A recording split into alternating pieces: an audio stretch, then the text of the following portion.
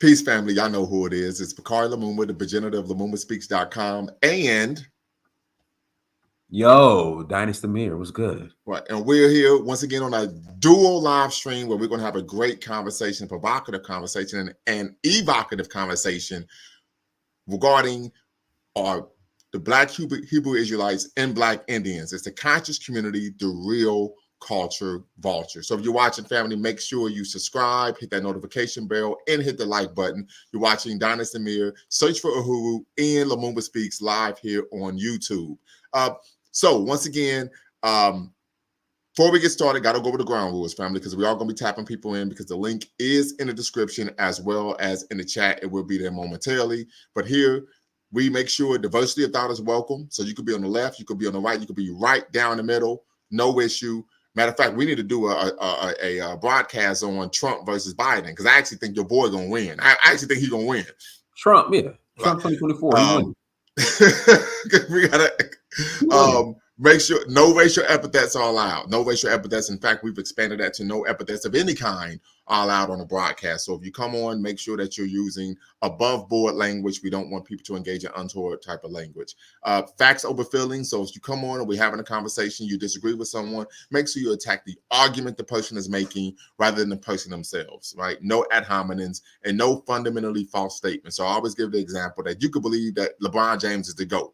I don't think he is, right? But you could say that. But if you would have claimed that LeBron James was the GOAT because Michael Jordan only won 2 championships, that would be a fundamentally false statement. So we are going to hit the timeout on you, right? We're going to go like the Apollo and yank you off stage, and we're going to make sure that we clean it up because this is our platform, and we are responsible for the information that is disseminated on our platform. And last but not least, our mission here is to neither exonerate or vilify, but to challenge conventional wisdom and re-examine what has previously been accepted as fact. So, Brother Dynas, yes, sir. Why did you want to do a show on the Black Hebrew Israelites and Black Indians? Well, it's not just the Black Indians. It's not just the Hebrew Israelites. You can also throw in the vegan community. You could throw in the what? The vegan community. Okay. You know, I've heard, Dynas, Africans didn't eat meat until the Europeans came. We were always vegan. Okay, yeah, this is probably okay. I see what you're saying. So there are certain. It is like I said, it just isn't limited or exclusive to Hebrew Israelites or Indians, but in the so-called Black Indians and the Hebrew Israelites recently have been the loudest. Okay, gotcha. And the wrongest. Okay. I'm hearing we ain't African. Right. That's a lot of it. Yeah. We the Hebrews. I'm hearing Weta is Judah, which has been debunked millions of times. Right. Absolutely. I'm hearing that during the slave trade, the Africans knew specifically who the Hebrews were, and that's who they sold, which is right. So we're talking about the falsification of African history. Absolutely. Right. And Brother Jonathan Miller says, don't forget the Moors. We from Morocco, right? Yeah. You know, you don't have to drive around with a license or registered vehicle. Right. Sovereign citizen type stuff. Sovereign citizen. And what I'm noticing, Lumumba, the majority of this information is rooted in coming from the prison system. Oh, yeah. I would agree with that. You know, Brother B. Quillan, he always talks about liquor store scholarship. Right. And so this is where a lot of this comes from, unfortunately. Liquor store scholarship. Absolutely. And the prison, right? The prison yard scholarship. I would agree with you 100% there. Is that a UGA sweater you got on right there? Absolutely. The second to last team that beat Ohio State. That's cute. Go Bucks. But that's the number truth. one. We're going to go wire to wire number one. But that's the truth. But that's the truth. That's the truth. That was a fact. Listen. Can you admit that? Can you admit that? First and foremost, now, you gave your disclaimer how we're going to tell the truth and how we're going to be rooted in facts. Absolutely, so we be rooted in facts. Is that can I answer the question? I mean, you want to let me answer. Okay, go ahead. I'm sorry. Go ahead. Yes, I can admit that Georgia did beat Ohio State on the last end of the game, missed field goal. See why you got to add all that? Did we win? But I also need you to be honest with your audience about were you in the fetal position during the game when we was kicking your derriere? It doesn't matter who. So it's simple. So it's simply a yes or no. Permission to treat the witness as hostile. I wasn't in the fetal I want the truth. Hold on. I was in the fetal position, but I did fall out on the ground. Okay, you did fall down on the ground. Now that is true. Very true. I did fall out of the chair. Okay, very I good. did. That's the Yes, you truth. did. When y'all And you missed were that using field goal. some epithets as well, if I can recall. Yeah, when you guys were up by like 14 or 17 points, I was a little nervous. Untoward behavior. I said, look, I didn't know they spoke that way at the University of Georgia, right? So, but let's get back on task. So you mentioned the vegan so we issue. have the Yes. we the Olmecs. Yes. We the Olmecs because Mhm. I saw some pictures on the wall and there were some Mhm. dark skinned people. So that's us. We got that. We ain't African. Right. We the Cherokee. We the Hebrews. Mhm. You know, the Africans knew who the Hebrews were. Yeah, I've That's actually seen a why picture they of that. told Somebody us, posted that on social media. Yep. right, that Africans didn't eat meat. They were vegetarians before the white man came. Right. I mean, another one I people would argue is that, about circumcision and Jewish people created circumcision. If you actually study the history of classical and classical African civilizations, we find circumcision was part of ancient Egyptian culture. Right. So we see a lot of, but what do you think this is rooted in? I got another one for you too. Okay. Sorry to interrupt. I'm gonna answer a question. No, it's all good. Hit that light for me. We were the white man didn't bring the concept of homosexuality. I mean, the white man is who brought the concept of homosexuality to Africa, and before the white man came, it was normal. I've heard this one, and that's stemming from in Ghana. They just passed the anti-LGBTQ Right. or whatever I it mean, I is. think this So, person put in there, the argument Christopher Columbus, King James was black. I mean, right. I've even had people make the claim that Hitler was black. All type of stupid stuff. Buddha was black. I mean, for example, Umar Johnson was the one talking about Buddha means black face, and that is not what Buddha means. Your boy, Dr. Umar. What's wrong with Dr. Umar, man? Dr. Umar is hilarious. That's your boy, man. Hey, more power to Dr. Umar. Yeah. So the argument Abraham Lincoln was black. I mean, and this is a good point. I'm glad Brother Charles brought this up because Abraham Lincoln was a white supremacist. So why would you be trying to claim him? That makes no sense whatsoever. The question is, why do you think these type of things are so prevalent? This is my theory. In fact, it's not a theory. Well, it's rooted in theory, but I think I'm gonna consider it as fact. What does Israel, the United States of America, we'll say Far Eastern, I don't know we'll say Oriental religions. I don't know if that's the correct term when it comes to Buddhism and yoga and Hinduism. Right. What are all these? What does this have in common? I would argue that many people view these religions or cultures or nationalities as some of the preeminent powers in the modern world. White people romanticize them. Okay. So since white people romanticize them and find value in them, my theory is black people want to attach themselves to it. Wow. Okay. Because if you listen to the Hebrews and the Native Americans, it's so rooted in we ain't African, we ain't from West Africa, that's not us. Mm-hmm. To the point where they would tell you that West Africans or Africans practicing their traditional indigenous religions is the reason why they're cursed and why they need to follow the Torah. Right.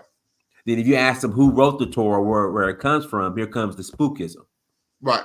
But there's no. You sound like me now. But there's no doubt that our voodoo, Ifa, that's ours. No question, no argument. But since it's not romanticized by white people, and since it's been vilified by white people, we're coming up with all these theories that that's evil, and how we need to get back to what white people romanticizes, and that's I think this is a hell of a I think you're onto something here. Yeah, I really Oh, do. it's just I mean, you just gotta just look. Mm-hmm. That's what they do. White people romanticize it, we claim it. Mm. White people have not romanticized Western Africa, Central Africa, and Southern Africa, except for somewhat South Africa. Right. It's all evil, and that's not us. Right. White people, I think, and part of that, white people romanticize Egypt. That's us. Even though at periods of time, Kemet or Egypt was black civilization. There were right. black civilizations there. White people romanticize Morocco. Yeah, That, Casablanca, the yeah. movie, and all That, that. that Yeah. that's us. We're the Moors, even though the Moors were mixed. Right. Yeah. Yeah. And I tell people all the time, being a Moor, and we could just pause for the cause very quickly. Want to be historically accurate. Being a Moor during the Middle Ages or the medieval period was a political designation, not a racial one. So you had Moors who were black Africans, you had Moors who were white Europeans, you had Moors who were Arabs, you had Moors who were Berbers. Right. This is what is historically accurate. But oftentimes people conflate these things, particularly because many Europeans would say, oh, they would call the black a Moor, but that's because the only black people that the Europeans met at that time were Moors. Right. So the context matters. We're talking about people kind of playing slick and loose with the facts. And so when you go out into civil society in the real world, it hurts your credibility when you don't really know all of the information regarding the subject matter that one is discussing. Right. So that's my theory when it comes to why we want to attach ourselves to everything that's not related to our closest ancestors, which are from West Africa. Right. But I would say this, I think also there's a religious aspect to that as well, because when you talk about the Quran, you talk about the Bible, you talk about the Torah, the Pentateuch, the doctrine of those religions are anti-African. Right. Right. So because what they say, this is right and everything else is wrong, even rooted in devil worship. Right. So that plays a role as well, because if you actually believe and follow these non-African, what we would call Abrahamic religions, then there's no way that you could be unapologetically African and practice the Abrahamic religion, because the religion requires that you go through a process of self-abnegation, right, to get closer to the only real God, who happens to be Jewish. So we've gotten away from, and you're more studied than me, John Hewitt Clark, Amos Wilson, were they anti-African? No. So we've gotten away from that part of from that sector of the conscious community, in which from when I was in the conscious community, and I still am. I mean, I still respect a lot of people in the community. That was what we're rooted in. To now, we ain't African. We the Hebrew Indians. Mm-hmm. That's where we're at. Indians, right? So I've noticed you've actually put a couple of videos, right, on your channel of prominent African Americans claiming that they had Indian ancestry because their grandma says so. Their grandmother said that's so. Scholarship now, Lumumba. My grandmama said that her grandmama was Indian, so we Indians. That's scholarship now. Well, I mean, so my grandmother, I think she's like 86, 87. It would be tough for me to tell my grandma she don't know what she's talking about, because I ain't never met. I mean, but Lumumba, come on, man. This got to stop. And then they will triple down on it. You have some people now. You had Henry Louis Gates, who was providing the DNA test. What? You got these folks saying, "Oh, the DNA tests are fake." Wow. To triple down on their grandmother's lie. Mm. So, and you would argue, and I would agree with you, that all of this is rooted in them not wanting to accept who and what they are. Right. Being West African isn't sexy. Right. That's what it is. Right. Being everything but West African to them is sexy. Right. That's where this is rooted in, self-hate. So I mean, so let me ask you this question. I'm thinking about even writing a paper called "How to Make Black Studies Sexy Again." How do we make being African sexy or desirable again? There was a shift, Lumumba. There was just a shift. I remember in the 80s, right, in 90s, when I was listening to hip hop. I mean, I'm 41, but you know, I started listening to hip hop at an early age. I remember X Clan. You know, it was no question we African. I mean, I think one of the brothers There was a shift. now he's talking about the transatlantic slave trade didn't happen. The guy from the X-Clan? Yeah, there was a brother, Lord Tyreek, something like that. He was in one the of those main dude from the barbershop X-Clan? talks. No, he was like a little bit lighter than you, but he was in there talking about, well, I look like I'm from Mexico or something. Like that shit don't even make sense. They would go use it and bring people all the way over here. Yeah. So we're seeing even now they're saying the slave ships don't exist. I forgot that part. Right. Yeah, but I remember we went from X-Clan to it was something, you know who started it? I'm gonna tell you where it's somewhat rooted from and where it really gained ground. So because I got an idea too, so I want to hear what you No, so when I was at the University of Georgia, this is back in like 2003 or 2002, 2003. I was getting and this is at University of Georgia in Athens, Georgia. Right. I was getting my hair cut. And across the street, they were building this Egyptian building, like pyramid. And I said, what is that? They said, oh, it's this group called the Nuwaubians. So that was near Athens? They were in Athens. Edith was near Athens, and they were in Athens too. They had a bookstore. In fact, I was cool with Dr. York's son. Ibrahim. He had a bookstore off of Atlanta Highway. So they were in Athens. And so I was in the Nuwaubian. So what happened? That's why they kicked you off the team. Okay. No, so how it works, like what Dr. York would do, he would take you through certain schools. So we do the School of Islam, Judaism, Christianity, AEO, where I joined was Ancient Egyptian Order. Then in that he would talk about, more science, Indians. But the point was you were supposed to graduate from each school and go to the next. Some people just got stuck in that one train of thought of school. So, for example, when I moved to Atlanta, I would meet former Nuwaubians who were stuck on being Moors. But you were supposed to leave that and go to the next school. I found Nuwaubians who were still stuck in Islam when he was doing Ansura Law in Brooklyn. I found Nuwaubians who were still doing the Hebrew things that he was doing before he moved to Eaton in Georgia.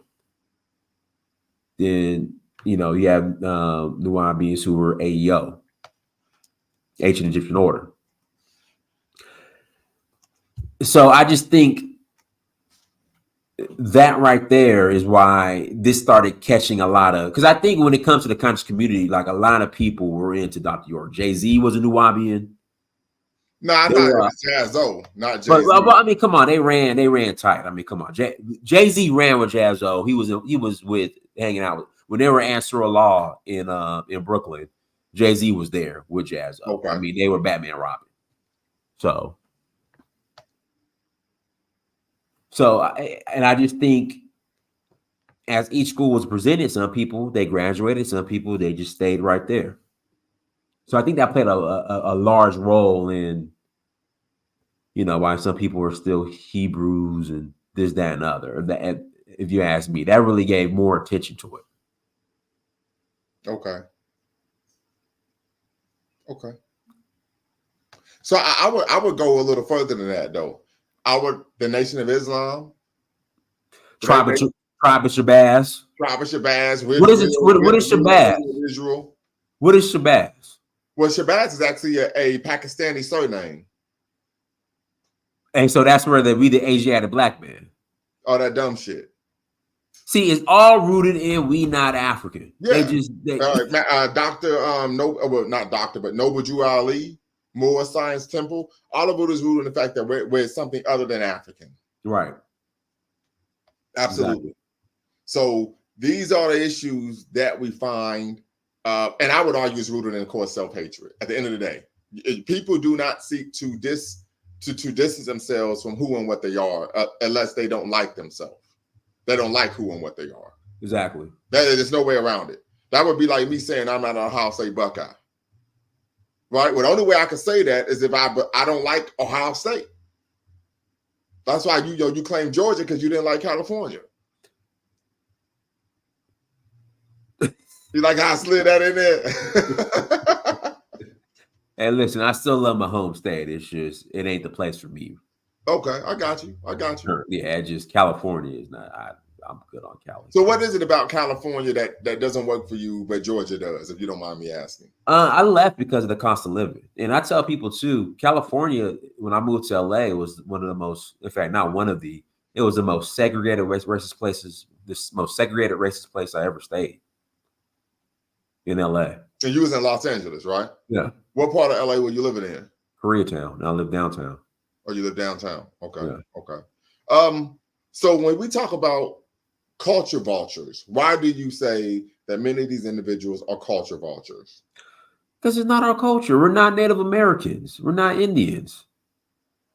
The descendants of the majority of these Indian tribes are still there. They're still around. They still speak their indigenous language. They have their indigenous culture, their indigenous foods. That's another thing. If you ask these so-called we're not African or Native Americans, okay, like just share with me. Like I love to eat.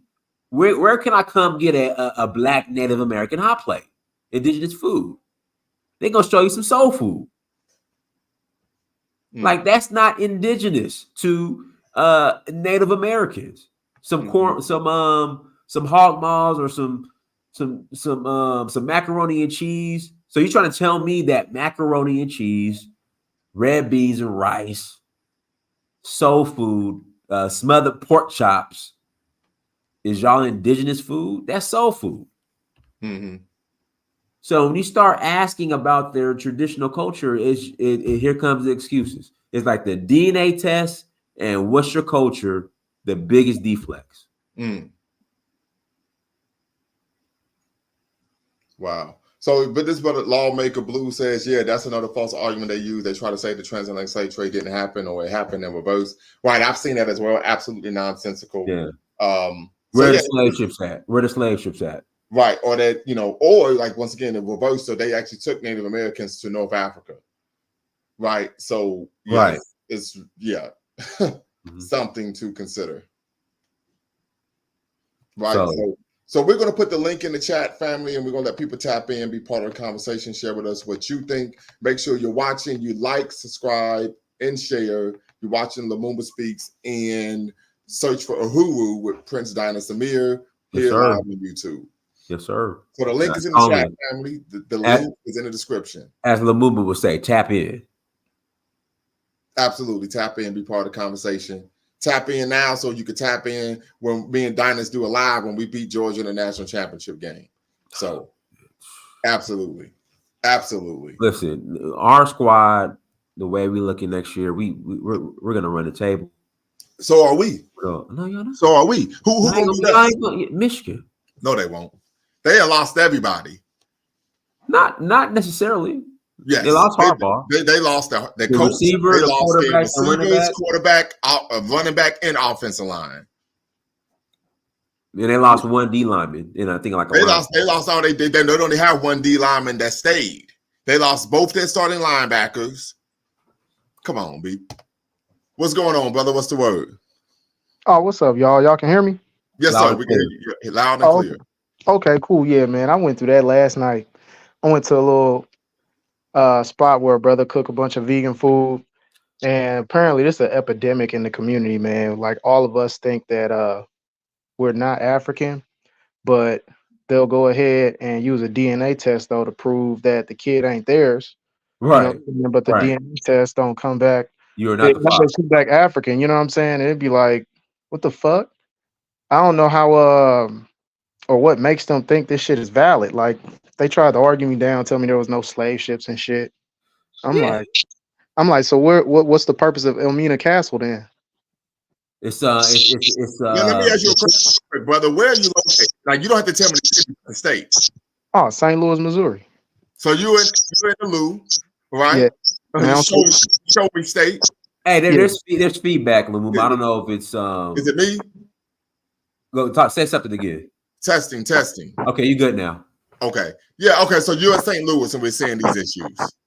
Yep, yep. It's It's an everywhere. identity crisis. It's everywhere. Yes, I think you're right. There's an identity crisis. In They, fact, they'll say the slave councils. That's all conspiracy theory. mm, See, I think a lot of them have an issue with being able to identify with their roots because they don't have like real family.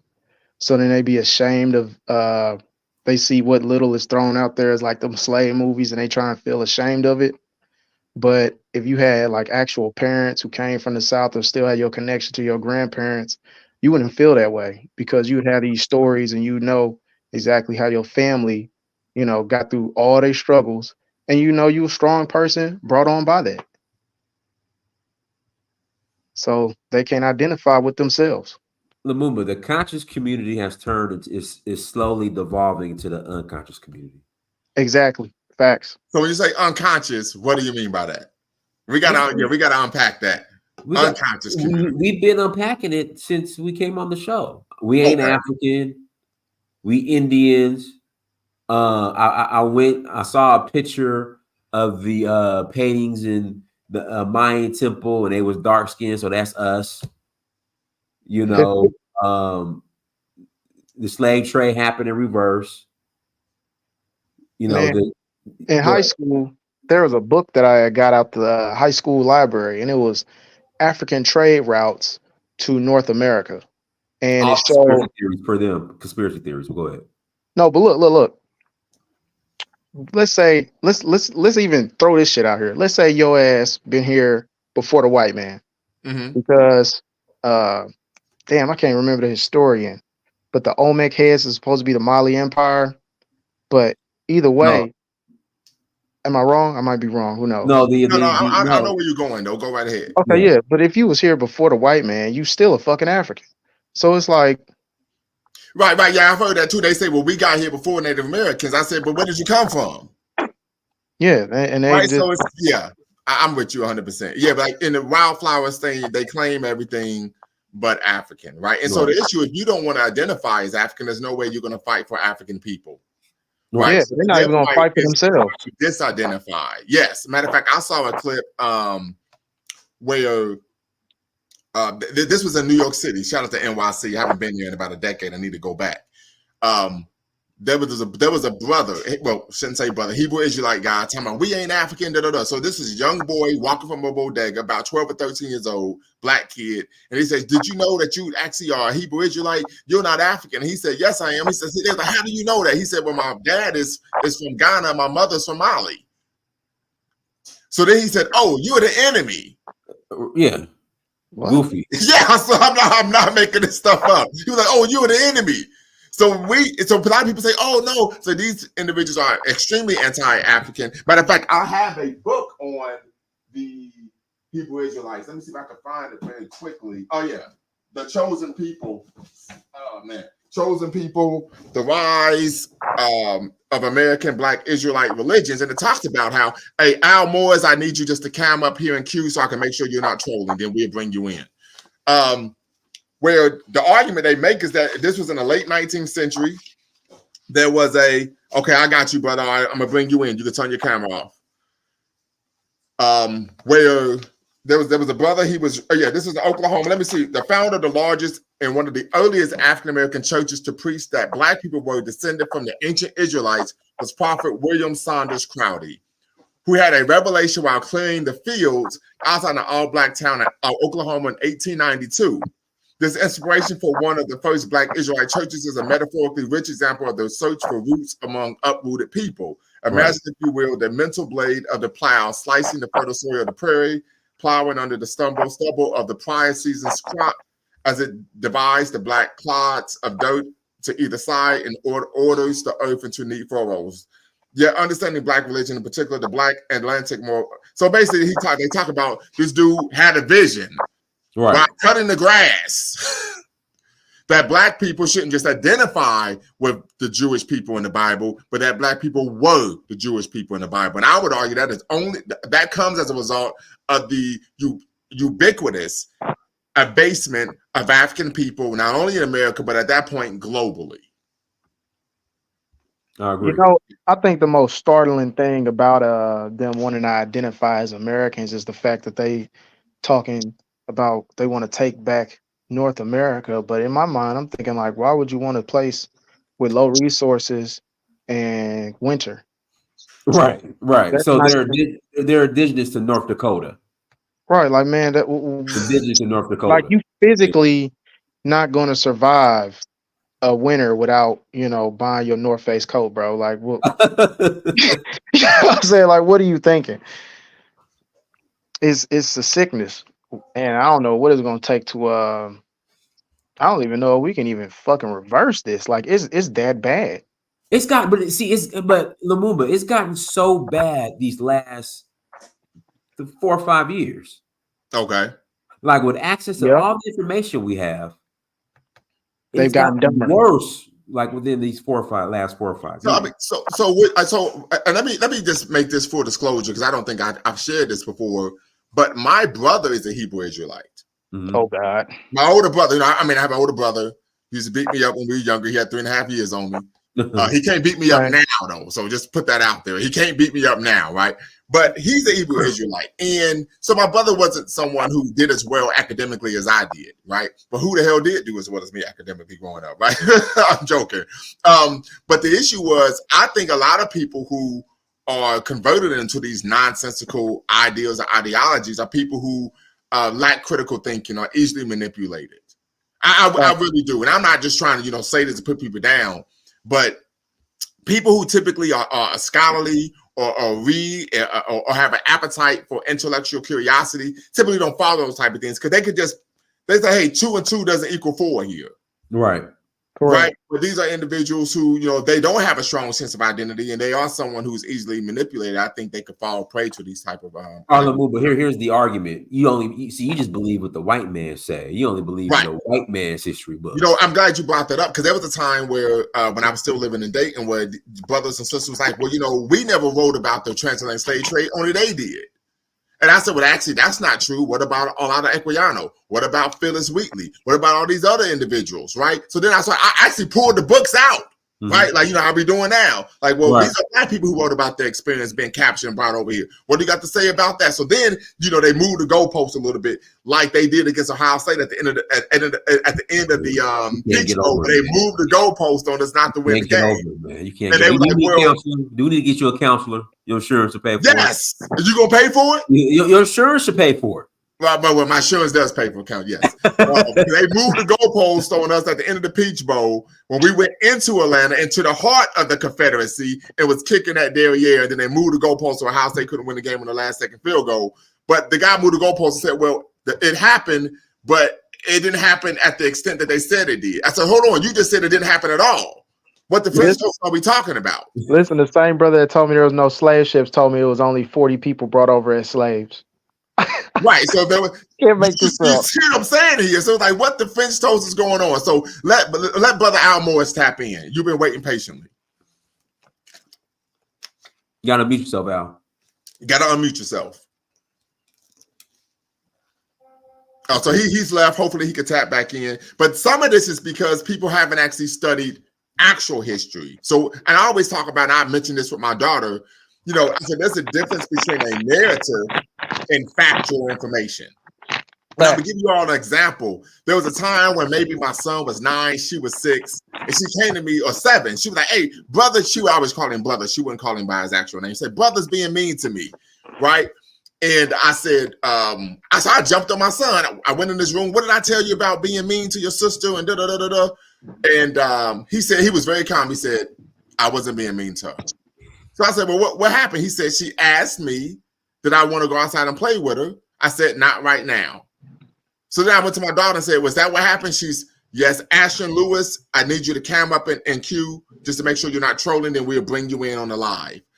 Just need you to cam up and queue, then we'll bring you in on the live. So then I asked my daughter, I said, was that what happened? Yes. So then we had to have a conversation about the difference between a narrative and the facts. So this is a major issue. Lamont would be trolling Georgia football heavy. Absolutely. Like I said, they moved the goalpost. I actually had a clip where they moved the base of the goalpost to make my man's miss that field goal. I'm actually released that. You talking about conspiracy theory. I'm putting that out there on my channel because that is exactly what happened. And then I had to pay Dynasty that money, but I'm going to get my money back. No, you're not. Yes, I am. No, he's not. I'm gonna get my money back.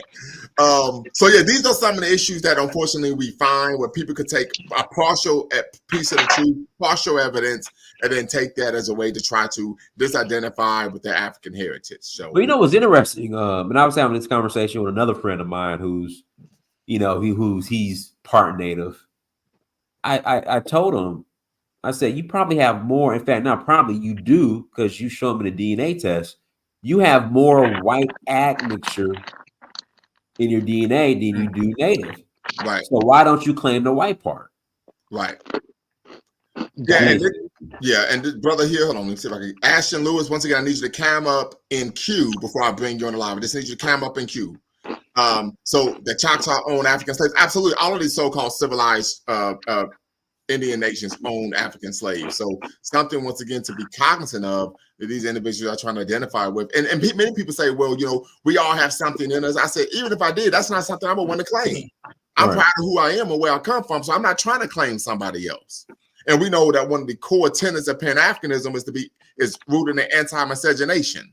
And Lumumba, can we also speak on the number of so you just had Nature Boy recently, you have Brother Polite, Dr. York, the number of pedophiles in this community. Okay, yeah, we could tap in. Mr. Sandman, just need you to come up very quickly and cue, then we'll bring you into the live. So yeah, you know, I've kind of spoke about this on my channel. I have a severe anathema for pedophiles. Severe, like people know this about me. Okay, got you, brother. We're gonna bring you in. I have a severe anathema. So I heard about Brother Polite. Did some more research once he was found, he was convicted. So I think he got 7 years in prison for pedophilia, right? Yeah. Touching on some 13, 14-year-old girl. And he's 45, damn near 50, right? So for some reason, but we find this, but another issue is we tend to find a lot of American-born women tend to be very cavalier regarding the protection of their children. They allow their children to be around damn near anyone. So that's something to consider as well. And you know what? I was gonna bring that part up, but I just didn't want the. Why are you blaming the woman? Why you always gotta blame the woman? Yeah, Brother Agnatin says Elijah Muhammad as well. Absolutely, brother. I'm glad you brought that up. You know, Elijah Muhammad, for example, was someone who was known for seeking having sexual liaisons with adolescent or young adult women. You could say they were young adults and say they weren't teenagers, fine, but they were extremely easy. They were in a position where they were vulnerable and easily able to be manipulated. Another issue when we talk about this is the Prophet Muhammad and Islam. And I'm really going to roll some heads here, right? Once again, Ashon Lewis, I need you to come up in queue before I could bring you into the live. I need you to come up in queue before I could bring you into the live. According to the Hadith, right? I'm quite sure some of us have read the Hadith. The Hadith are the sayings of Prophet Muhammad. Over 2,000 of the Hadiths were written by his youngest wife, Aisha. According to the Hadith, he married her when she was 6 years old. Hey, one second, Lumumba. Keys, can you mute yourself? It's like your phone. You're fighting your phone. Like it's there. You go. Go ahead. Appreciate it. He married her when she was 6 years old, and then consummated the marriage. Or married her when she was 7, then consummated the marriage when she was 2 years later when she was 9. So we see an issue of pedophilia in Abrahamic religions. Give you another example of pedophilia in Abrahamic religions. In the Bible, we know the story of Sodom and Gomorrah, right? God destroyed Sodom and Gomorrah. They want 10 righteous men in the city. Lot's wife turns around and she's made into a pillar of salt. We know how the allegorical story goes. What we also find in the story is that they hide in a cave to seek refuge because the city is destroyed with fire and brimstone. And Lot has sex with both his daughters. What the French toast are we talking about, right? We could talk about the story King David when he's on his deathbed, right? Where they brought a prepubescent. Okay, we having some issues. Yeah, having some issues, brother. They bring a prepubescent young lady into King David's bedchamber to keep him warm. And she has to lay with him nude to keep his body warm. And it states in the scripture that he did not know her. And we know biblical sense, know her is what? You didn't hit it like a home run because he did not have the physical strength to do so. So we see this issue of pedophilia in Abrahamic religions. All right. So once again, and I will make the argument when I tell people the Hebrew Israelites, that if you've actually read the Bible, why would you want to identify with these people? They were cuckoo for Cocoa Puffs. Right. But once again, it's because they actually believe that God has a chosen people. And as Dr. John Henry Clark stated, and you mentioned Dr. John Henry Clark earlier in the broadcast, if God has a chosen people, that means that God is a bigot. Okay. Facts. Absolutely. Mr. Sandman, what say you?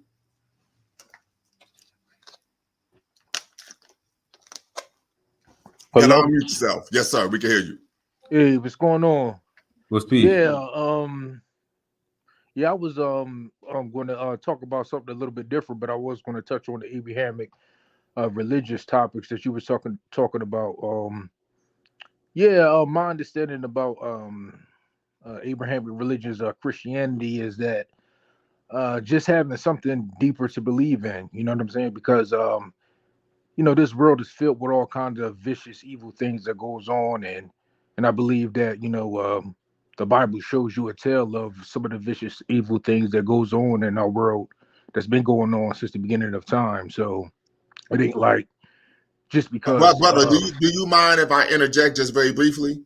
Sure, go ahead. I would argue that the Bible actually is a purveyor of vicious, evil things. We see the Bible justifying genocide. We see the Bible justifying ethnic violence. We see the Bible justifying a number of evil things. Well, I think as human beings, it's just in our nature to be evil. Like you can't go to any place on this planet Earth where we haven't displayed evil tendencies. You know what I mean? We kill each other, we rape each other, and what separates us from the animal kingdom is having humanity. So I think the How do you Abrahamic religion define humanity? to have like remorse and love for your brother and your sister, and not succumb into what do they call it, your lizard brain. They say that we all have like in inside of our brain like our most primitive uh, thought processes, or our most primitive instincts that are just animalistic. Like a dog will have sex with anything and it'll Right. kill anything, right? Right. Yeah, that we have similar our brain at its So you're talking about at your its higher lowest, self and your lower self, basically. yeah, our higher self and Okay. our lower self. Okay. Yeah, I so got there's you. a difference between that. I And I understand. think, in the Abraham religions, they're trying to display that. But what I wanted to talk about is for instance, how far back do you think we can actually accurately depict the history of the world? Because you ever heard of the Dogon people? Yeah, Yes, sir. I've been there. I've been to Dogon country 3 times.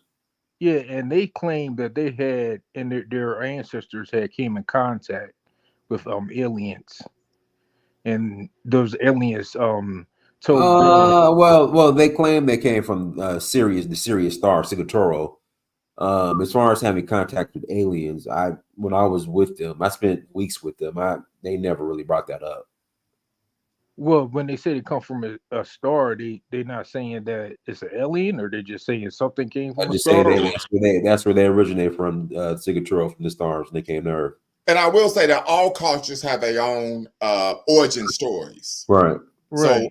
So that is a reality. Yeah, and then you look at the pyramids in Egypt, and they're saying that those couldn't have been done with like manufactured by primitive thinking people. That was advanced technology that built those. And then they're even talking about there was like thousands of pyramids in the Americas as well, in Central and South America. And you wonder, like, Yeah, I was think there a civilization? Was there a civilization that went extinct that we lost like contact with them? You know what I'm saying? And if so, is it possible that us as Africans, or even some of the descendants of Africa, had circumvented the entire planet Earth and in some type of advanced society that went extinct that we just don't know about? No, so I would push back against that, and I understand where you're coming from. I mean, to say that, well, one of the things I brought this up when I was talking to a sister last week was that what we find, particularly with the Great Pyramids, of all of these 7 great wonders of the world, only the ones built by Africans are the ones that they say we can't explain how it was built. So that's something to consider. So I would argue that there's some anti-black racism in that, right? Because when we talk about the other 7 wonders of the world, we're talking about the Hanging Towers of Babylon. Matter of fact, let me bring up some of these 7 wonders of the world very quickly. 7 wonders. Yeah. We don't hear this. The pyramids, we talk about the Hanging Gardens of Babylon, the Temple of Artemis, the Statue of Zeus, the Mausoleum at Hyrcanussus, the Colossus of Rhodes, the Lighthouse at Alexandria. No one says, oh, we don't know how somebody built this. It's only what was built by African people. So now we have to question that these people were primitive, so on and so forth. Secondly, you find the most pyramids in the world in Sudan. Right? So, yeah, in Sudan. And so I think a lot of people conflate mounds. Right, because I grew up in Southwest Ohio. Shout out to Dayton, Ohio, the 937 to Gem City. And so between Cincinnati, Dayton, and all of Southern and Southwest Ohio, there were large complex of mounds that were built. So many people would conflate mounds with, of course, pyramids. But we find this even in pop culture that, you know, this disrespect for African people when it comes to the Great Pyramids. What the Apocalypse built the pyramids. The Transformers built the pyramids. Everybody built the pyramids. But African people, right? So that is something to consider. Jonathan Miller says, I'm going to come up and defend Elijah Muhammad. Please do. I would love to hear what you have to say. But once again, the conversation needs to be rooted in facts. Go ahead, brother. Hey, Al Morris, you have an echo, Al Morris. Okay, you saying I could go again? Hello? Yes. Yes, sir. Oh, okay. Oh, yeah. It's interesting that you brought it up, but it still remains to be explained, like how they built it. So, you know, us as Africans, we can't explain how it was built either, even though our ancestors might have built it. We still can't explain it. So, whoever those Africans was what 5,000-6,000 years ago. I mean, people can't. I mean, right? I mean, just because we can't explain something that happened 6,000 years ago doesn't mean it wasn't built by us. No, I'm not saying we didn't build it. I'm just saying, like, these people were like highly advanced in their thought process and obviously more intelligent than your average black or white man or Chinese man, you know. So who's to say like who really were they, you know? Well, they might there's skin. been a lot of research to substantiate that the majority of the pre-dynastic and even dynastic ancient Kemetans were people that today are considered Black Africans. The other issue is, once again, one of the reasons why Kemet was the preeminent culture of antiquity is due to a number of factors. Most importantly was because the Nile Valley flooded on an annual basis every year. That allowed them to have advanced crop cultivation, right? And so as a result, they were able to then go from a hunter-gatherer society to building to farming in a manner that wasn't just simply subsistent in nature, right? And then they were able to focus on other aspects of civilization. While when you look at places like Mesopotamia, which is what we now call, what most scholars call the Fertile Crescent, which is present-day Iraq, the Tigris and Euphrates rivers flooded sporadically. And so that caused them to always have to focus on how we're going to feed ourselves rather than being able to focus on other aspects of civilization as opposed to what they were able to do in ancient Kemet. And there's also, I don't know if this is true, but I've also heard like one of the pyramids in Egypt is like directly pointed at the magnetic north of our planet Earth. Like, how would they possibly know? I've never heard anything about that. What I do know is that the 3 pyramids align, if I remember correctly, with Orion's belt, which is a constellation of stars. Right, and those are the same constellation of stars that the Dogon claimed that the Cyrus people come if I remember correctly. No, I think Orion and Sirius is different. I think. Okay. Astrology. Right. Yeah.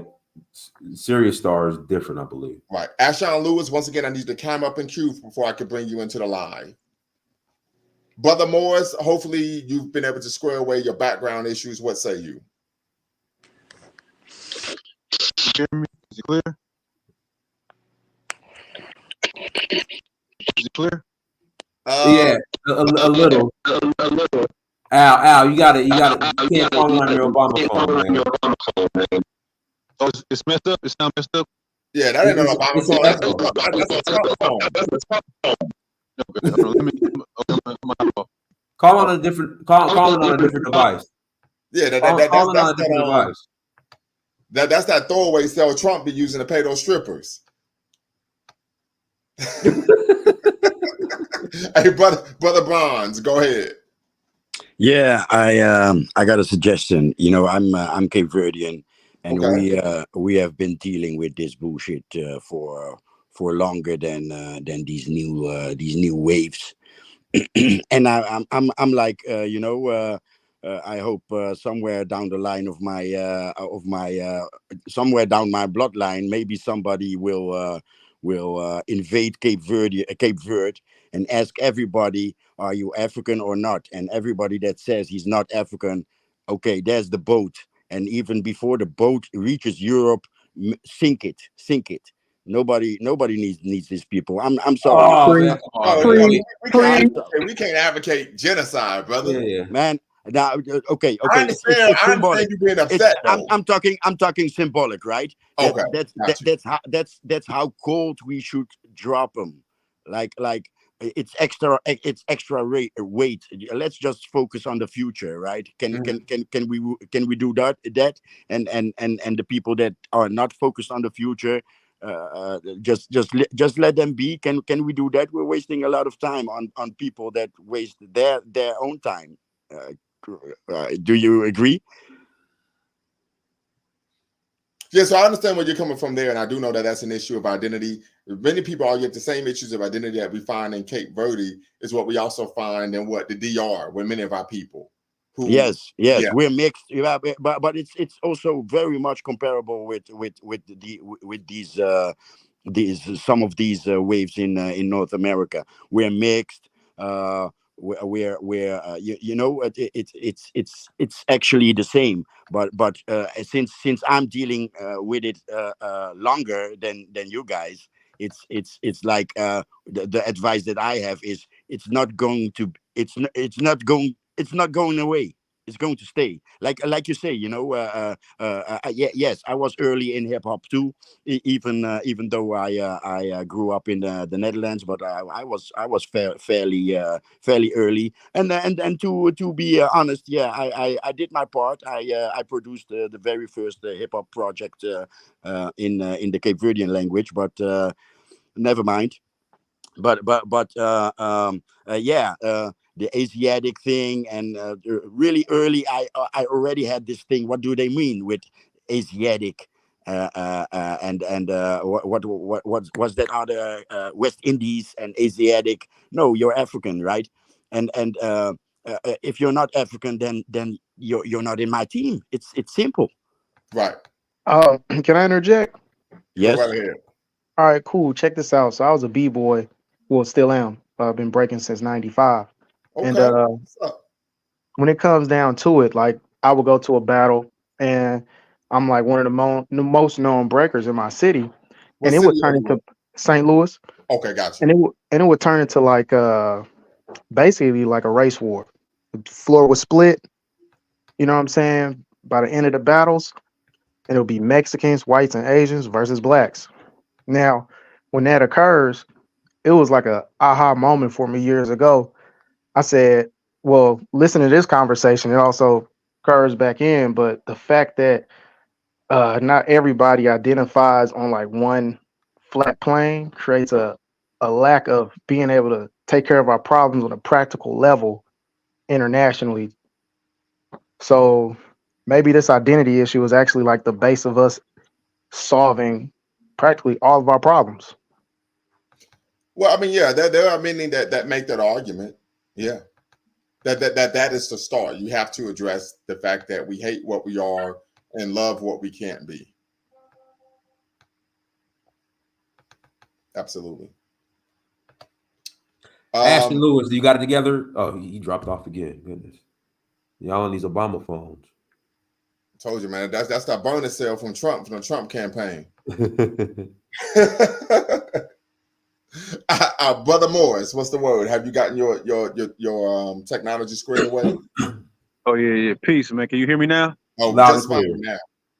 Okay. Well, I did want to tap in with the Israelite movement. I heard in regards to some of the issues that we have as a people in regards to identity, and some of the issues. But the thing about with the people that are naysayers or detractors of the Israelite movement, I've never heard anybody. Ashton, you got to mix yourself. Yeah, Go I've ahead. never really heard anybody on that side because with us, we're not saying that everything about that is can be historically proven outside the Bible. We're saying that this is a faith-based movement based on people's characteristics. And like I had brought this up many a time with What do you people. mean by characteristics? Well, when I say characteristics, meaning that okay, there are 7,000 plus ethnicities on the earth, Okay. and all people have characteristics in regards to their culture, in regards to being in a land, in regards to the elements of who they are as a people. Now, the Bible it gives you very specific characteristics of what he said, of what God said that his people would be in a certain time. And I'm saying if you spin the wheel, so if we go from Yoruba land all the way to South Vietnam, all the way back down to Peru, with that man, we find certain characteristics and certain that you don't have among the people that was carried captive on these cargo slave ships into these different lands. So when I say that, okay, the Bible, it speaks of a people that will be confused to their identity. It speaks to a people that will be discontinued from their heritage. It speaks to a people that will be confused and will go and serve a man and will be lost to his name, lost to his God, lost to his folk ways, lost to his mores. And then I say, well, who is this people? If all these people on the earth uh have their name, have their language, have their garb, are in their land, can be themselves and accept their own. They're not confused. They're not having endless debates about who they are. But we can point to a people that fit the characteristics, these very distinct characteristics in this land, and we can point out these characteristics. To me, nobody that are naysayers have brought any to me hardcore proof except I being outside research, of course, but nobody has went in the Bible and the scripture and said, okay, listen, that doesn't fit you. You aren't these people according to what this book says. So that's my thing. So here's the thing, and I appreciate you tapping in, brother, and I appreciate you actually tapping in and being civil, because a lot of times when you come in contact with people who are Hebrew Israelites, they're not civil. They are wild as hell, right? Resorting to histrionics, so on and so forth. So one, there have been a number of people who have been enslaved and transported by boat, right? Particularly Europeans being enslaved in North Africa and the Maghreb, right? So there's been a number of people that's had this happen to them. We even find these type of identities issues prevalent amongst Native Americans. They have the highest rate of suicide amongst racial ethnic groups in America because of these very issues, right? This concept of Norman yoke in terms of kill the Indian but save Indian and save the man. So Black people aren't the only people in the world that have experienced these issues, particularly when we talk about the global effect of white hegemony, where colonization, of course, was global in nature. Well, see, this is the thing about it. Again, the Bible is very specific about the difference between being under tribute, because you had certain nations that was up under the Grecians that took on their customs and going into captivity. When if I was to go to Navajo Nation, the man, even though they've been struck down and been destroyed to the condition they're in now, the Navajo man still has his identity. His Actually, identity. no, brother, because I've studied Native American studies in college. That's one of the reasons why they have the highest suicide rate, is because they don't have their identity. This is why they're killing themselves. Sir, the Navajo man, if we go the Navajo man, again, being forced into a reservation isn't the same of being carried captive and not being able to point to any place on earth. It's not the same thing, sir. One, I'm not saying it's the same. Number two, Black people can point to a place on earth. We know we come from Western Central Africa. Scholarship substantiates that. The Bible is an allegorical text. It's not something that is historical in nature. No, sir. Okay, when you say you can point to, I'm saying it's a difference between, okay, I can point to a specific, I can go and I can point to Yoruba land, and when I go to that land, you're gonna see my name, my garb, and you're gonna see everything that makes me a people, everything that makes me me, everything that gives me my cultural identity as a person. That's different than being a so-called American Negro here walking around as Williams, Jenkins, Johnson, Jones. It's a completely different thing. If you look at the basis, the very foundation of our culture as a people is based in the Anglo-Saxon idea. It's based in another man's culture. That's different than being under tribute. The man that's in Navajo, I gotta he stop you has again. his culture. I He gotta has stop his you again. language. Hold on, you can't Okay. overtalk me on my channel because once again, if you've studied after, let me ask you this question: have you studied African American culture? Yes, sir. Okay. What literature have you read that's allowed you to study African American culture? Well, I started mostly with like Richard Allen. I started mostly with the church. I started with Richard Allen, Absalom Jones, Okay. James Fortune, these gentlemen, and I came, the Niagara movement. So I started with the 1700s. Hold on. So wait. So that's not culture. That is, you're talking about civic organizations and political organizations. I said culture.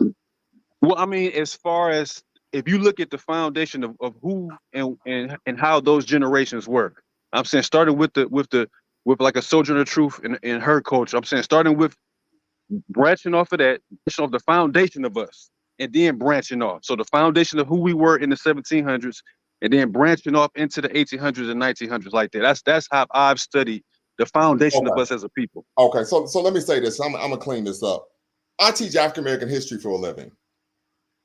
Okay, I have a bachelor's, master's, soon to be in 2 months, a PhD in Black Studies.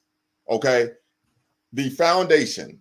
If you talk to any reputable scholar in African American in African American studies, Black studies, one of the core aspects of African American culture is African cultural attention.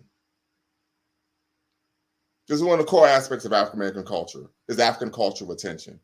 Core aspects of African American culture: ingenuity, adaptive vitality, right? The ability to adjust to changing circumstances without losing substance and essence. So if you took my course, you would learn that even though, as Malcolm said in the 60s, the man is jiving you to make you believe that you're more American than African, right? But Malcolm said what? Deep inside the Black Muslim movement, they found that we were still more African than we were American. And in my class, I highlight the myriad of examples of African cultural attention and identity in African American culture that we practice on a diurnal basis and aren't even aware of it.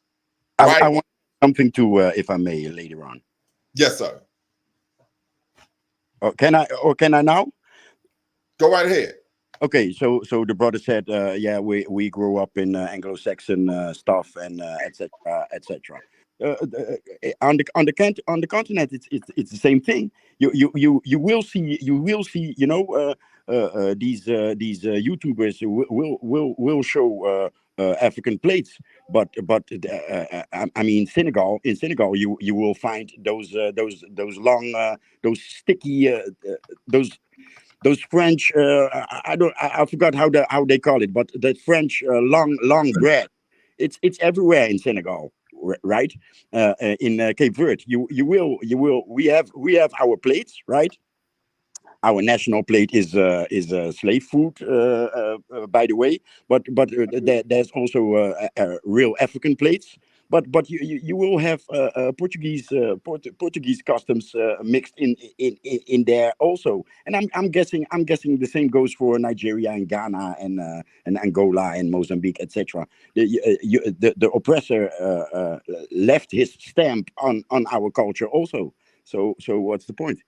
So let me bring this in. So I'm gonna bring up a PowerPoint for that actually week 4 of my class, right? So we talk about African cultural tension and African American culture, right? Because part of the master narrative that we find, that we hear from people on a diurnal basis, is that what? Our culture was completely destroyed, and that we're nothing but poor examples, poor examples of poor copies of white people. Elvis Morris, before you come in, I need you to cam up in queue before I can bring you into the line. Elvis is real. I know Elvis is real. Okay, cool. So African cultural attention and African American culture, the disabused people of this belief that the basis of who we are is rooted in us trying to emulate somewhere else. So we're going to get into it.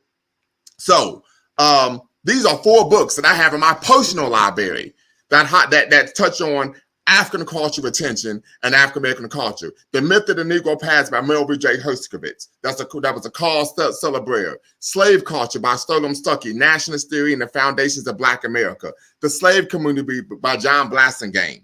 Right? Africanisms and African American Culture edited by Joseph E. Holloway. Afro-American Anthropology, Contemporary Perspectives. Africanisms and Gullah Dialect. Lorenzo Dow Turner. Dr. Carter G. Woodson, The African Background Outline, Black Folk Then and Now by W.E.B. Du Bois, Drums and Shadows, right?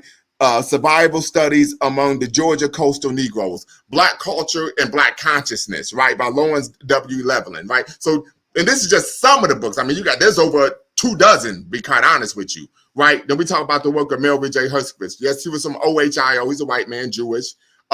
Anthropologist. Born in Ohio, attended Columbia University, doctorate at Howard University, taught at Northwestern University, applied anthropology to African American studies, publications, The New Negro, Racial Crossing, The Myth of the Negro Past, argues for African influence in African American culture, right? Then you had E. Franklin Frazier, who was a acolyte, a mentee of W.B. Du Bois, sociologist, doctorate at University of Chicago, urban environments and on culture, thought opposite of Herskovitz. He believed that slavery destroyed the African cultural heritage from America.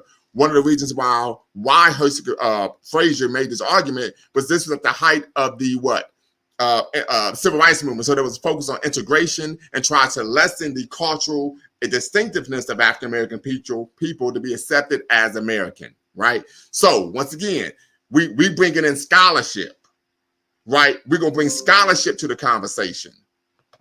Okay, can I ask a question, sir? Go right ahead. Okay, now you're bringing a scholarship. Now I know you're familiar with Frederick Douglass, Alexander Crummell, George Downing. Who else at that time? Henry Garnett. All those people of the free black class of the 1800s, right? Mm-hmm. Now, if you study any of these people, the majority, and this was when Liberia, Liberia's been established, and a lot of these people was offered to go to Liberia. If you look at the majority of the people at that time, they did not want to go to Africa. They did not see themselves as African, and they did not want to deal with that. Right. And so hold on, I'm gonna stop you right there, and I'm glad you brought that up. No, so 2 issues. One, when we talk about Frederick Douglass was the preeminent African-American orator and abolitionist in the late 19th century. However, his counterpart was Martin Delany, who was the father of Black nationalism. And Martin Delany went to Africa on several occasions and was welcomed and accepted by the African people. What you have to understand about Frederick Douglass, ideology matters. Frederick Douglass was an integrationist. Frederick Douglass advocated that there would be an amalgamation of the races so that Black people weren't even culturally or racially distinct anymore. That's why Frederick Douglass took that position. We also have to understand the education of the day. So there were even many Black nationalists or Pan-Africanists who were patently Eurocentric. And I wrote an article about this on Medium. Because of their education, a good example would be Edward Blyden. Right, his view was that we need to go to Africa, Christianize African people, teach them the English language to make them civilized. But that wasn't the view of others, such as Martin Delany, who was the brother that coined Black nationalism, Sylvester Williams, etc. So ideology matters as well. So that view of we don't want to have nothing to do with Africa was not something that was uniform. And at the time, many African-American organizations had African in their name. Still, it's showing that the highlight of still claiming their African heritage, history, culture, etc. No, I'm saying, yeah, you had the African Free School, you had the African, you had that in the name. But I'm saying, if you look at, I'm saying that, yeah, you had a smaller minority. Yes, and Frederick Douglass was mixed. Well, what I'm saying is this, sir. I'm saying if you look at any of those leaders, all those abolitionists from that time, even if you look at like Alexander Crummell, he went to Liberia for a while, and you had others that went, but it was still about Christianizing the natives. Yes, they focused on Instead, Christian indoctrination. Why? Because they right. were themselves indoctrinated by Christianity. And we know So that hold on. And we know that Christianity is an imperialistic religion. Christianity is an imperialistic religion, meaning it believes in what? Proselytizing.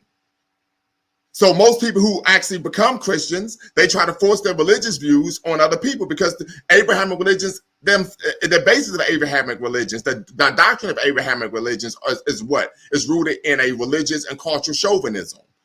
So many of the people who become Christians, Muslims and practitioners of Judaism, but not Judaism, tend to what? Take on that type of religious and cultural chauvinism and try to force their religious beliefs on other people. So the context matters regarding why they were doing these things.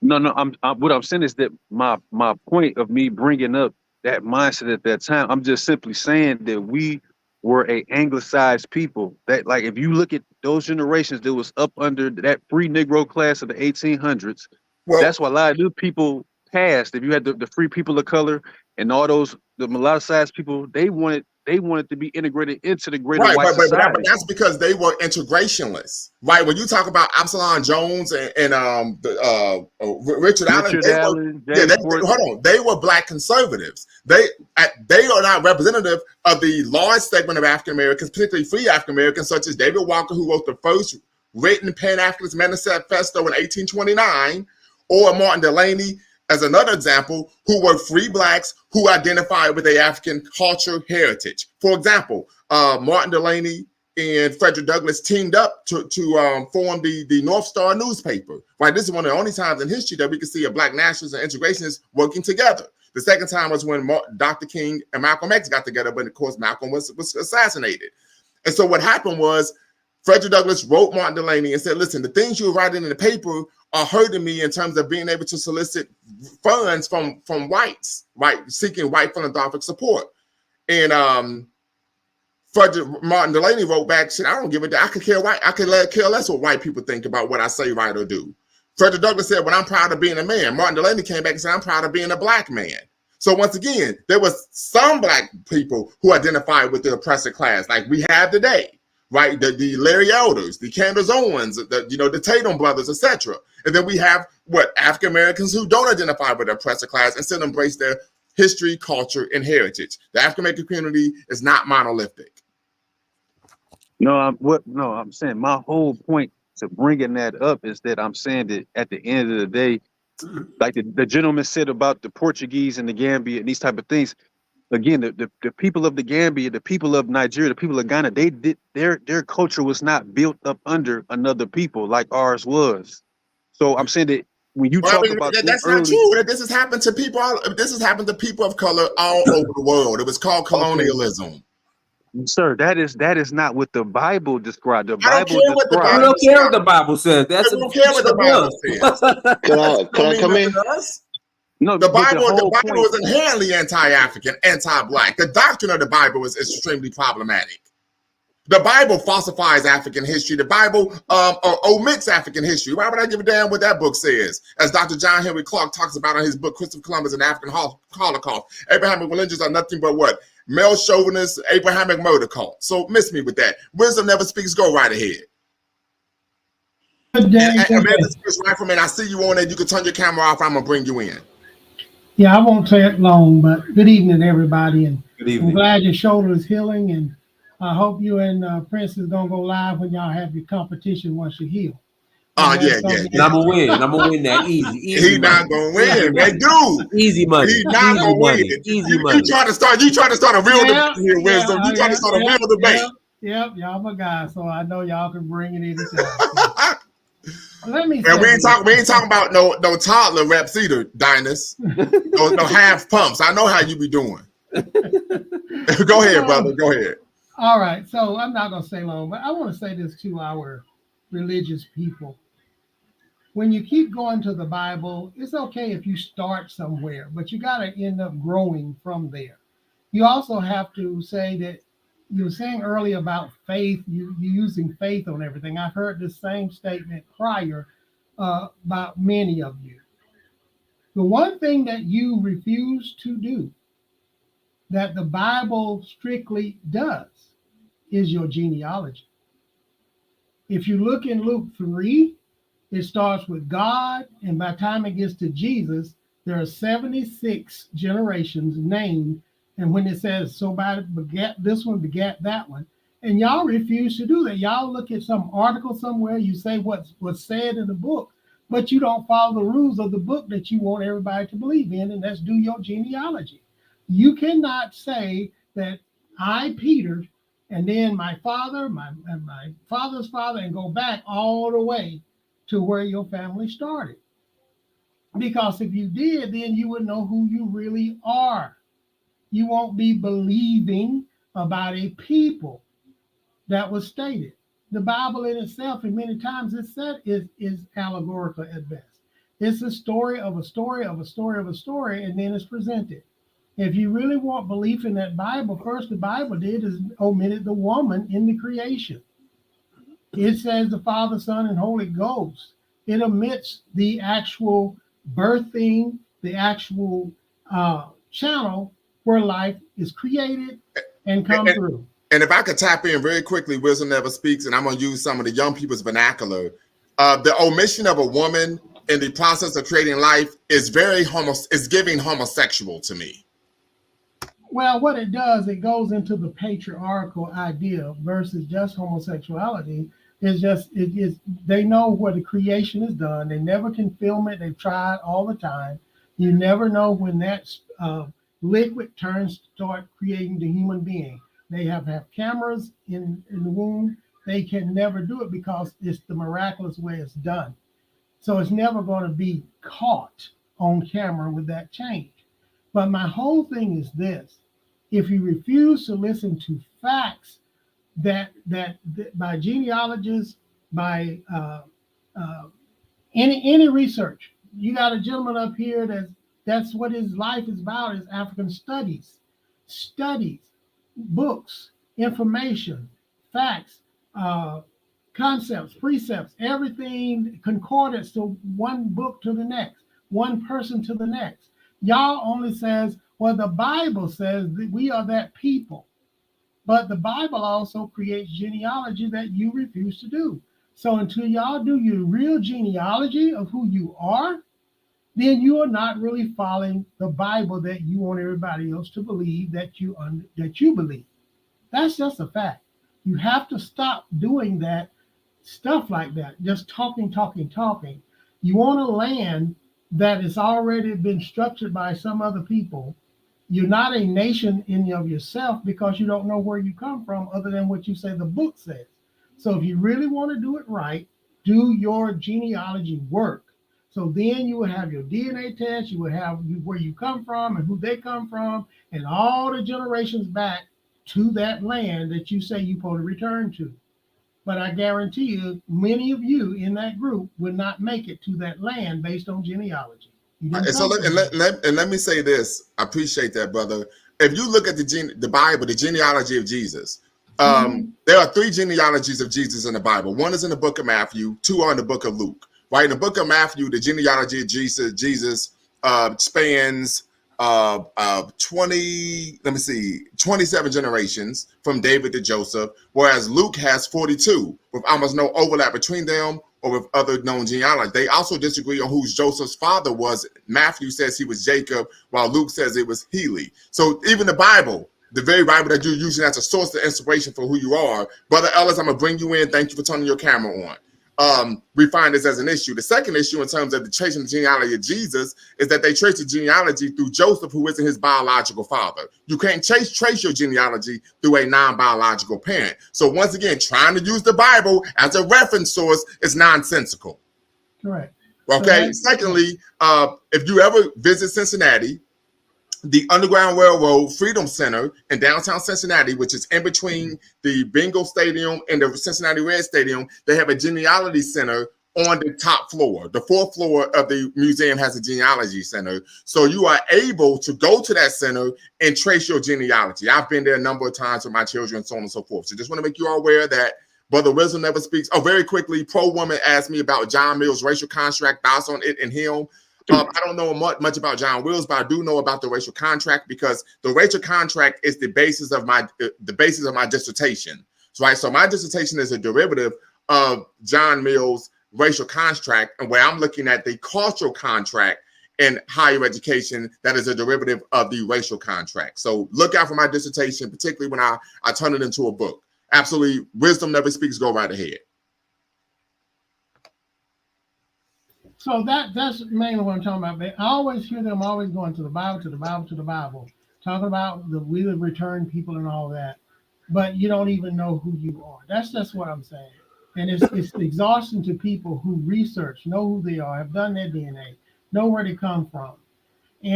But yet you're walking around on the side of the road yelling at people, and you may win some argument for the people that don't have an education of knowledge of themselves. But for the ones that do, they're turning you off because they know it's exhausting, because you haven't come with any facts and history logged to yourself outside of that book.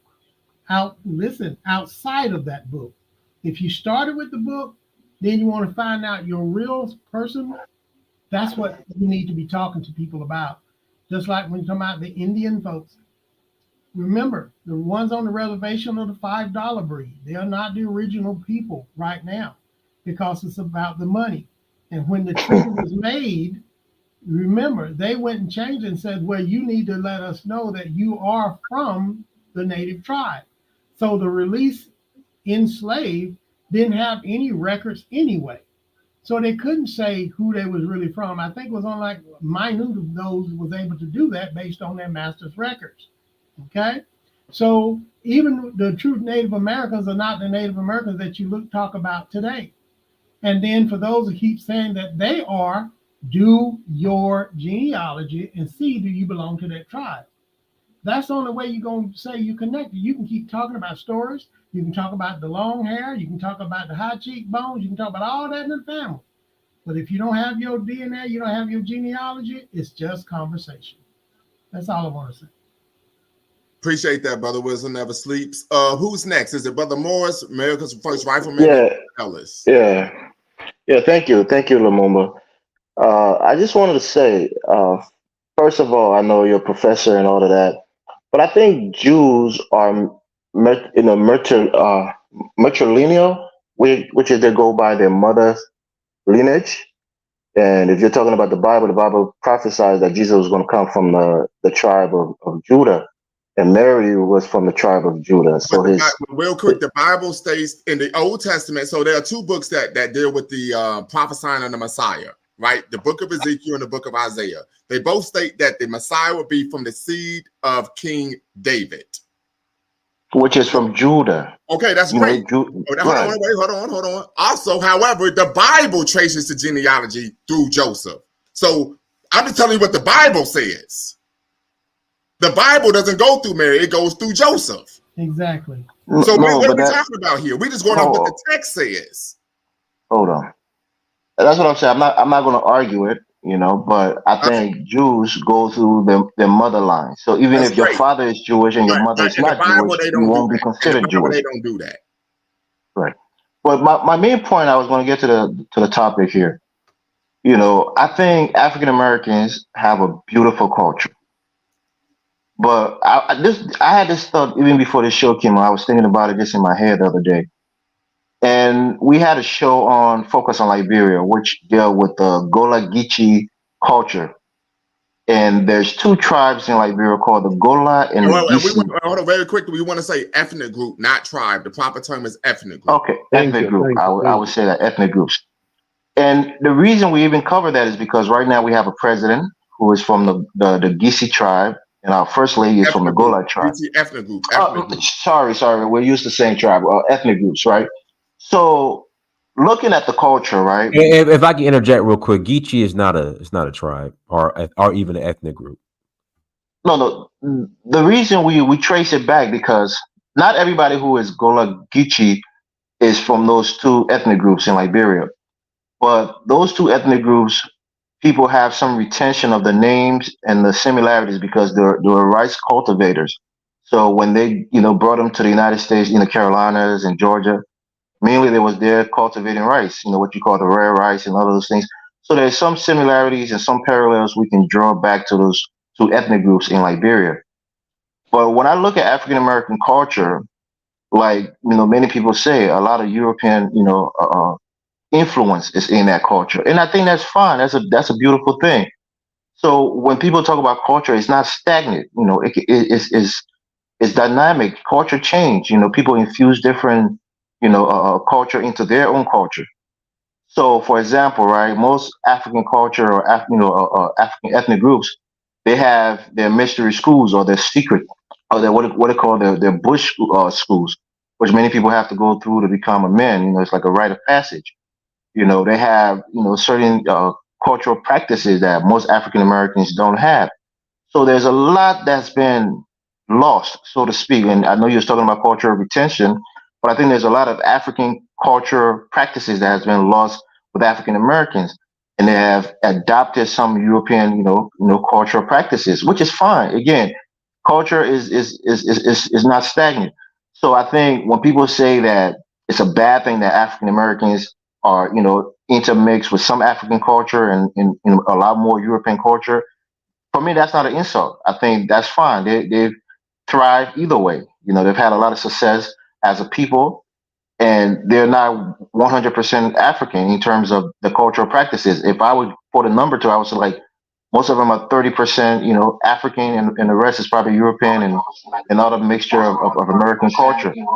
So I don't think it's an insult when people say that. Actually, unmute yourself. Yeah, I don't think it's an insult when people say that. So this whole conversation where you're talking about African culture retention, I think the gentleman was talking about Liberia. When the free men went back to Liberia, one of the problems that the quote unquote native had with them is the fact that they label them as barbaric, they label them as uncivilized savages, and like you said, they're trying to Christianize them. Why? So Elvis, that you're telling the half truth. Why do they do that? no, hold on, Dynasty. I just want to get to a point here. Yeah, So you got to explain if why. you say that there was a lot of cultural retention, when these free men came back, can you please explain? I really like to know, Elvis. Can you please explain why they did that? Yeah, I'll get to it. I just want to finish this point real quick. So if you say there was a lot of cultural retention, these people who came back would see that these practices are their practices. These traditions are their tradition. Elvis, you're not getting into why did they see them as savages. You're not getting into how many of the returnees, how they married into different ethnic groups. You're completely glossing over that for some reason. Honest, I'm getting to a point. My main focus here is that. Oh, but you made a comment that the returnees saw the natives as barbaric, and there was a reason why, and you continue to skip over. I don't know the reason, Dynasty. Maybe you know the reason. You can tell me what the reason was. Because when the returnees came back, the natives were still participating in the slave trade. So wait, are we talking about particularly in Liberia? In Liberia. So when hold on real quick, but there was some other issues as well, and part of it was the American indoctrination that they received as well, to where they saw Africa as primitive, so on and so forth. So that played a role as well. Well, it was that played. I mean, it played a role, but again, there were two sides of the story. So okay. Number one, when the returnees came, you had a number of tribes who were there, and you can look up the Port Crescent Massacre. Ethnic group.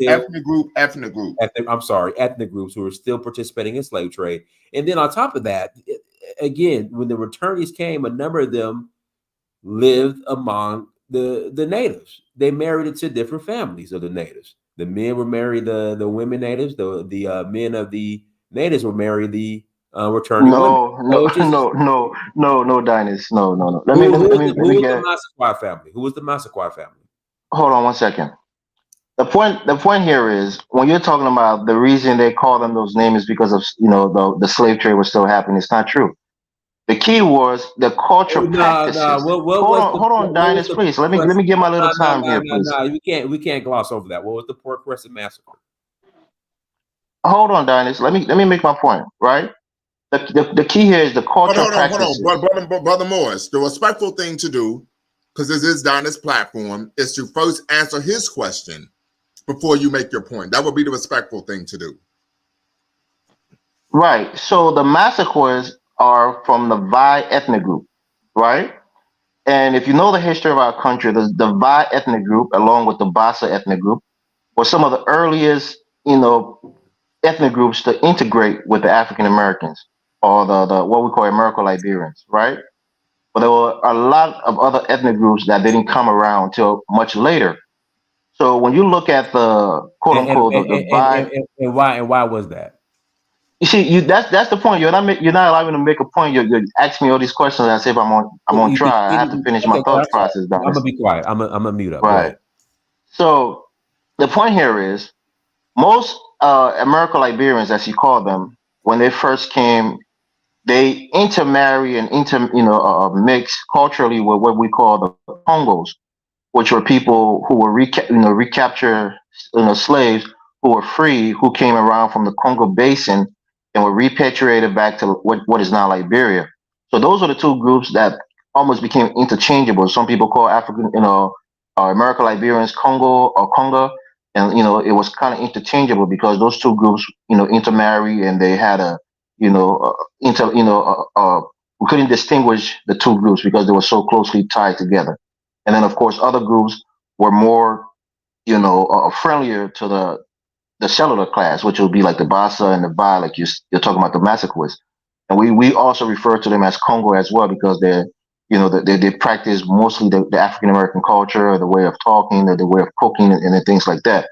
So the point I'm talking about is, for example, those what we call the Bush schools, which is the secret society, secret society like the Sunday and the Poor societies. A lot of African American Liberian looked down on that. They thought it was devilish. But at the same time, there was the Prince Hall Mason Lodge that was also a secret society that was established in Liberia. But most people call that the quote unquote civilized, secret society, which was more acceptable because they Right, can. and that is due to the Christian indoctrination. Well, let me ask you Right, this, Elvis. right. Which secret society are you a part of? I'm not part of any secret society. Okay, okay. And are you a Right. Christian? Yes, I'm a Christian. Okay, okay. All right, all right. Now, Elvis, can I Right. ask you a question? Yeah, go ahead. Yeah, let me ask you a question. Do you know about the ethnic group that came from Sudan, settled in Maryland County?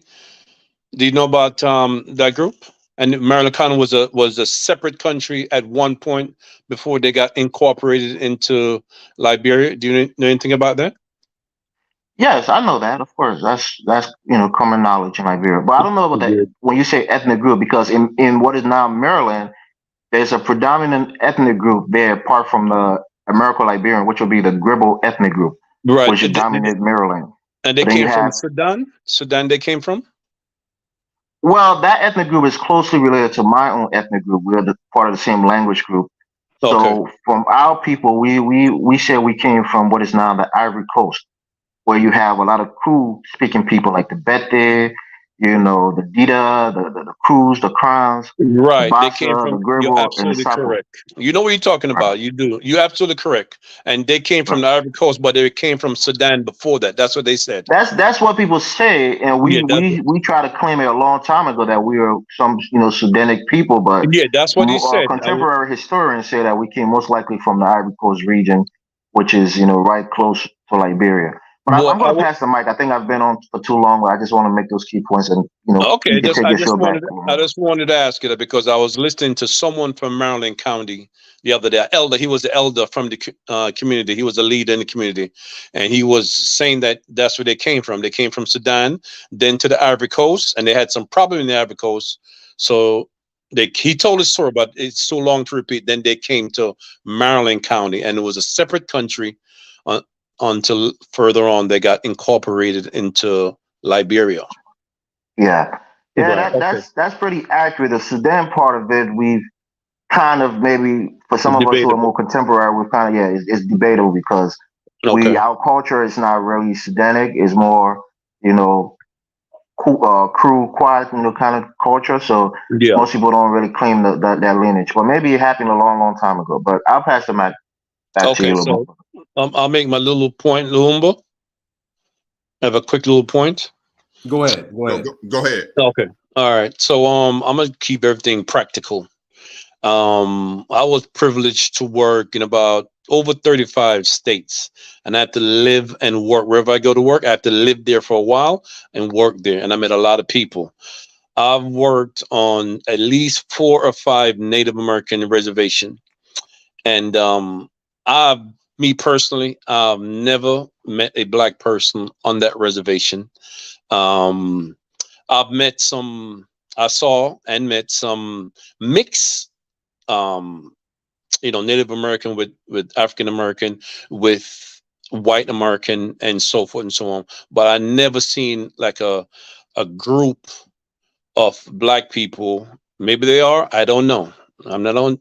I'm not going to state. So I don't know. I did know a person. I had a friend of mine when I used to be a cyclist in New York. He was from an ethnic group in New York, someplace, and he was definitely um, mixed. Cause his mom was Native American and his father was black. Those are the only people I've met so far. But I never met on any of the reservation. I went to Oklahoma, here in Georgia, and Florida. The reservation in those states, and I think South or North Carolina. I can't remember, one of those that I've been on, and I've never met any. So I would like to know, where are they?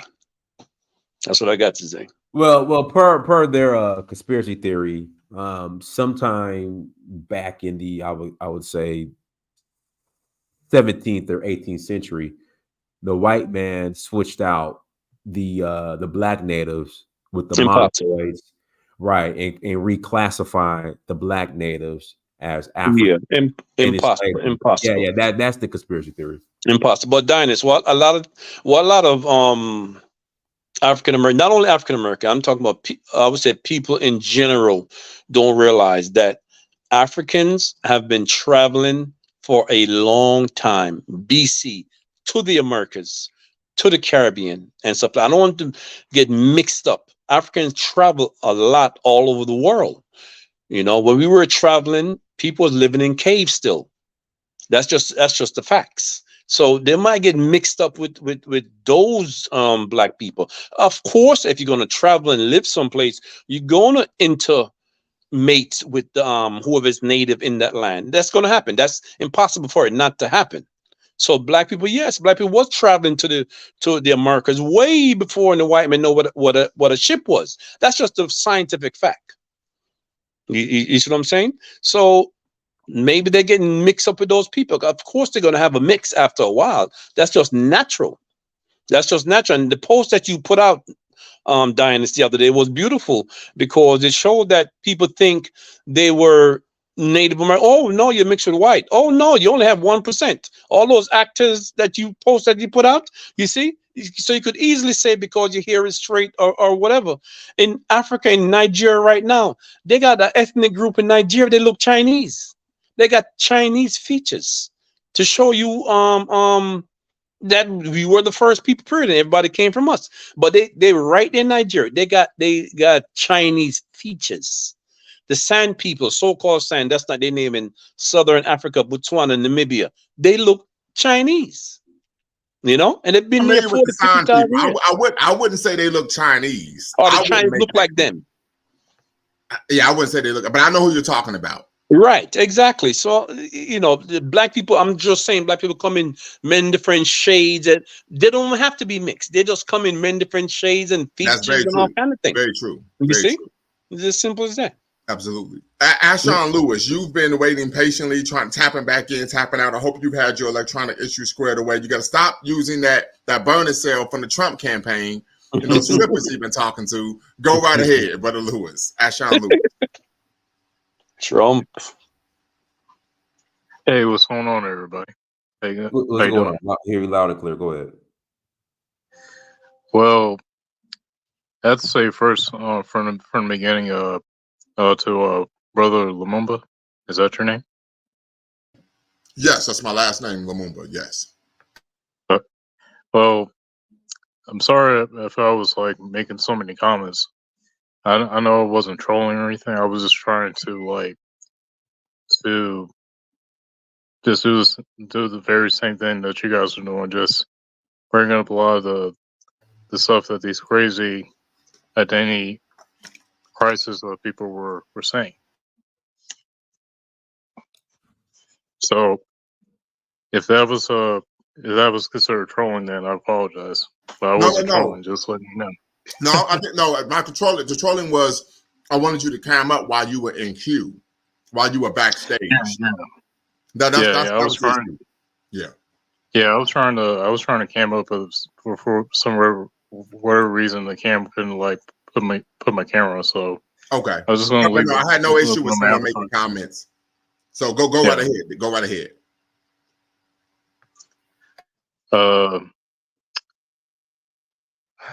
Well, I think my take on the whole thing from the topic is that I don't get where some of our folks actually believe all this stuff, because if they think that there's nothing African about them, then why are they still like doing the same things that their ancestors were doing? There's nothing African about them. And who are you referring to, Lewis? Well, I'm referring to some of our folks that basically just walk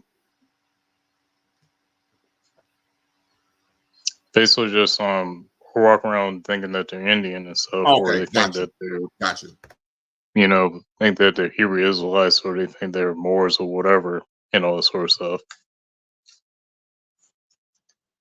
But like for example, they'll bring up a lot of articles or something, and thinking that that's some sort of like gotcha moment where they show a lot of stuff about that they think proves their theories, or proves their ideologies or something like that. But really, when you look at what the article really says, or what the book really says, it actually just says African. Counters their actual argument. Yeah, I've had that happen to where they're like, well, this article, I'll read the article, and the article actually makes a counter argument. It disabuses them of the very argument they were making. So I would have to argue that either they haven't read the article, or maybe they aren't able to read at an adult level. So they didn't understand what the author was saying. So they might have just seen the title and then made the assumption. And a good example of that, I'm sorry to cut you off. It's my channel, but is the book by Ivan Van Sertima, We Came Before Columbus. Many people cite that book as an example. However, no one's ever read the book. I have the book. I've read the book. That book is not a historical, it's not a history paper, a history book. The book actually is just a lot of charismatic storytelling. So once again, this is an example where people will, like you stated, cite a book, and oftentimes never actually read it. Brother Lumumba. Yes. Ivan Van Sertima, who I met personally, right? He never said, he said they came before Columbus. I mean, black people came before Columbus, Not they were there. They came there. They came from someplace else there. That's what he said. Right. You see, he's not saying that they indigenous from right there. Not that. Right. Maybe I'm not saying that many of the pretendians would make that argument based on he never said that. He never said that. He's never said that. He's a historian that studied all over the world. You see what I'm saying? So he never said that. I've had that book, and like I said, I met him personally. You see what I'm saying? Another thing I want to say before I stop, a 2-minute thing. All right. Why, if I thought, you see what I'm saying? That say let's pretend that I was from here. I would lie and say I'm from Africa. Okay? Because when you think about all of the achievements, all of the empires, studying the star, whatever. Why wouldn't you want to come from a place? Why would you want to come from America? That's what I'm getting. And for the present and future, everybody on the mother right now, all on their mind is Africa, Africa, Africa, Africa, because it's the richest continent on earth. So why wouldn't you want to associate yourself with that when millions of other people are? I gave Dinus the Hey, list. Delroy. I don't get it. Delroy, could I push Can I back a ask you a little bit? question? I can Yeah. answer that question. Go right Can I ahead. say something? Yeah, I just want to say quickly before you come in. I think it would be we can all agree that there's some percentage of African Americans who intermarry with Native Americans, Of so they course. have some heritage to that.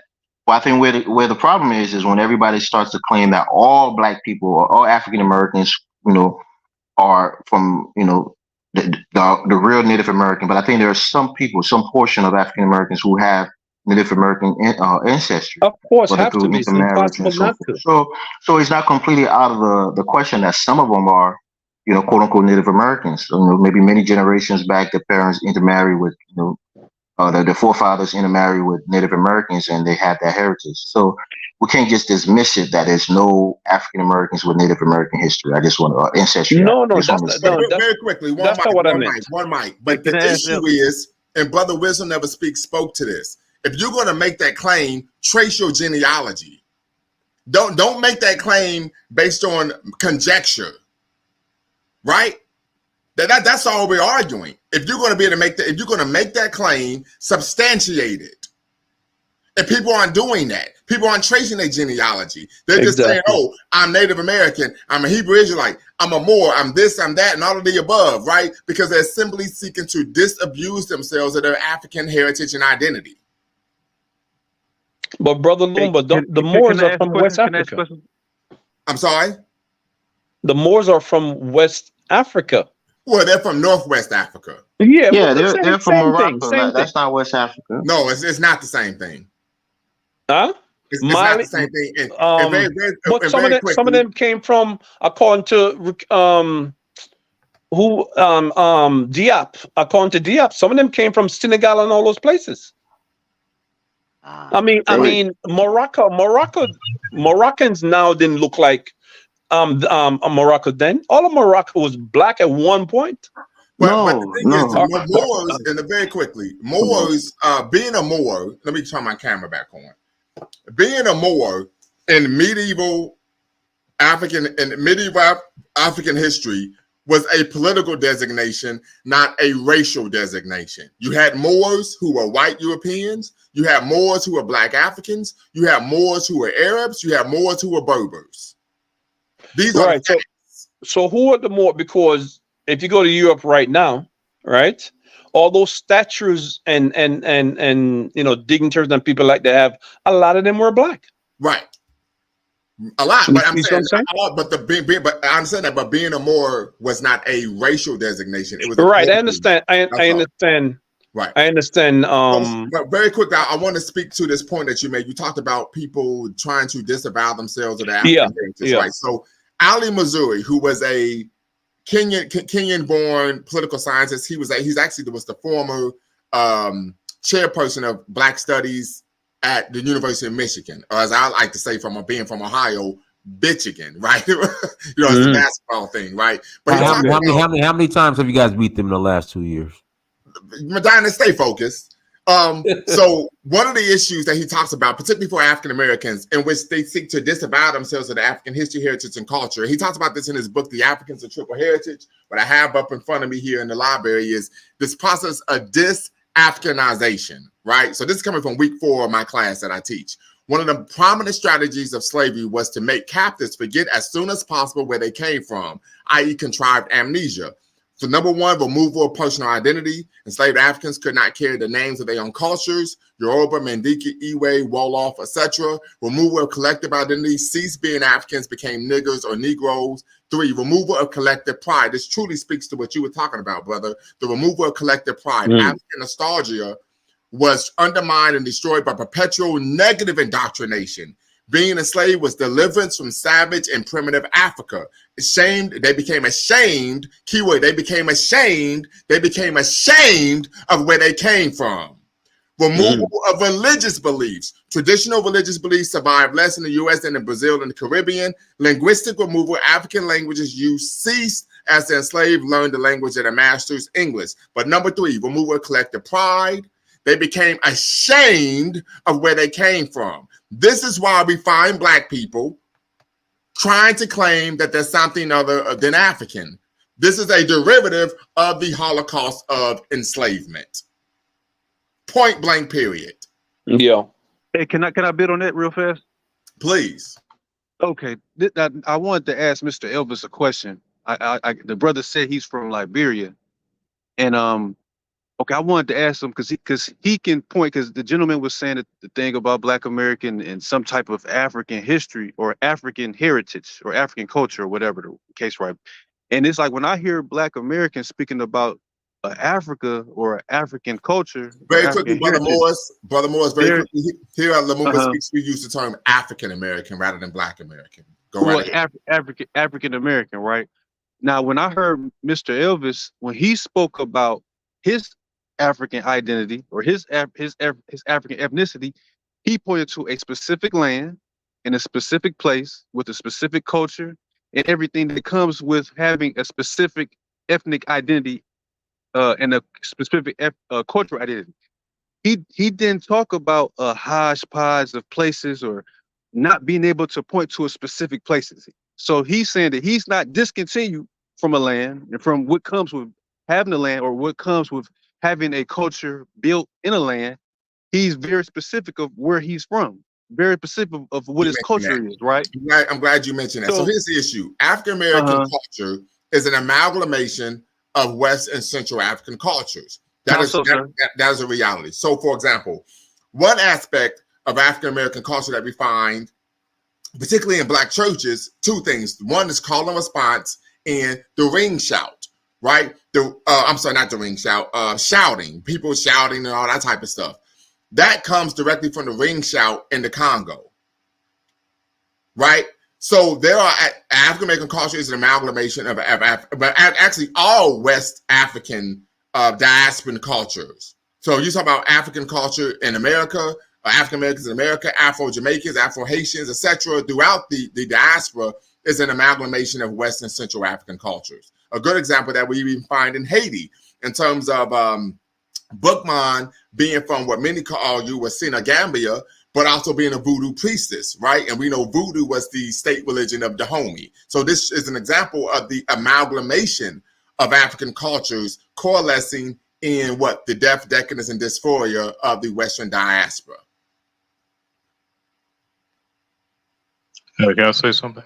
Right. I wanted to respond. Black church real are you quick. talking about?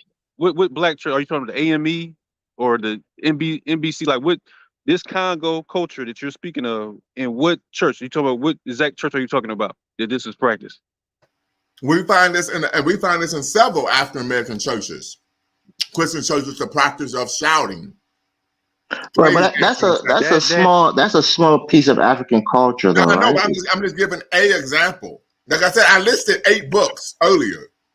So what I would argue is you need to read the literature, the scholarly literature on African cultural tension and African American culture, then come back in about a month or 2, and we can revisit this conversation. All right, can I respond to you, brother Al? Hold on. Either you trust my skill as a scholar, or you don't. And if you don't, which is great, you, as our brother LeVar Burton would say on Reading Rainbow, don't believe me, read it for yourself. And then we can come back and have this conversation. Right. So the point I was making, Al, it's not a jab at African Americans, right? Well, you're talking about having a land and something that hasn't been, diluted, so to speak, a culture or people that haven't been diluted. And it's not the African Americans, fault. This was a, intentional and prolonged effort from quote unquote the slave masters to deculture, if we can say that, the African Americans who are the African Americans now from the Africanness. Less so in other parts like Haiti, where they have their voodoos and other, they speak even some form of African languages in other parts of of the Caribbean where black people were enslaved. But especially in America, it was a concerted effort to really deculture those slaves, because if they could speak in their native tongues, they could plan uprisings to overthrow the slave masters and other things like Correct. that. Correct. So I think having that, being so prevalent in American, transatlantic slavery in America, that took away a lot of cultural retention for African Americans. So that's why it seems like they have a quote unquote hodgepodge, culture, Well, but the reality is they still have form a beautiful culture. They've had a tremendous impact on the world in terms of music and other things that they contributed to the planet. So for me, that's why I say it's a beautiful thing, because with all of the effort that was made against them, they still rose up and they still became very influential into this world. So that's why I'm not saying that my culture is even greater than African American culture, because my people haven't accomplished as much as African Americans on a global stage. So just having culture that is intact is not better than people who have a quote unquote hodgepodge culture who has been more impactful and more successful economically and culturally, globally. So that's the point I was making. I appreciate that, Brother Morris, but I would say it isn't a hodgepodge. It's an amalgamation, right? And the thing is, before I went to school, got a bachelor's degree in Black Studies, got a master's degree in African Studies, about to finish my doctorate in 2 months, I wasn't aware of these things.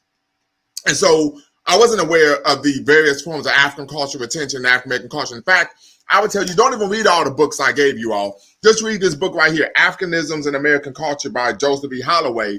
And in the introduction, they go over probably about 24 different books on African culture retention. And in each book, they focus on a different aspect of African culture retention in African American culture. Just read the introduction to that book, right? So that way you ain't got to read all 8 books like I was mentioning. But once again, these are issues because the master narrative, when we talk about Dr. Carter G. Woodson, Miseducation of the Negro, the master narrative is that what? Your culture is completely destroyed, and therefore you need to just emulate white people. But we find when you actually, with the devil's in the details, we find just like Georgia moved that goalpost against Ohio State to end the Peach Bowl, we find that this is not the case. We were able to retain our culture, right? Even in the death, decadence, and dysphoria of the Ma'afa, the African Holocaust, right? In which, once again, there was a very strong push to deculturalize African people. But as I stated, one of the core aspects of African American life, history, and culture is what? Adaptive vitality, the ability to adjust to changing circumstances without losing one's substance or essence. And many scholars argue that adaptive vitality and ingenuity is an example of the strengths of African people in America, right? For example, we talk about the Maroons. Not only were they able to fight against the slaveocracy and be successful and go into actual treaties, right? They actually had booby traps, right? They had underwater passageways to their living spaces, right? So we find that irrespective of where we were in the world and whatever they tried to do to us, they could not kill African blood. And that's something to be proud of. Brother Lumba. Yes. You're not gonna leave Georgia alone, are you? Listen, Dinus was there. He want to be up so bad. He want to be up so bad. Look, so Dinus was there. So Dinus and I, we stayed up, watched the game together because we put money on. How much money did we put on that game, Dinus? Well, like $300, $300, something like that, right? Yeah. So I'm talking shit the whole game. That punk son of a bee missed that damn field goal. I hung up on his ass, sent the money, and went straight to bed. I'm out of here. Ask him, he'll tell you that's exactly what happened. You know they're coming back this year. Did you see the recruiting class for this year? It don't Georgia matter. recruiting It class? don't You matter. already know. We're gonna be preseason number You one. already know. No, Hey, you did you don't. see No, our you recruiting don't. class No, this you year? don't. Did you see our recruiting class this year? You don't. Matter I'm of not fact, watching yours. hold on. I got. Oh, I can't even bring my arm up, but I got the tattoo on me. Right, I'm lifetime. You know what I mean? I'm like, see, listen to this. I'm O State by birth. Dynas is O State because he got recruited there. He's Georgia because he got recruited. So Dynas had to be jumped in. I was born in. Okay, You I see got what I'm you. saying? I was born into this. So I'm real. This is blood money for me. This is blood money for me. You know what I'm saying? Before we go way off subject, getting back to these so-called native people or whatever, do they believe in the science of DNA, or they just Apparently throw they that out It's the a don't. window? scam. They say it's a scam. Yeah, apparently they don't. Yeah. Science, DNA, a scam? Are they out of their mind? I would presume so because as Dynas stated, and Dynas is much more knowledgeable on this than I am. But what Dynas shared with me is that you have people who have had their DNA done, DNA test, and when it comes back they're not Native American, they say it's a lie. Science, people may lie. Science never lie. If that works, then a lot of men would say that the DNA test that proves they the daddy. You're right. Isn't the case? Because you know Dynas got a baby on the way with Sexy Red. Math and science cannot lie. Math and science cannot lie. I know, but it's impossible. real quick, because you know Dynas met Sexy Red at a Trump rally, and they've been together ever since. Science and math cannot lie. That's what everybody in the chat to know. Yes. Science, without math and science, we cannot exist on Earth. I would agree. I would agree with that. So, Lumumba, I have a question for you. So, do you think African American culture, as it is currently constituted, is worse than "quote unquote" pure African culture, even though there's no such thing? So I would say we could use the term traditional African culture, and by traditional African culture, I define it as African culture independent of European and Arab influence. Right? Does that definition work for you, Brother Morris? No, I would say no, because culture is dynamic. It's always changing. You get influences from the neighbors. But when I say traditional African culture, I'm talking about African culture independent of European and Arab influence. I mean, every culture is influenced by outsiders. We know that, right? From Europe to Asia, their culture is also influenced from outsiders. This is before those things, particularly West Africa. West Africa was more so insulated before Muslims began to trade in Western Sudan, right? So this is when most scholars, when we talk about what is the African culture personality, right? But can you imagine that far back to our African culture that is devoid of "quote unquote" Arab? Well, yeah, I can't because I've read the literature. Okay. So then maybe you can answer my question now. So go ahead. Yes. No. My question was: do you think African American culture, as it is today, is worse off than African culture as it is today? Let's not put that caveat there because this is what we have right now. We can't go back to what we had before. So I would say this: as an African American, I would say I'm very hard on my own people and our own culture. I believe that we are seeing aspects of the culture that are devolving rather than evolving, right? And so there are a number of Black psychologists, African American psychologists, African-centered psychologists. I talk about this. They talk about concepts such as cultural misorientation. They talk about alien self-disorder, anti-self disorder, where we find African people, African Americans engaging in behaviors that are in contravention to their own self-interest, right? And so from that perspective, I would argue that it's extremely problematic. We can also argue that we see these issues globally amongst African people, right? So I would argue that we see some issues that are systemic, irrespective of where we are in the world. But Brother Lumba, me for one, coming from Jamaica as a child.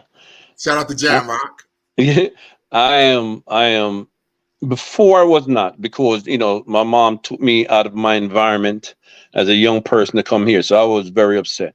But growing up here in America, but to the African Americans, I am so glad I grew up with African Americans, because if I didn't, I would not learn my true culture. It's from African Americans, believe it or not. I learned African culture from African Americans. You see what I'm saying?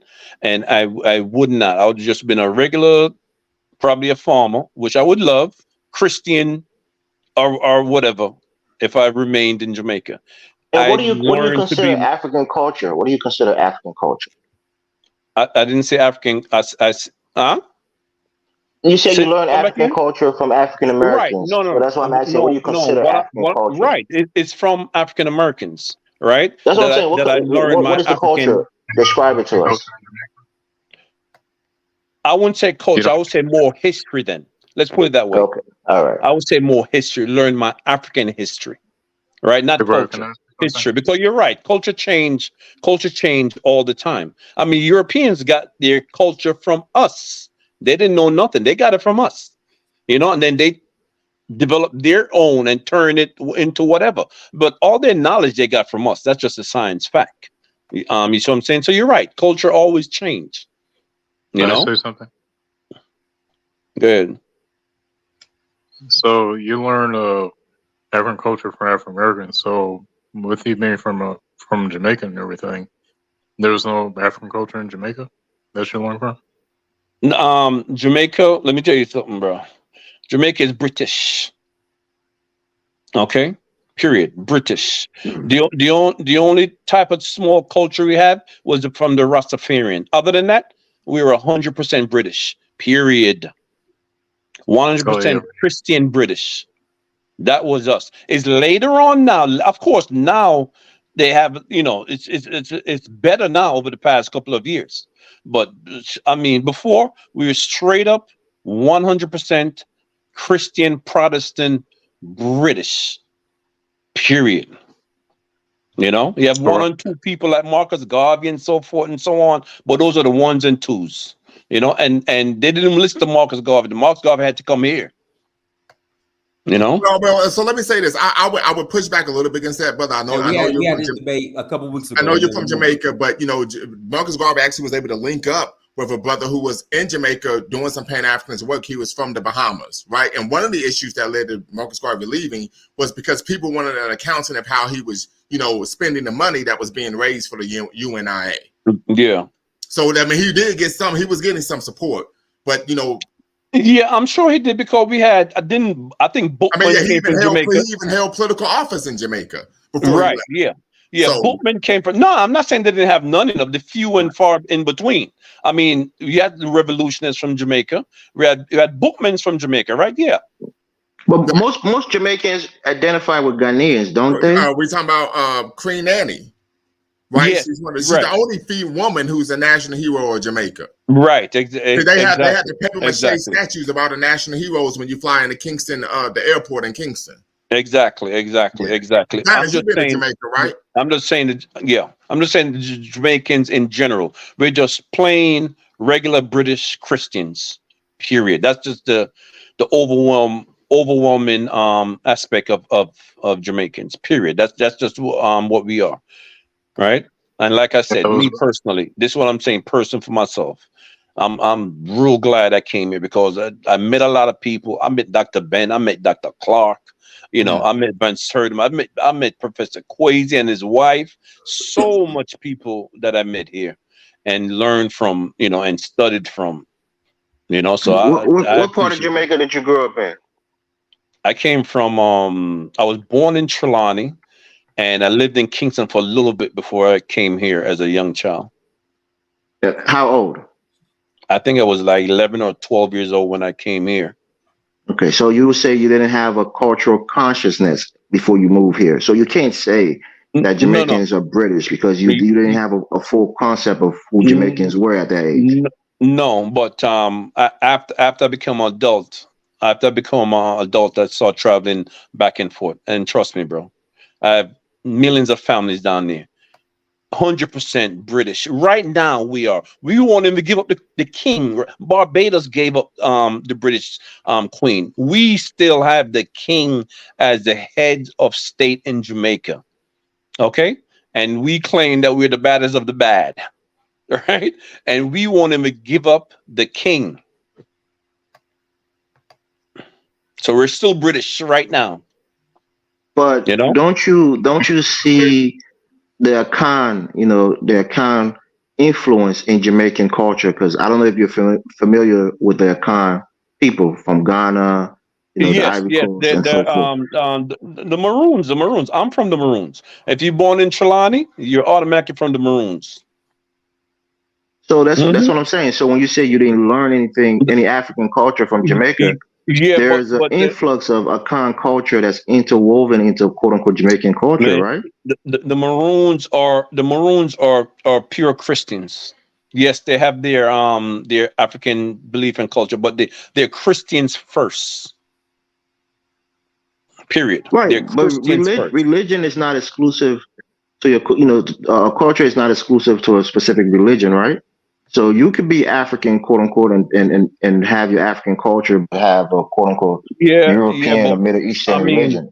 me personally, bro, once you start throwing Christian, and I grew up in church. My mother is a minister, all right? And once you start throwing Christian religion in there, any religion, it messes up everything. So you think Africans should only practice African traditional religions? If they can practice anything they want now, it's too late to do anything else now. So You know, let me so answer they that could question. practice anything. They could practice anything they want to. And now it doesn't matter because it's just too late. It's not like you said. You're not gonna go back. It's too late. You're not gonna go back, right? But don't think that's our religion or our way of. I won't even call it religion. Way of life.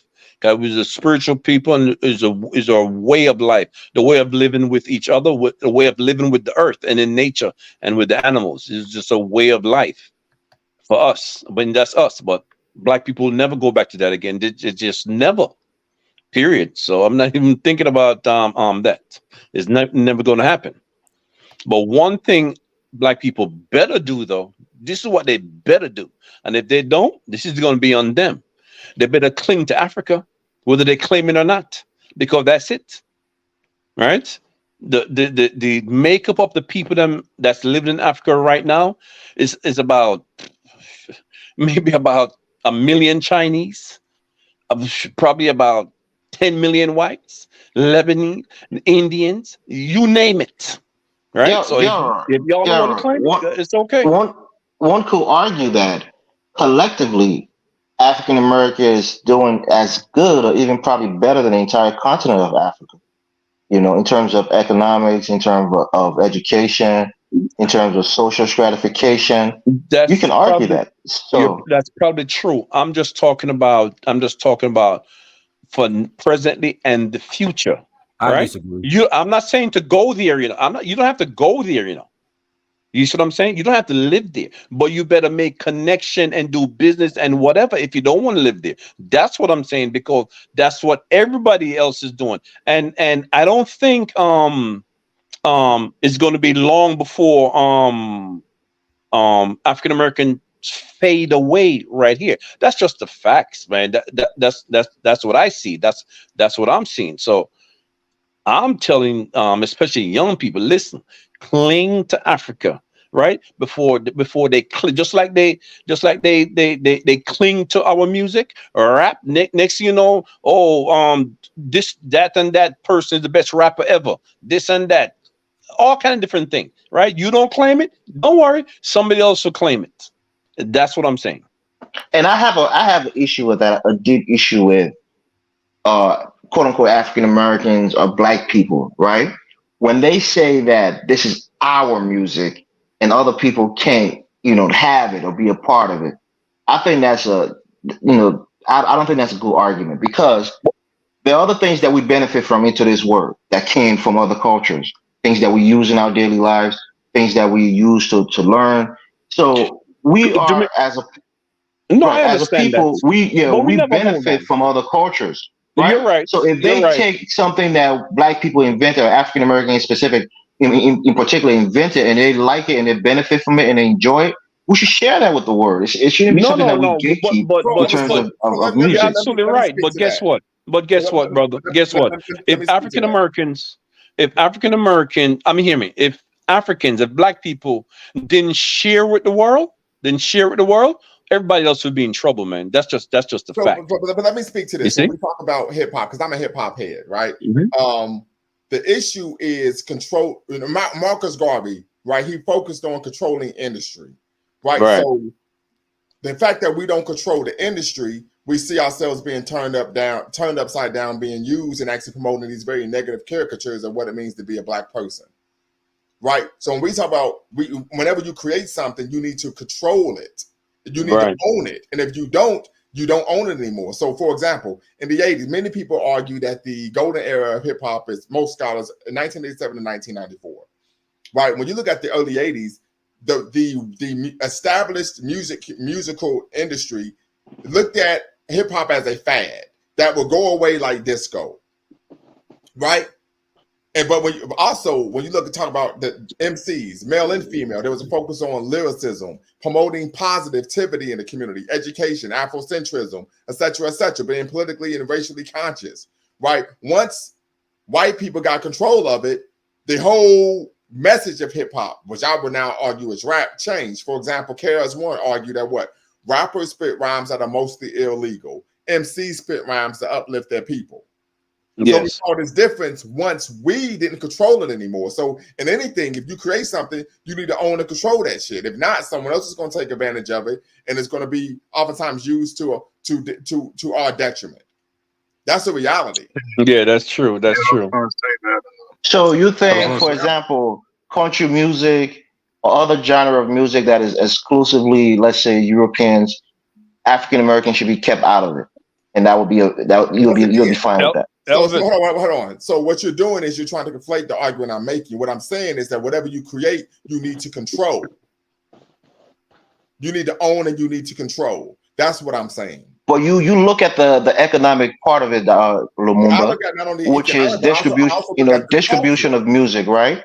Also, you need a lot of money. Hold on. You can't overtalk me on my platform. That's not going to happen. Go ahead. Okay. Not only is the economic, but also the cultural message. Right? When other people take control of an art form, they change the cultural message to their benefit. And the documentary 500 Years Later, that was co-directed by Molefi Asante Jr. We know Molefi Asante Sr. is the head of Africana Studies at Temple University and the author of the book Afrocentricity that came out in 1980. They talk about that one of the reasons why we see this type of the debauchery, lowbrow type of music being pushed in hip rap music now is because these are images and caricatures of black people that make white people feel comfortable. Brother Lumba. Yes, sir. Let me ask you a question. This question is for Elvis too. Could you name me one music genre or one invention that white people made that black people truly benefit from? I mean, of value. So one music genre, think of all the music throughout the world, all opera, symphony, you name it. Tell me one that they invented on their own, 100% on their own, that black people invented from, or invention. That we benefited from. I couldn't tell you that, but I will say this. And Brother Elvis asked that question about with white people, should they keep black people out of country music? That is something that has happened. The song by Lil Nas X, it was supposed to be his first hit single, was supposed to be a country song. The country music industry said, no, this isn't a country song. We won't allow this to be charted on our Billboard chart. The same with Beyonce. She made a country song, and they refused to allow it to chart on their Billboard.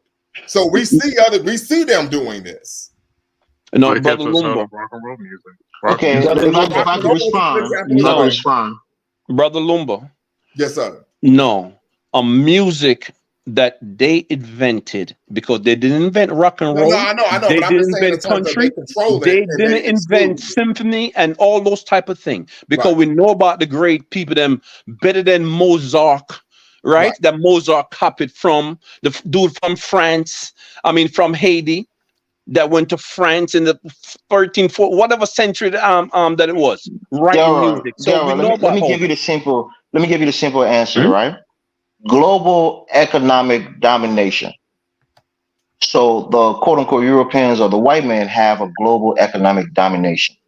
And in order to distribute music, which is how you make money from it, they have that sector. They have that the keys to the door, so to speak.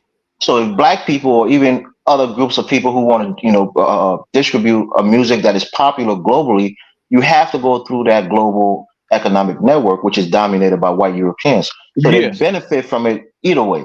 So that's how yes, the yes, benefit. If we as black people had the keys to the global economic, a network, we would be the ones benefiting from it. So it's just yes. economics. It's You're not. It's not just. absolutely It's not a correct. cultural thing. It's an economic. So You're that's why they absolutely, benefit from you're every absolutely genre of correct. music. And I blame. Even Korean music. The K-pop groups. They're most of them are signed to these white labels like Yeah, Universal and other things, and they and benefit from it. So it's you're not just African 100% American correct. music.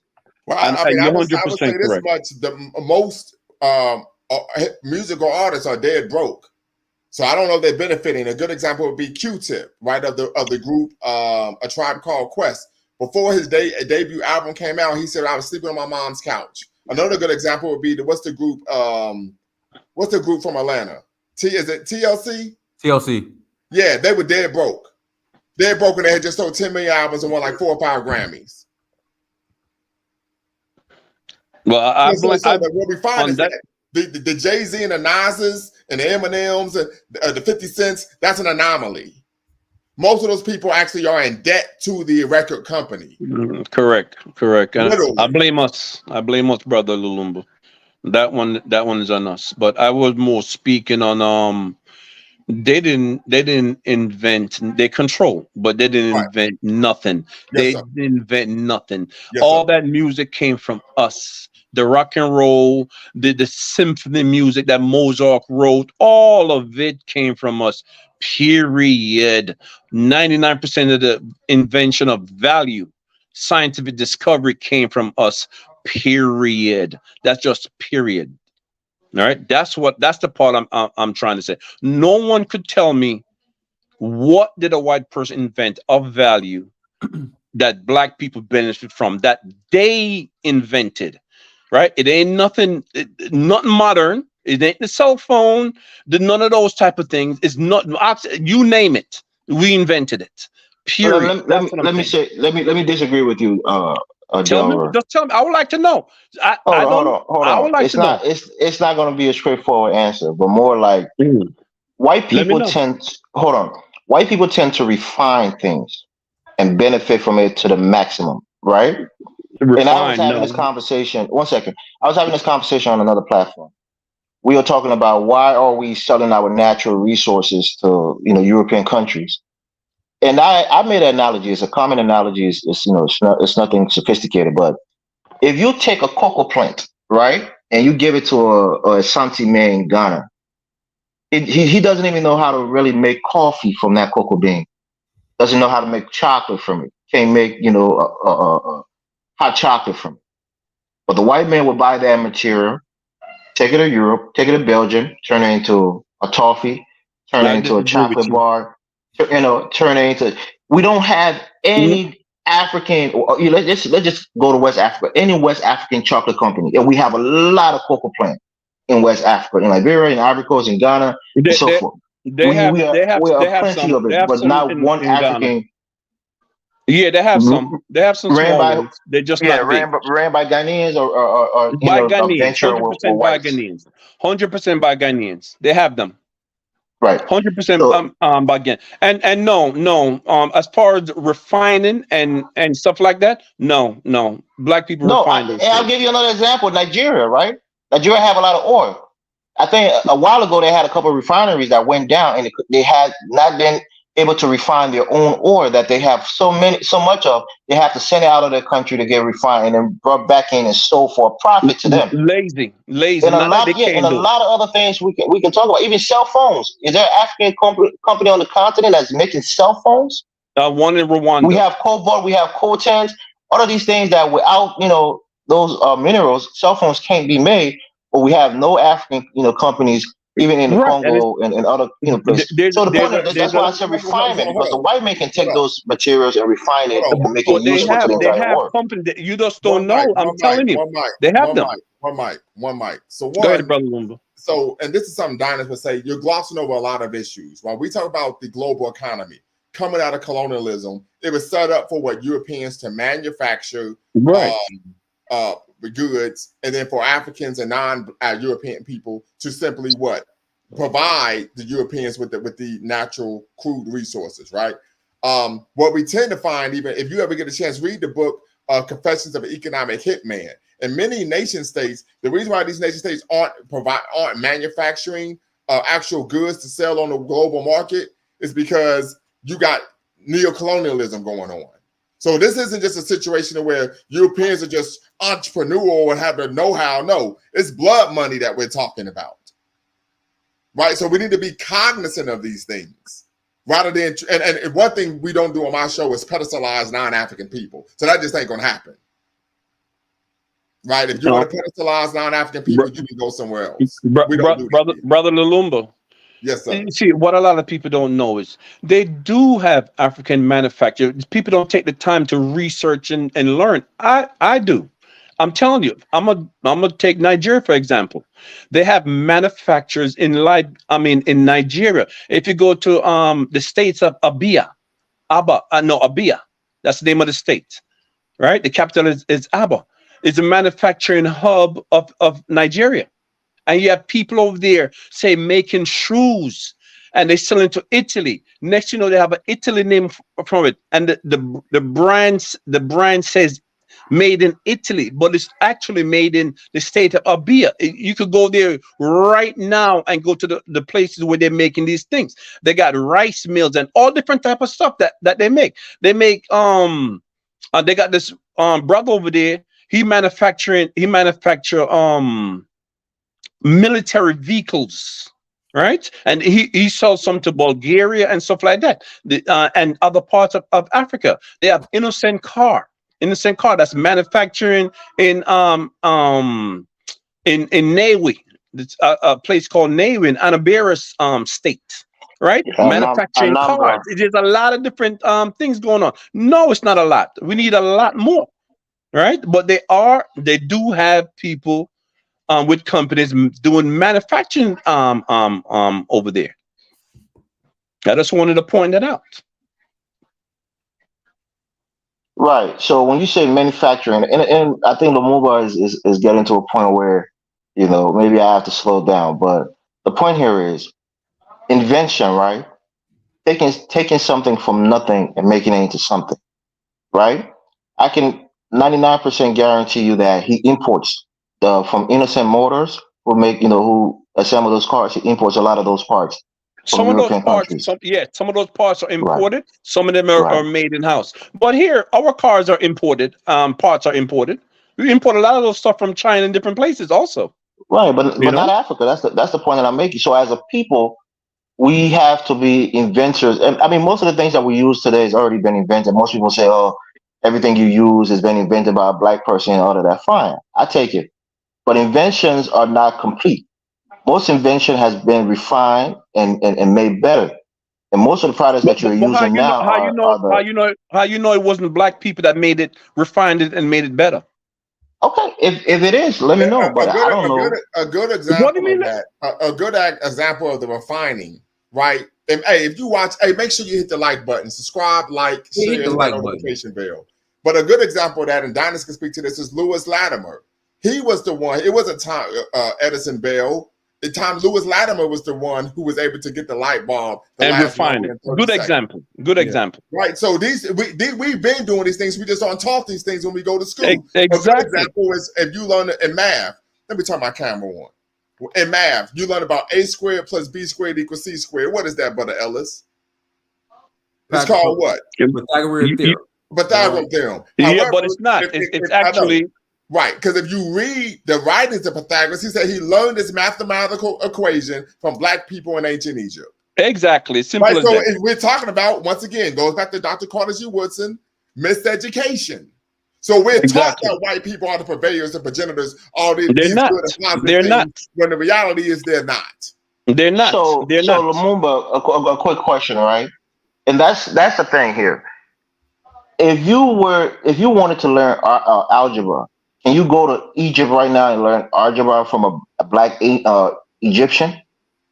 I haven't been to Egypt, so I couldn't tell you that. Right. I don't know. So I haven't been the there. knowledge that was quote unquote invented by black people has not been retained by black people. Well, stop. Have you been to What are you Egypt? talking about, Wait, man? wait, Come on, Elvis. Don't I do just that. give you an example. I mean, I like to be honest, Hold right? up. You Hold mentioned on. algebra. You can't Go ahead, overtalk. Lumumba. You can't. Have you been to Egypt? No, I haven't. Okay, so you can't say that a black person that couldn't teach you that if you never been there. No, I asked the question. I'm not. I wasn't saying that I was there and I seen it. I'm asking the question. Hold on. You just stated, and Right. somebody help me out. You just stated. Well, see, the issue is black people created this knowledge, but they haven't retained And white it. people That's refine what it. you just stated. Right. And so you're talking. We were talking about Egypt. The second issue is that white people didn't refine anything; they just claimed it. So that's my point. So if you hold on, I'll give you another example. If anyone is familiar with the space race between the United States and the USSR, the Soviet Union in the 60s Yes. and 70s, it was black women mathematicians that were able to have them send those rockets up to space and to the moon. Yes. Right. When we talk about the super soaker, right? I've actually met the brother who created the super soaker, even though he sued the company and he won like damn near $3, $4, and $5 million. Right? Lonnie Smith, right? Lonnie Smith. I actually met him, picked him up in the airport because he came to Wright State for Black History Month celebration. Right? So once again, they ain't perfecting nothing. We talk about the first person to successfully split Siamese twins, a black man. The first person to successfully perform open heart surgery, a black man. What the French toast are you talking about? You've drunk the Kool-Aid.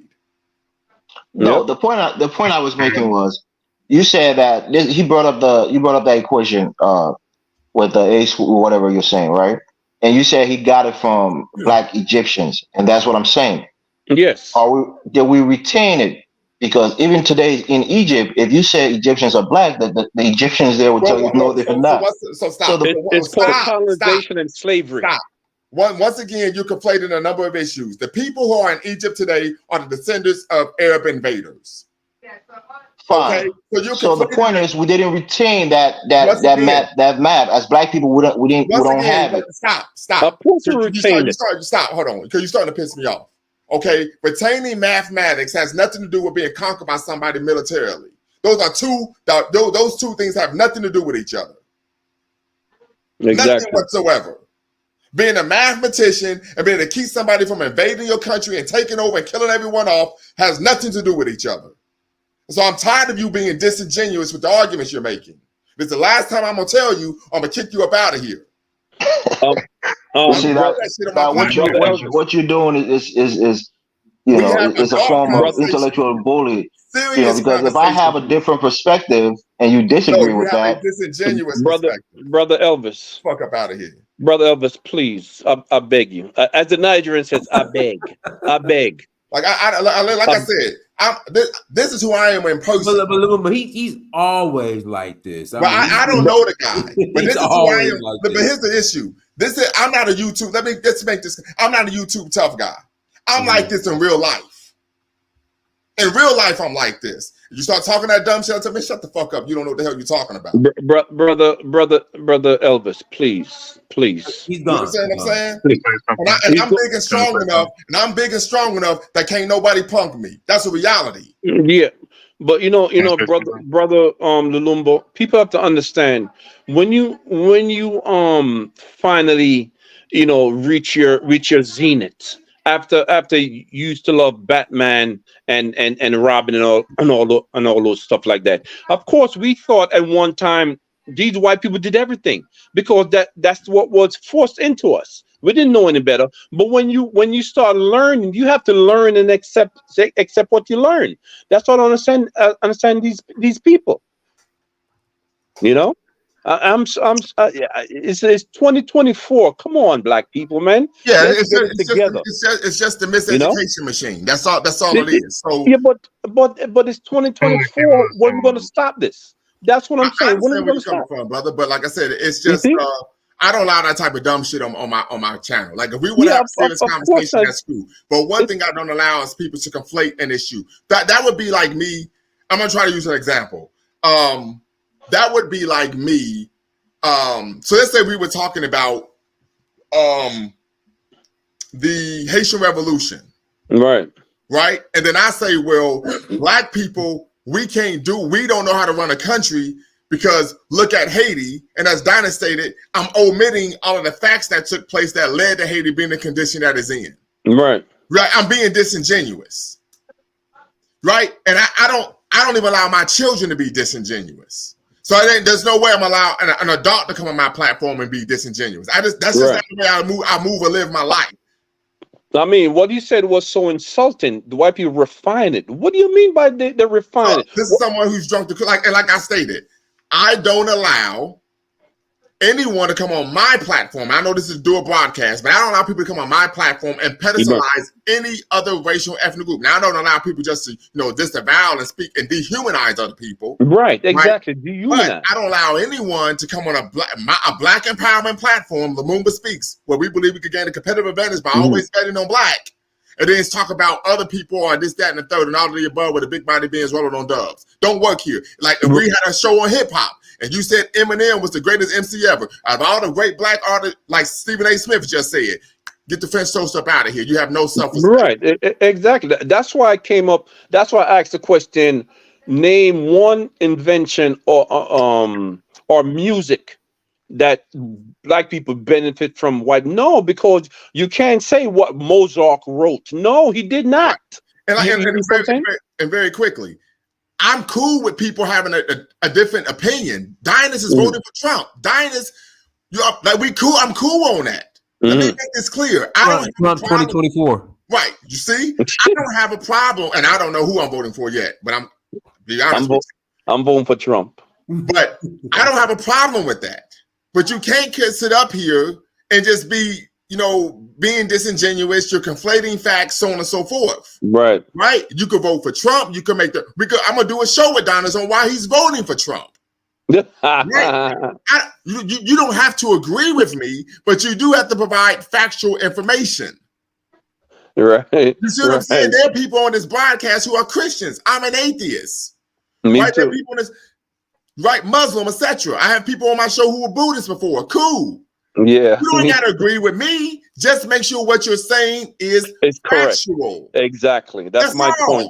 That's my point. When you talk about refined, man, my blood, I'm like, is this guy crazy? What about the Nigerian scientist that refined the internet and made it faster? I forgot his name. But he's the one who. That's all I'm saying. Just be factual. And and don't omit the facts. Like that's one of the things I talked about with the Bible, and we're not about to get back into that. But the omission of African history extremely problematic, right? So when we had that conversation, we didn't have the whole conversation. Context matters, etc., etc. Brother Lewis, go right ahead. You've been waiting patiently. Yeah, that guy right there I don't know what was going on with him because it seemed like he was just emotional about not wanting to accept that a lot of things did come from black folks. Now. For me, I'm not going to say that come from black people. Everything we didn't create everything, but right. I mean, come on. That's what I'm saying. It's like not every white people didn't invent everything either. Exactly. Some things were invented by white folks. Yeah, the Chinese invented gunpowder. Yeah. Right. I mean, now I know with us, we want to sit around and say that we came up with the guns. We did not. No. That was the story about the Chinese and everything else. Right. But yeah, he was talking about the refining and all that sort of stuff. Like, dude, they didn't find anything. They took a lot of stuff from us, sold it, made money off of it, exploited from us. We didn't get anything from it. So I was like, what is this dude talking about? That didn't make any sense. Hey, Lumumba, I have to drop off, man. But I appreciate, the stream and appreciate y'all and have fun.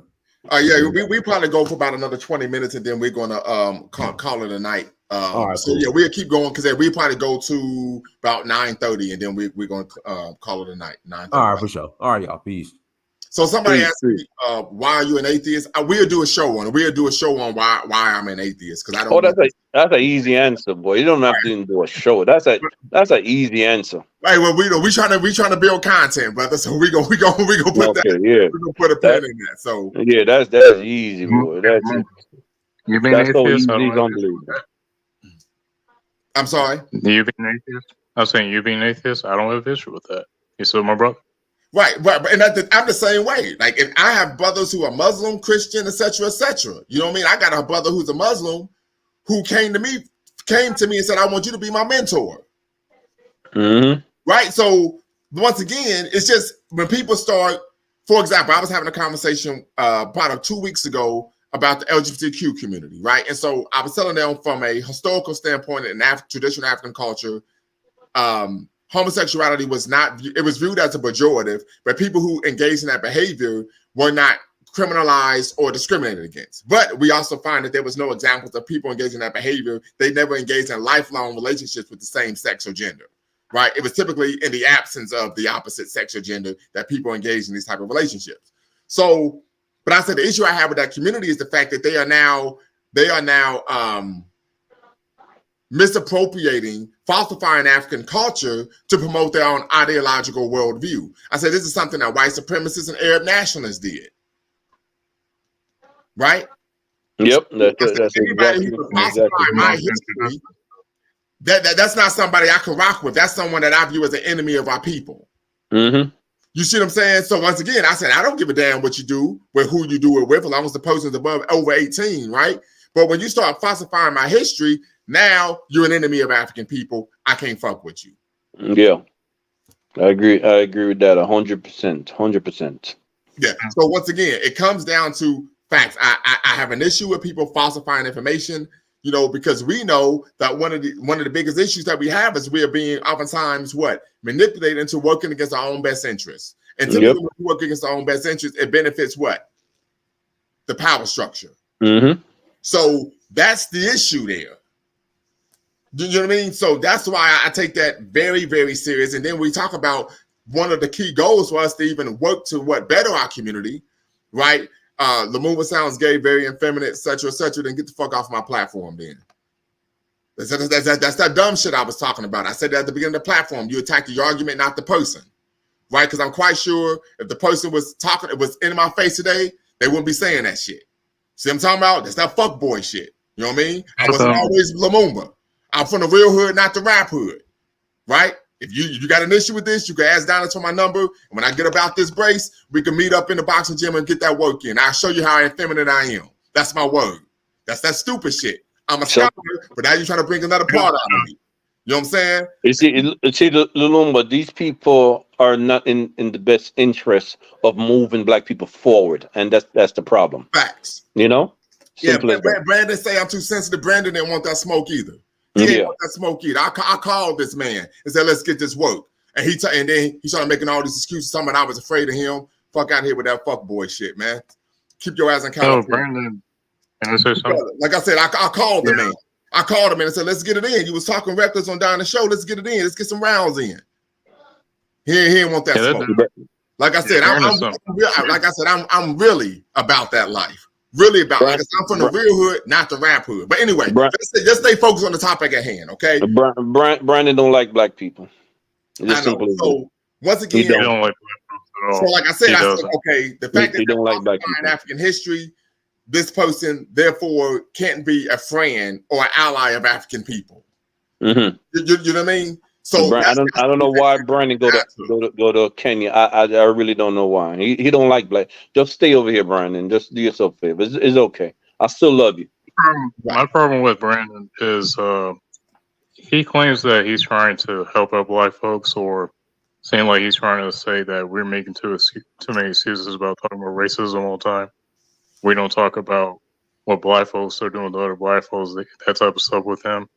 And he's sitting in Kenya trying to talk about that while we not going to Africa. But his mindset is somewhat in the same way as FBA, but he loves to bash FBA, but his mindset is a little bit like the FBA. I'm not saying like a whole lot like FBA, but it's a little bit like that. So yeah, we're gonna get back. We're gonna get back to the subject though. But like I said, the major issue that we find here is what? Unfortunately, once again, as I mentioned with Dr. Ali Missouri's work, this negative indoctrination caused black people to hate where they come from. Yeah. That's just the reality. It's unbelievable Yeah, that in and 2024 that's the root still of have black that. people trying to disidentify with being African and seeking to identify something other than African. That's the basis of it. Mm-hmm. I'm so surprised that we're still going through this now today. It's incredible to me. Well, I mean, but I think if you think about it, you're from Jamaica, Brother Lewis. Where are you from? I was born and raised in the United States. I'm from the United States. I'm African American. Okay. And let me, Brother Bronze, where are you from?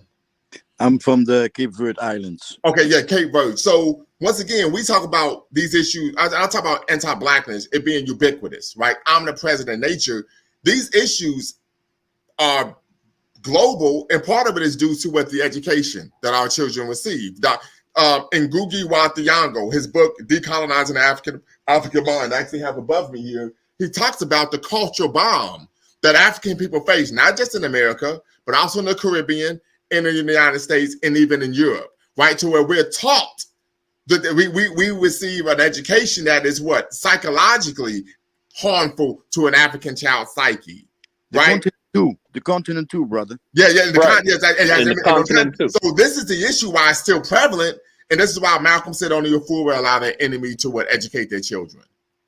So so this is part of the issue, because part of the education we receive is one, is to teach you the skills to be be able to be successful in the society world that you live in. But the second is to teach you cultural competence and pride in who you are.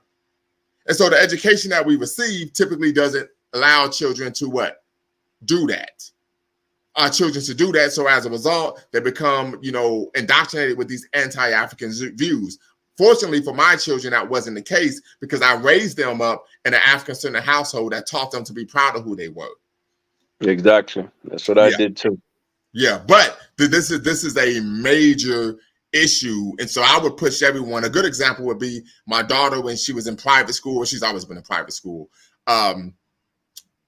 At the private school, they had like a bullshit. They had a BS Black History celebration, and what ended up taking place was I went to the director of the school, white woman, and said, "Hey, this is unacceptable." I said, "This is disrespectful to African people who we've existed from antiquity to today, and the only thing we accomplished was one man, one quote, and a Black woman sat down on a bus." She said, "Well, we don't have anyone here." I said, as my mentor taught me, Dr. Sway, who's from Liberia, he said, whenever you raise an issue, you better be able to propose a solution. So I said, I can provide a solution. I will do the Black History celebration next year. In fact, I'm going to be the president of the Parent Teacher Association. And since the school is 98.7% African American, we're going to make sure that every month when we have a family night event, it's going to be African centered. See, so I didn't just talk that talk; I walked that walk. You feel what I'm saying here? So, but I was able to do that because the education, my college education allowed me to do so, right? And so when we had Black History Month, we focused on African cultural attention. We talked about Black women in the Civil Rights Black Power movement. We talked about the Maroons. We talked about African civilizations on the continent, knowing and understanding that your history did not start on a plantation, right? We focused on Dr. Carter G. Woodson that created Black History Week, which later became Black History Month, and that this was important because the first books that he wrote was focused on the African background, so that Black people knew they had a history and culture to be proud of before they were brought here. Right, man? The kids went, they loved it. But right? Brother Lumba, this is what my wife did. This is what we had to do. When the kids was growing up, we said, okay, this is what actually happened, right? But this is what you have to do to pass your test and pass your class. So this is actual. This is what you need to pass the class. That's what we did. Mm-hmm. Go ahead. Yeah. So this is what we did. So as for when it comes to history, we taught them our history at home and said this is actual truth, right? But this is what you have to do to pass the class, and that's how they grew up. I mean, now they're grown adults now and everything like that. But this is what we did to get them through public school and so forth and so on. We end up had to put our daughter in private school because she was too smart for the public school. And as a matter of fact, the teacher told us, listen, you have to get Denita out of my class because she's disturbing the class. She's too far ahead, and that's when we moved her to. I figured that would Yeah. happen. I've seen that a lot. Either the child is too far ahead, or the school would dumb the child down. Right, exactly. Now, that's typically what would take place. So, yeah, either the child is too far ahead, or they would dumb the child down. Yeah. Yeah, and then back in the day, a teacher friend of mine, she got fired because she was caught teaching the children true history, true Black history, and they fired her. And as a matter of fact, when she was teaching the class, she was the only class that her students, it was high school, actually attended 100%. And the principal couldn't believe she got these kids to do it. But she used to close the book, right, and start teaching her way. That's how the children got interested in actually learning truth, and stuff like that. And they found out she's not teaching the curriculum, and they fired her. She never went back into teaching again. Yeah, they fired her. Is she teaching somewhere else now? She quit teaching. She was so hearted. She was young. She was about 26 at the time, and she quit and went into something else. Right.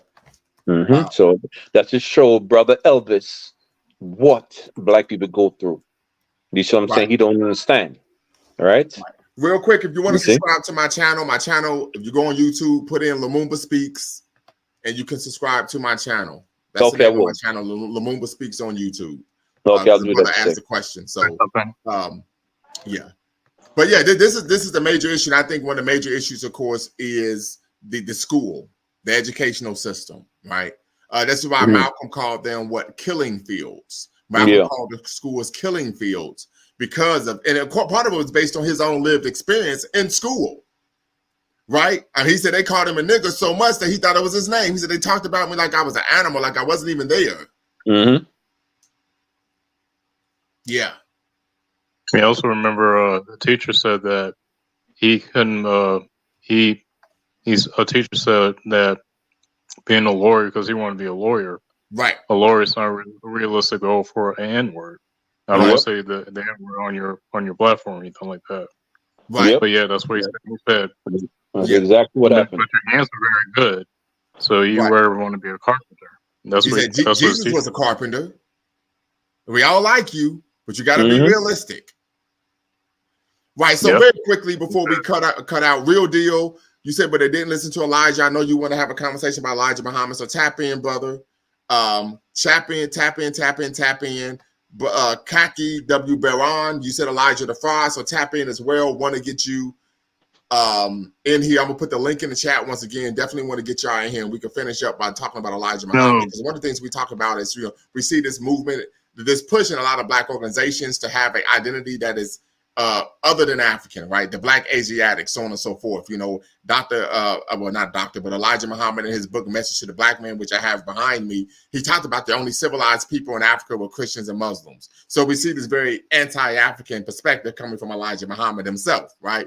So, Brother Kaki, hope you could tap in. Hey, Brother Real Deal, I want you to tap in as well, and we can close out.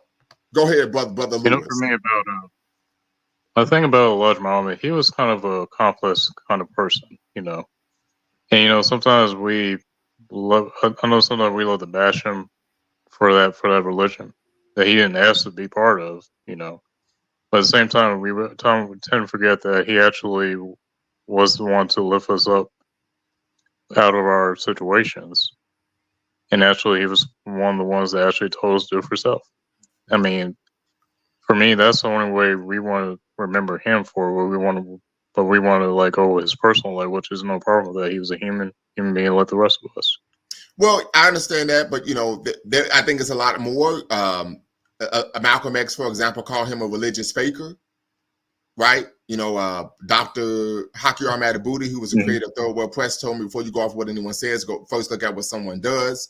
Malcolm X talked about that there was a time where Elijah Muhammad had built up enough wealth to create the very nation that he said he wanted to create within the nation. And instead of doing that, he actually was just hiring his family members and giving them lucrative, high-paying jobs in the nation, right? Another example we could talk about is the Nation of Islam. They had the program to end economic want. I had a conversation with one of the ministers of the Nation of Islam. I probably will post this on my YouTube channel because I actually recorded a phone conversation, and they stated, yes, we have this program to end economic want. I said, okay. He said, if you donate a particular amount each week or each month, we could do X, Y, Z with the Nation of Islam's businesses. I said, okay, well, if we are going to provide the what's it called when you provide money for a business? The capital for the business. I said, well, will we receive a quarterly, semi-annual, or annual dividend based on the profits of these businesses? He said, no, that's not how it works.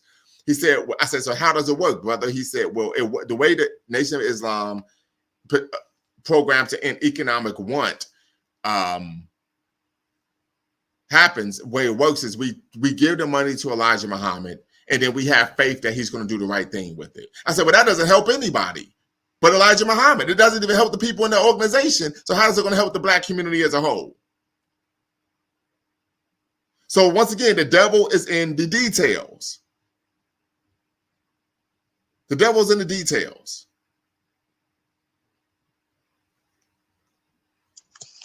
Yep. Yeah, I think all this stuff did benefit him to a certain degree. And I think that's the way we have to look at it with him. But like I said before, he wasn't a god. He wasn't a prophet or anything like that. He was a human being. Right. That's the way I look at it. Now you can respect him, don't respect him. It's your choice. But the other thing is, and a lot of it is the teachings as well were nonsensical. So I'm about to pull up some of the teachings from the Nation of Islam, because the one thing that the Nation of Islam does, and I think they do it rather skillfully, is they make sure that they're very careful in terms of the information that they disseminate to the general public. So this is from the book Modern Black Nationalism, from Marcus Garvey to Louis Farrakhan, right? And so they have an excerpt from 1965, The Making of the Devil, Know Thyself, 1965, Elijah Muhammad. It is knowledge itself that the so-called Negroes lack that which keeps them from enjoying freedom, justice, and equality. It is God's will and purpose that we shall know ourselves. Therefore, he came himself to teach us the knowledge of self. Who is better of knowing who we are than God himself? He has declared that we are descendants of the Asian black nation of the tribe of Shabazz. The origin of our kinky hair, says Allah, came from one of our dissatisfied scientists 50,000 years ago, who wanted to make all of us tough and hard in order to endure the life of the jungles of East Asia and to overcome the beast there, but failed to get the others to agree with him. Right? So these are some of the nonsensical teachings of the organization. Right? They made trouble. We have seen the white race devils in heaven among the righteous, causing trouble, making mischief, causing bloodshed until they were discovered.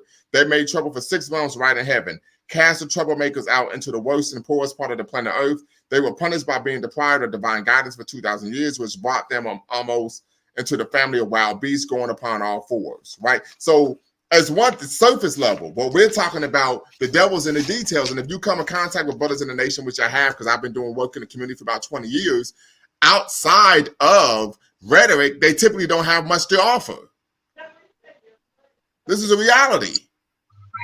They really don't, yeah. And that's so, then we have to look at, we have to actually look at, right, Afro culture concepts, dumb shit, exploiting African-American ignorance. I'm glad you said that, because Malcolm X said the same thing. He said all the things he was teaching us, he had just made up. None of it was true, but we believed him because we didn't know any better.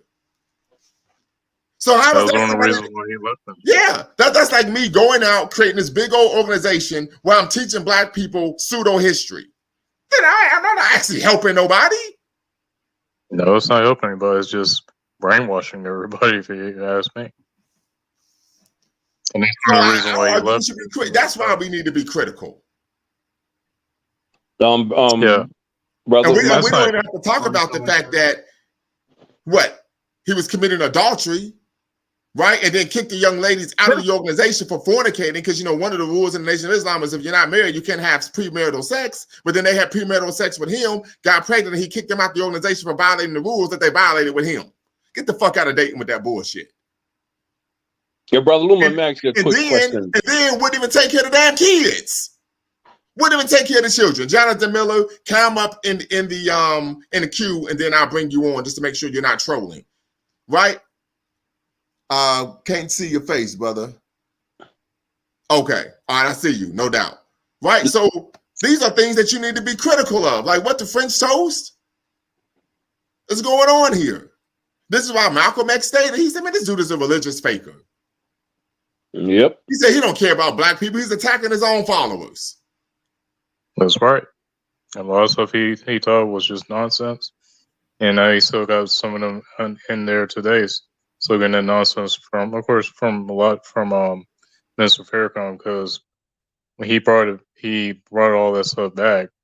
It's the same thing like from the previous Nation of Islam, and that's why now you see, because they're splitting off and making their own factions of Nation of Islam. It's not the same Nation of Islam from the 50s and 60s, and that's how a lot of them are still following the same stuff, and they don't realize how that's really brainwashing them and thinking that he's some sort of messenger of God, something like that. Right. And matter of fact, what we tend to find, even in these schools that they have, because I've met people who've gone to the schools, he said, we didn't get a African-centered education. We received a European-centered and Arab-centered education. Right. Mm-hmm. You know, they had Muhammad's University. Yeah. So it's like, what the fuck? But it's still being miseducated. Brother Luma, can I ask you a quick question? What's going on? What do you think about, or the reason why Malcolm was eliminated, do you think is because that white people and other people were actually starting to listen to him, what he was saying? Do you think so? Well, I don't think it had anything to do with white people. One, if you ever studied the book, if you ever read the book, The Plot to Kill Malcolm X, what we know based on, released FBI cables from COINTELPRO is that the Edgar Hoover had a goal of trying to separate Malcolm from Elijah Muhammad way back even in the 1950s. Mm-hmm. So that's one. The other issue is Malcolm. The reason why Malcolm was assassinated, he was assassinated before Dr. King, was because Malcolm had the backing of 5 African nation states to actually support him and going to the United Nations and having the United States charged for crimes against humanity against African Americans. So that was the major issue. What we also find is that Malcolm was politically mature. Malcolm wanted to focus on human rights rather than just focusing on a spiritual issue, right? Because the nation says that this is a spiritual issue. If we submit to the will of Allah, then Allah will fight our battles. And what we tend to find is people who join the nation who have the mindset of one Malcolm X or Khalid Muhammad, etc., they tend to not last long there. So that's an issue as well. Right. So that's what I'm saying. So as far as the practical side, I was thinking, a lot of people was being to say, wait a minute, this man is probably actually right. You see what I'm saying? He's probably telling the truth, or there's something about him that they like, or whatever like that. That's what I'm saying. The religious part they could deal with, but they couldn't deal with that other part of Malcolm. Right. Absolutely. D1B says Farrakhan claimed that they were wives after Elijah Muhammad's death. Correct. Mm-hmm. And so the issue is in Islam, you can have up to 4 wives. So if they were his wives, then why would he excommunicate them from the organization? Right? Because in Islam, you can have 4 wives. 1, 2, 3, 4. Right? So something to consider. Once again, family, if you push back, make sure that you, as I said at the beginning of the broadcast, you attack the argument, not the person. Right? We don't do the juvenile type behavior here on Lumumba Speak. So if you have an issue, attack the argument that I make. The argument many of the guests are making. Don't attack the person. Okay? Something, just want to make you aware of that. Brother Miller, you've been waiting patiently. Most certainly. Earlier, I wanted to call in make the defense for Elijah Muhammad not being a pedophile, since some people in the comments were saying that. Right. And a pedophile is someone who has a sexual attraction to prepubescent children. Yes. The young ladies that he slept with were teenagers or young adults. Yeah, that would have automatically excluded him from being a pedophile. Right. Absolutely. That is absolutely I just hate it when people say stuff and they don't know the meaning. Right. It just kind of sounds retarded, and it makes us look bad as people. I would agree. Because our people do it a lot. I would agree. Yeah. But other than that, yeah, no. Long as we don't be saying he's a pedophile. Right. Yeah, he was not a pedophile. Good. And even R. Kelly, we're not talking about R. Kelly. He ain't a pedophile. Not a pedophile. I don't. Where did that come from? I think it's just a term that most people know, because the term attraction to teenagers are as like ephophilia. It's really hard to pronounce. So, as a matter of fact, I'm gonna see if I can pull it up here. The pronunciation. Yeah, but excuse me, brother. You're saying it wasn't a pedophile. Yeah, that you're absolutely correct. But are you saying it was okay what he did? Yeah, why not? Okay, all right. I hear you. I I mean, don't agree with you. So real I'll quick, be the one of term is those people. ephophilia. So I why don't are you agree with okay you. with him You do having that to my sex with? do that to my daughter. You're a dead man.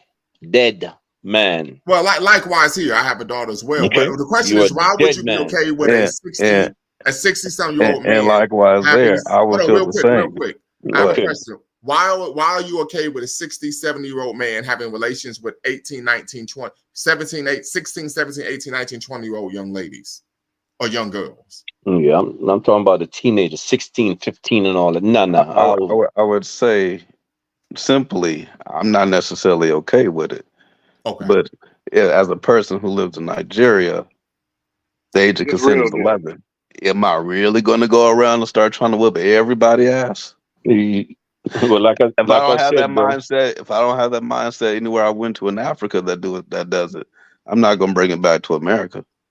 Yeah, that's Yeah, I fine. mean, But if you're gonna be authentic, you got to be that way across the board. I am that way across the board. I'm that way across the board. I don't I'm that way trust across the none board. of them. I don't care who it is. It could be my brother. And let me speak to this. And you brought my brother is a pedophile. Okay, thank you. Oh, he's in prison right now. When he told me this, I pulled out my gun and almost shot him. Mm-hmm. Exactly. Literally. So this is no cap. This happened a year and a half ago. You see what I'm saying? So for me, this isn't a situation. I'm consistent across the board with that. Like literally, I pulled out my firearm. He said, "You better get the hell away from me right now." And I told him, I said, "I'm going to nail your ass to the cross. I'm going to testify against you the whole nine. This is my blood brother. We're talking about the guy who protected me growing up." You know what I'm saying? So I'm consistent across the board with this. Mm-hmm. Are y'all done with the literally? Now, just out of curiosity, Elijah Muhammad conversation? I want y'all to make a clear statement. What's your definition of a person that's able to give consent to sex?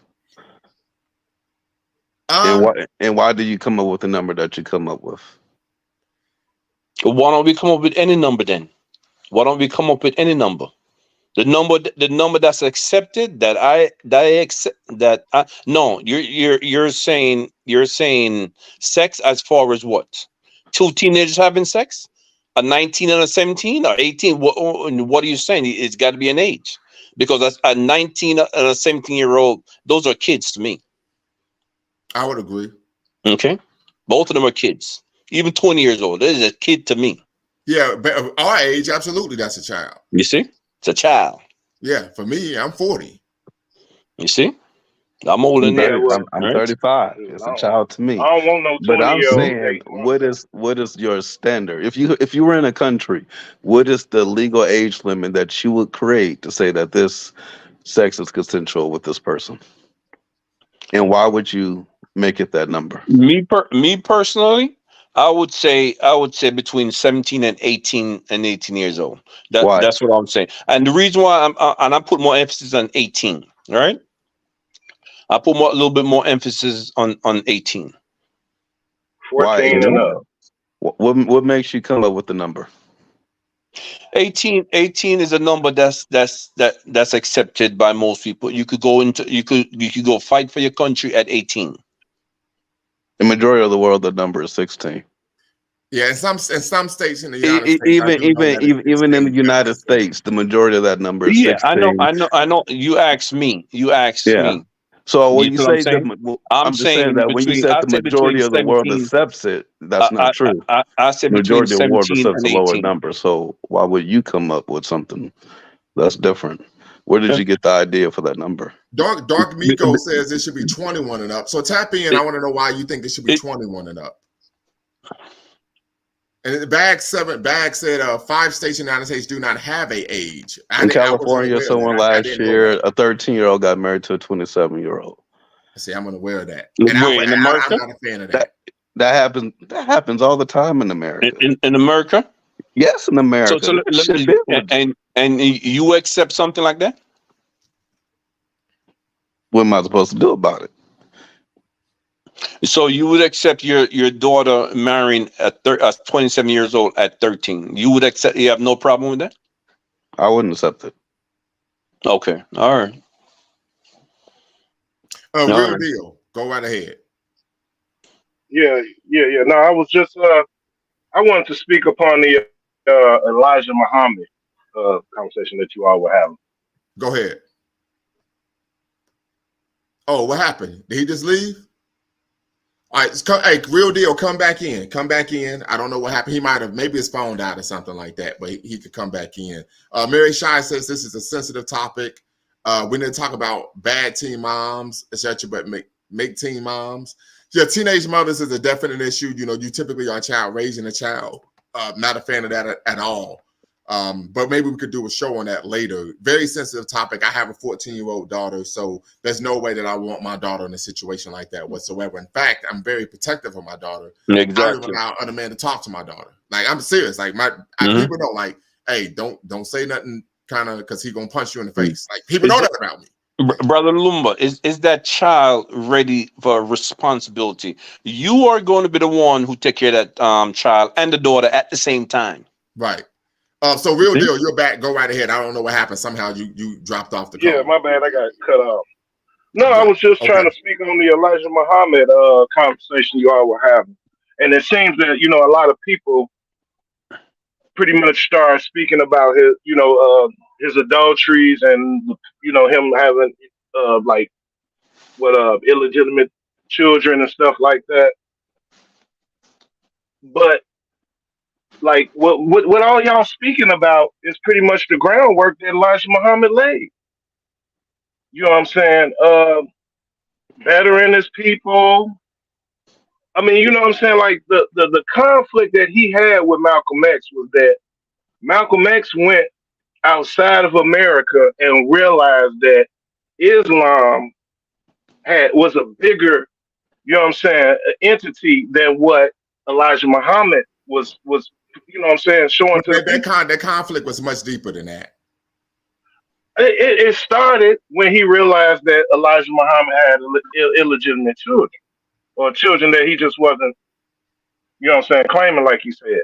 Well, actually, hold on real quick. If you read Malcolm's autobiography, Malcolm stated that even before he learned that, he was questioning Elijah Muhammad's leadership starting way back in 62, 63, where there was that shooting at the LA mosque, right? When the police killed all those brothers at the Los Angeles mosque. Malcolm flew out and talked about, hey, they're going to pay for this. They're going to pay for this. They're going to pay for this. Because people were saying, well, the Muslims always state an eye for an eye. And Elijah Muhammad called Malcolm and said, no, Allah will fight our battles. And he said, and he states this in his autobiography. That's the first time I began to question his leadership. So that Malcolm had to go in front of the people and talk and explain away why they didn't do what they said they was going to do, which is when you put your hands on us, we're going to put our hands on you. He said that was the first time he began to question his leadership, because what he was saying and what he was doing were not mutually exclusive. I think Elijah came to the realization that, you know what I'm saying, they would have, you know what I'm saying, they would have destroyed the Nation of Islam if they had pressed like they were. He had to do it, you know what I'm saying? It was kind of a passive aggressive approach. After a while, they couldn't. It couldn't be all physical, because I understand that, and I agree with you there. However, he's going off what he said they were going to do and what actually happened. That's all. The other issue Malcolm talked about in his autobiography was that Elijah Muhammad had got to a point where he had raised enough money to be able to do the things he said he was going to do about creating a nation within a nation. Instead of doing that, he was hiring family members and giving them high-paying jobs in the Nation of Islam. These are things Malcolm X stated in his autobiography. He also stated that Elijah Muhammad was teaching things that were ahistorical. And that when he got with Dr. John Henry Clark, he realized that he was playing on our ignorance and just telling us anything. So that's what I was speaking on. In other words, a two-bit preacher. What was happening was they were preaching pro-black and only black. in Islam. When Malcolm realized that Islam wasn't just a black thing, and that, you know what I'm saying, like he said, it was blue-eyed white people that were praying right next to him. It made them universal. Well, but Malcolm also That stated that but Malcolm stated in his autobiography, go back and read the last 3 chapters of his autobiography. He said, even though Islam promotes the oneness of humanity, he says, I know I live in a world, in a country that does not. So he says, my perspectives are black, my loyalties are black, and the institutions I want to build are black. So Malcolm said, even though Islam teaches this, he says, I'm still going to be a Pan-Africanist. Oh, right. that's brother. Are you saying that Malcolm didn't know that other people in the world are Muslim besides black people? And that's Are you, not true, because Malcolm had been to Africa on 3 Well, different right? occasions, That's what I'm saying. Is he that said it. that's long what He you're before said it he saying? took that himself. high. He said it himself that he said it himself on when he took What his about the Hajj. He Arabs? said What that. about the Arabs? What about the Well, Arabs? what I'm saying is what he came across were the Turks, and and the Czechs, and he didn't realize. Oh man, these are the people that in Elijah Muhammad's book that are said to be the demon, the evil, the white devil, as to say. But And they when had he white opened it, Arabs. What about it's the an Arabs? enlightenment. But I'm Malcolm know saying that that's all. Arabs are Muslims.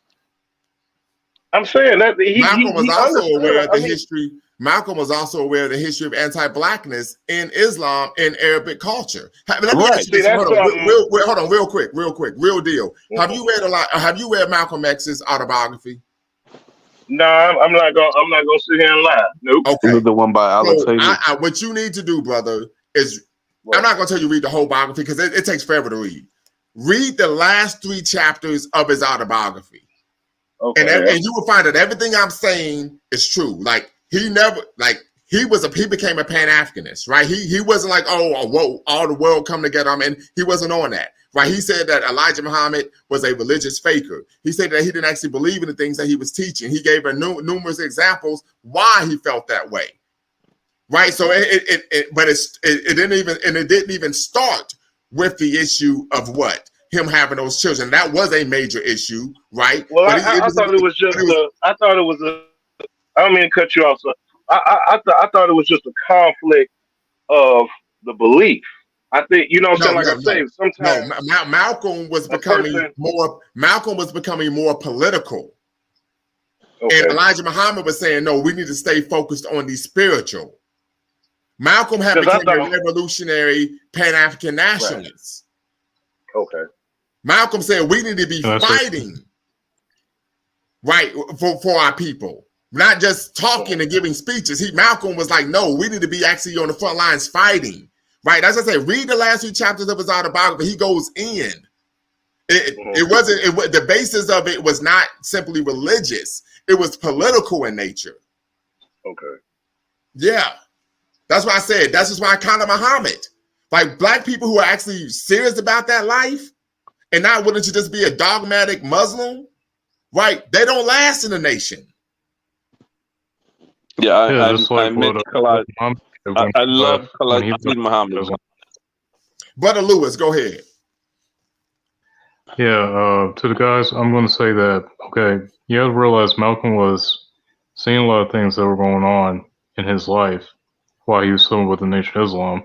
He also realized that he was moving on from the stuff that he learned from them, and also was calling out the stuff, calling Elijah Muhammad a religious faker, because he wasn't moving forward to a lot of things that he wanted to move forward to, because he wanted him to be stuck on this Muslim spirituality type stuff, and also at the same time he um, was moving forward out of that and going to something else. And he was a Pan-Africanist, yeah, because he already had that instilled in his childhood. Like I said, the book Parents said, yeah. And that's a lot of things Elijah Muhammad was doing. They were paying millions of dollars to the Klan in the South. I mean, all type of crazy stuff was going on. I mean, They they were were even doing what? inviting white supremacists to their Savior's Day meetings. I think with that, let me push back against that one. That was on that whole thing was about them trying to separate have their own separate nation. That whole Ku Klux Klan thing, because a lot of people kind of like. But no, I'm aware of that. But also there was an aspect to where they were seeking to do business with the Klan, and the Klan was simply getting charging them absorbent amounts of money and doing very little work, and they kept paying them. And the Klan was being extremely disrespectful to the people, to the brothers and the sisters in Georgia and Atlanta in particular. And they just accepted it. So we see that even though the bravado was one thing, that they still was engaging in a level of racial deference to white people when they actually came in contact with them in person. The other issue, and I know Brother Dilo Kenyatta talks about this, cost don't cultivate. We find this in the Nation of Islam, find this with Hebrew Israelites, Nuwabians, etc. Right? Is that they provide all of this militaristic bravado regarding that, hey, we're going to fight against the oppressors and so on and so forth. But they tend to at the majority of the time, they're violent against the very people that say they're trying to help and liberate. Yeah, Brother Lumba, they knew they were Klan members. They knew that for real. Yes. Oh my God, are you serious? I'm not making this stuff up. Wasn't it a movement like the third way or the third route or something? No, so it was a situation where they had established a mosque in Atlanta, and something happened, like the brothers had got into it with some Klan members. So Elijah Muhammad approved a meeting. One of the Klan members showed up at one of the ministers' house that ran the mosque in Atlanta, was like, listen, you're gonna be a good boy during this meeting. If not, I'm gonna have my people come back and blow the house up. And he was like, yes, sir, we ain't gonna have no problem. So long story short, they hired some Klan members as that were attorneys to represent some of the brothers in the nation. They did that, but they really just was extorting money from the Nation of Islam rather than actually providing an adequate defense for the black men they were representing. And they just kept milking them for money, milking them for money, milking them for money. So like I said, all of this bravado, when you actually went with the devil's in the details, all that shit was just rhetoric. They were just talking a good game. I've been around people in the nation. When they buy themselves, they straight punks. When they 40 deep, then they God body. I've been around this shit my whole life. Like I said, I'm from the real hood, not the rap hood. This is a reality. And they tend to only be violent against other black people. When have you seen a person in the Nation of Islam be violent against one of the white devils that you're always talking about? Not now. I never seen them in my entire life. Matter of fact, when black people are victims of extrajudicial violence, they go on social media and blame other black people. Well, see, the problem is you want to wear all these Jordans and all these expensive shoes. They ain't got shit to say about the people that actually that's murdering us. Exactly. I've never seen. Like I said, once again, the devil is in the details. They want to attack Reverend Chickenhead, but not the motherfucker who just killed the black boy or the black girl. I'm a bit shocked about what I hear, because the NOE people that I know are good people. Actually, people that repatriate to Africa. Right, and I there's some brothers that I know who are on the nation that I think highly of, but that doesn't change the organization. I know some people who are Christians that I think highly of. My parents are Christian ministers, by the way, but that doesn't change that the doctrine of the religion is vehemently anti-African, anti-black. Okay, this is a reality. So I say the devil's in the details. Lumumba, how do you feel about Farrakhan? He's a charlatan. One, it ain't what I feel, it's what I think. Okay. Right? He's a charlatan. I've seen Farrakhan, and I actually used to have this recorded on my channel, where he is in the Mosque Mariam stating that the reason why fathers molest their daughters is because the mothers are overweight. I say, get the French toast out of here, man. I'm not making this up. This is somebody I'm supposed to take serious? This is somebody I'm supposed to take serious? This is someone I'm supposed to look up to for guidance? Get the fuck out of here, man. He also said that black is a curse too. He even said that too. So how am I supposed to take somebody like this serious? And you said that black is a curse. Their hair is something. I'm talking about, we were cursing. That's why our hair is not the texture of our eyebrows. I saw that video as well, man. Come on, man. Get the fuck out of here, man. I got more of a self-respect as an African than to follow some bullshit like that. Who cursed? God cursed us? That's what he's saying? Well, I mean, he didn't say who, but he just said that it was a curse. I remember watching the video. So, but Brother Lou was saying it's factual because I saw the video as well. And when he mentioned the thing about I know what he's talking about because I saw the video myself. Oh boy! Yes, like I said, I look at in totality. For example, I could be saying I'm a revolutionary Pan-African nationalist. But if you find out on the back end that I'm a dope sniffing pedophile that like little boys, and we don't give a fuck about what I'm talking about. You gotta look at my actions. Mm-hmm. Right? I don't care how many institutions I built. You got a lot of pedophiles that go to third world countries or developing nations, just to be politically correct. And then they building these schools for kids, and the whole time they raping the little boys. Yep, they do it right now. Mm-hmm. They do it right now. There was a white dude from Connecticut. He did that shit in Haiti. Mm-hmm. I don't give a fuck about no damn institution. And you out here manipulating teenage girls to get into bed with you when you 70 years old. Mm-hmm. Why people are. That's one of the problems with Tariq Nasheed, the shit that he's doing, where he's trying to get people to believe everything he is. And look at his background. And you check his background, he was a pimp. Yeah, he was a pimp. He was like, I'm the only pimp that wrote a book about pimping. The fuck? So what you were about is what? Ensnaring our women into what? A sexual slavery. What? And we know the concept of black women being hypersexual was something that was created during the Middle Passage, where they justify raping African women during the Middle Passage by saying, well, they're African women, they have a voracious sexual appetite, they want it all the time, so you can't rape them. Get the fuck out of here, man. On the real. Get the fuck out of here. You see what I'm saying? That's why I say I have to look at you in totality. Totality. A broken clock is right twice a day. Everybody can say some shit that sound good. A lot of people are master organizers, but what is your character like? What is your character like? What do you do behind closed doors? Did Tariq Nasheed do? He's still currently a pimp, or that was his old life? From what we followed, he said he's not into that anymore. But what I can tell you, and people that know me, who I am on this platform, I'm the exact way in real life. Tariq is pimping people.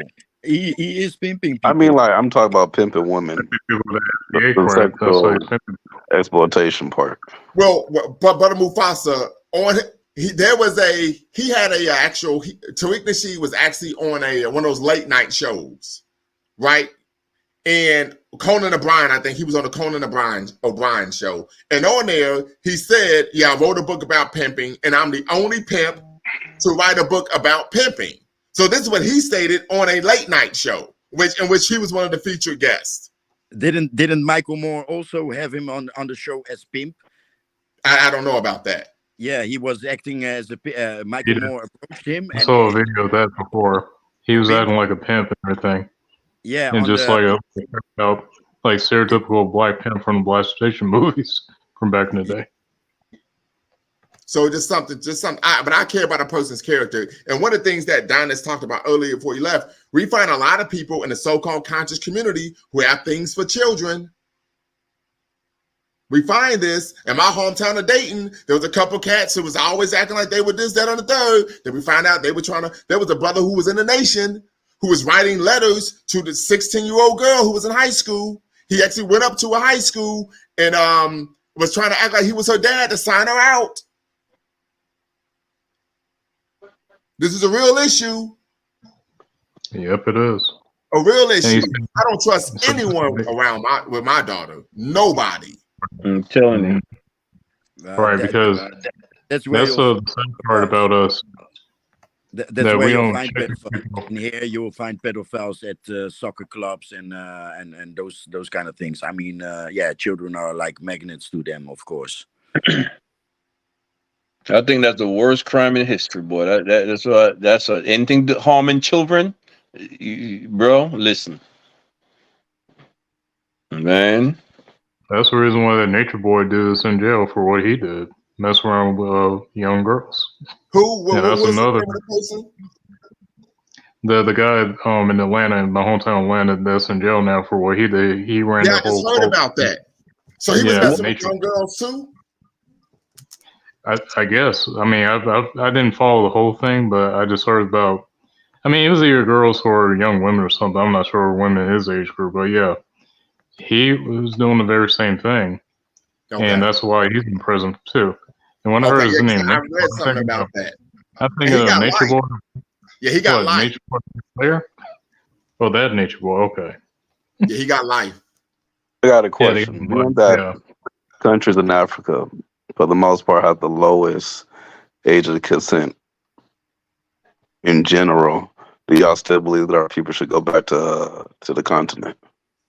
So, what's that question again? I'm sorry. Being that African countries generally have the lowest age of consent, like all throughout all the other continents, do you still believe that our people should embrace the African way of life, considering that that is a part of the African way of life? Nah, Hold on a second. But count, when you count. say African way of life, which I mean, African way of African. life you talking about? The colonizer African way of life? Because African is 100% We colonized. we we, we don't want to. We ain't gonna put everything on white people. We they're not colonized in the things that they do and everything that they've done. We got to have some kind of self accountability. Let's Yeah, not blame but that's what everything I'm on white saying. people. Which one? Because the Africa I know, the Africans I know is 100% colonized. We have to be serious also. When you're defending and when you're defending your nation, I'm like, where do you got to get that from? It's just your defense of the nation of Islam. I'm sorry, I'm I'm not a not. member of the Nation of Islam. I'm a Yeah, certified Christian. and So still, yeah, I would say this still, much. There was a time many years ago where I dated a sister from Sudan, and she shared with me these type of issues. So I would say that, and the sister, I think Sister Muhammad says the base. We can embrace Africa without accepting the negatives, and we know culture is fluid. Right, culture is not static, and so we could change those aspects of the culture. There's an aspect of our culture to where, and this is a colorful example, being intimate with 12-year-old girls is acceptable, then that's something we can change. We can say, hey, this is not a part of our culture that we want to accept or think is positive or think is right. And so we can organically change those things. I my agree with you, Lumumba. But the only thing I question is because earlier I was asking about what y'all thought about age of consent and what age would you put it. I was expecting, and I got what I expected for the most part, age of 18, somewhere in that number. A pretty westernized viewpoint. Does that mean that you're taking your westernized viewpoint over there to Africans saying we want you guys to change and You know become what, like brother? this? That's a great question. I ain't gonna lie, that is a great question. Because I mean, we doing that. What's next? I So mean, we so gonna let go me ahead ask. and change. Say, But you let can me change ask your you gender something. too when you're eight. Let me ask something. Um, which are you?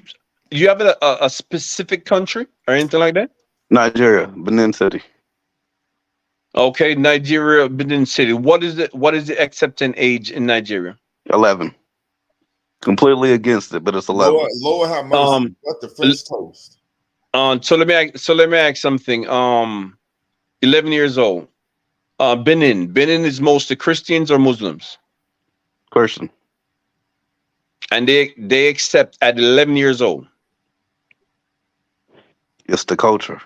So, but hey, brother Shabazz I says the age mean, in the thing So Nigeria is is, not 11. Brother Shabazz, can you tap in? tap Hopefully you in, can tap in Shabazz. because he's saying that that's not the case. you sure about that, bro? I've never seen that before. I know a lot of Africans. I grew up with Africans in New York. They never You grew said up. You grew nothing up with like that to Africans me in New York. in New York. Well, we're talking about actually being on the continent here. No, yeah. I know what you're saying. I Then know let what me you're saying. let me speak. Then let me share my personal experience.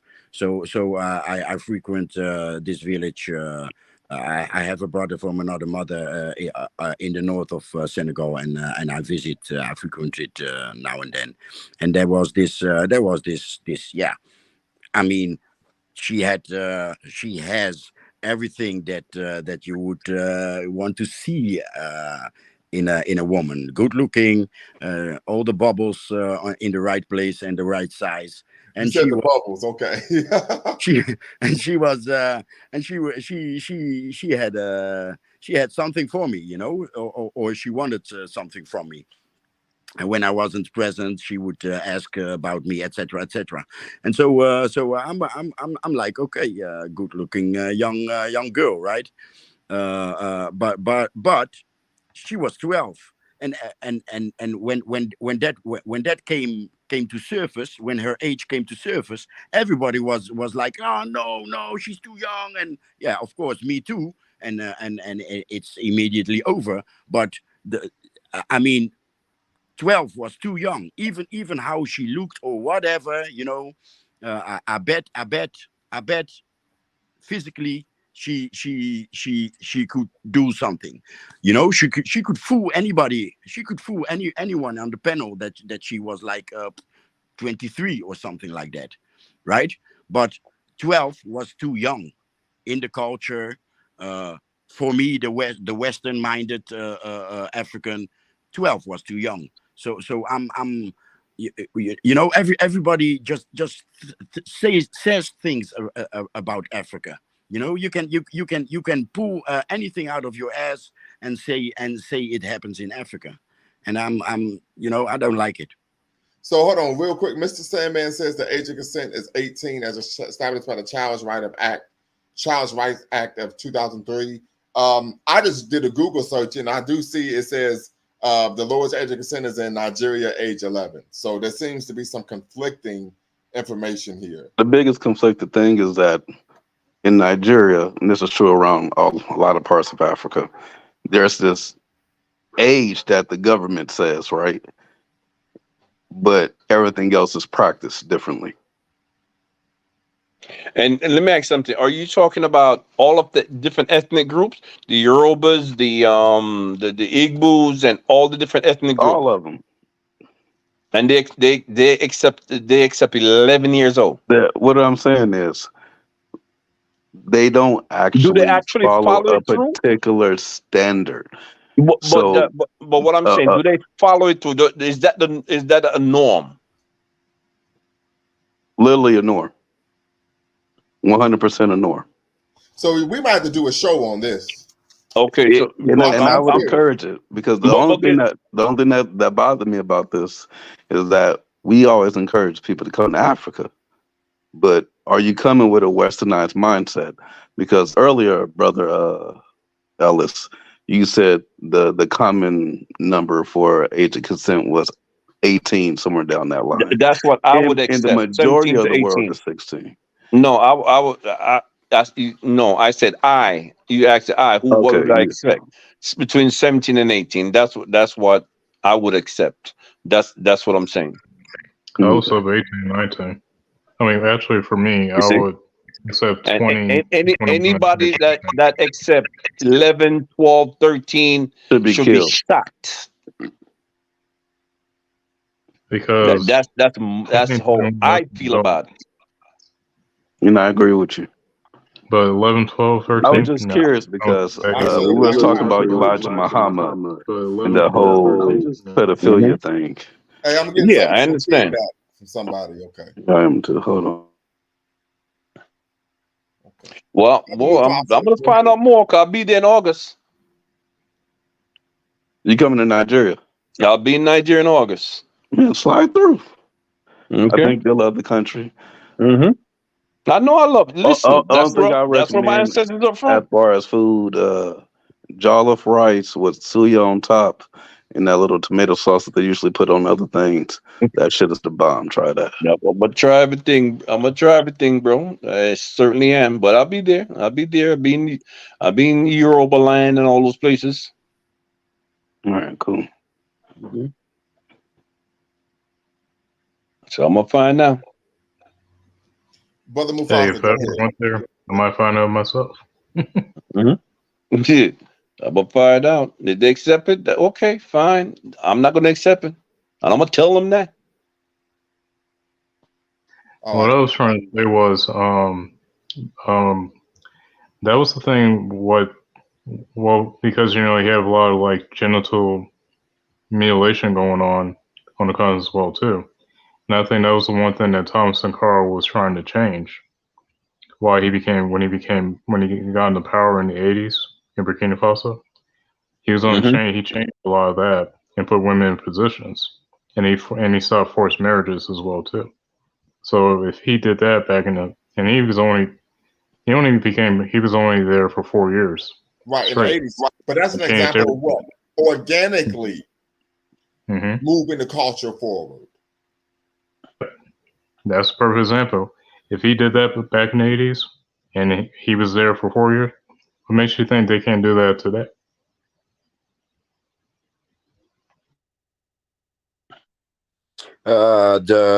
My baby mom's is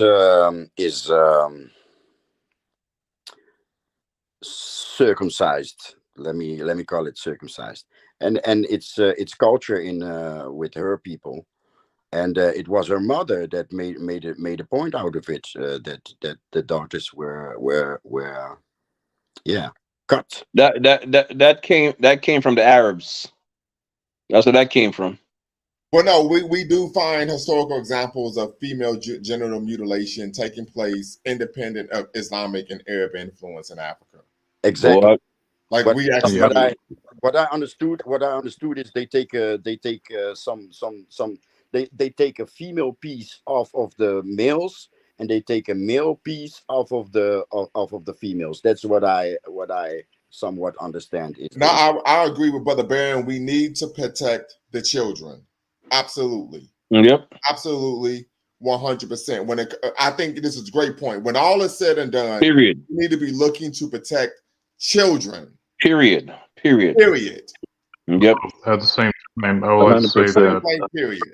One of the main things I really hate about Nigeria, I don't really try my best not to express my dislikes about the country because it kind of feels like I'm being like, I don't know, hella like European and white supremacists about a whole lot of shit.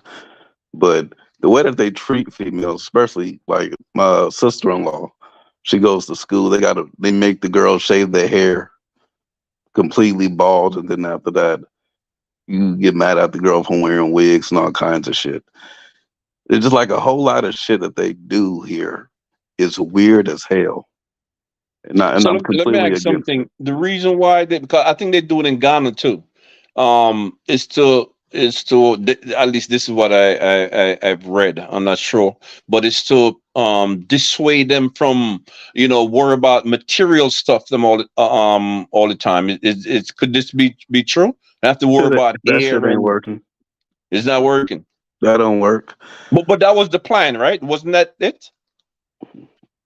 I mean, that's what I heard, but for the most part, unfortunately, I see the future of Nigeria in a lot of ways being ratchet as hell.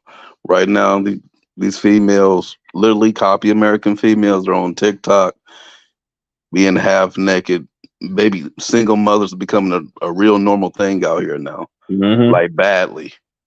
So I mean, Well, listen, man, they're Christians, or the other half it is don't make a Muslim. difference if it's You Muslims. It's know, the same thing. that's what I'm saying. They got white Jesus statue and paintings all over the place. I mean, they 100%. It's one thing if you're a Christian, but to me, my mom is a minister, and I love my mom, right? But to me, religion is very dangerous, and I tell that all the time, Yeah, you'll right? see.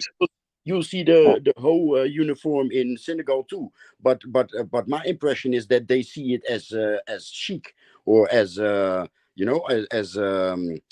as official attire for parties, and that's but it's the behavior doesn't match the behavior of females in the West.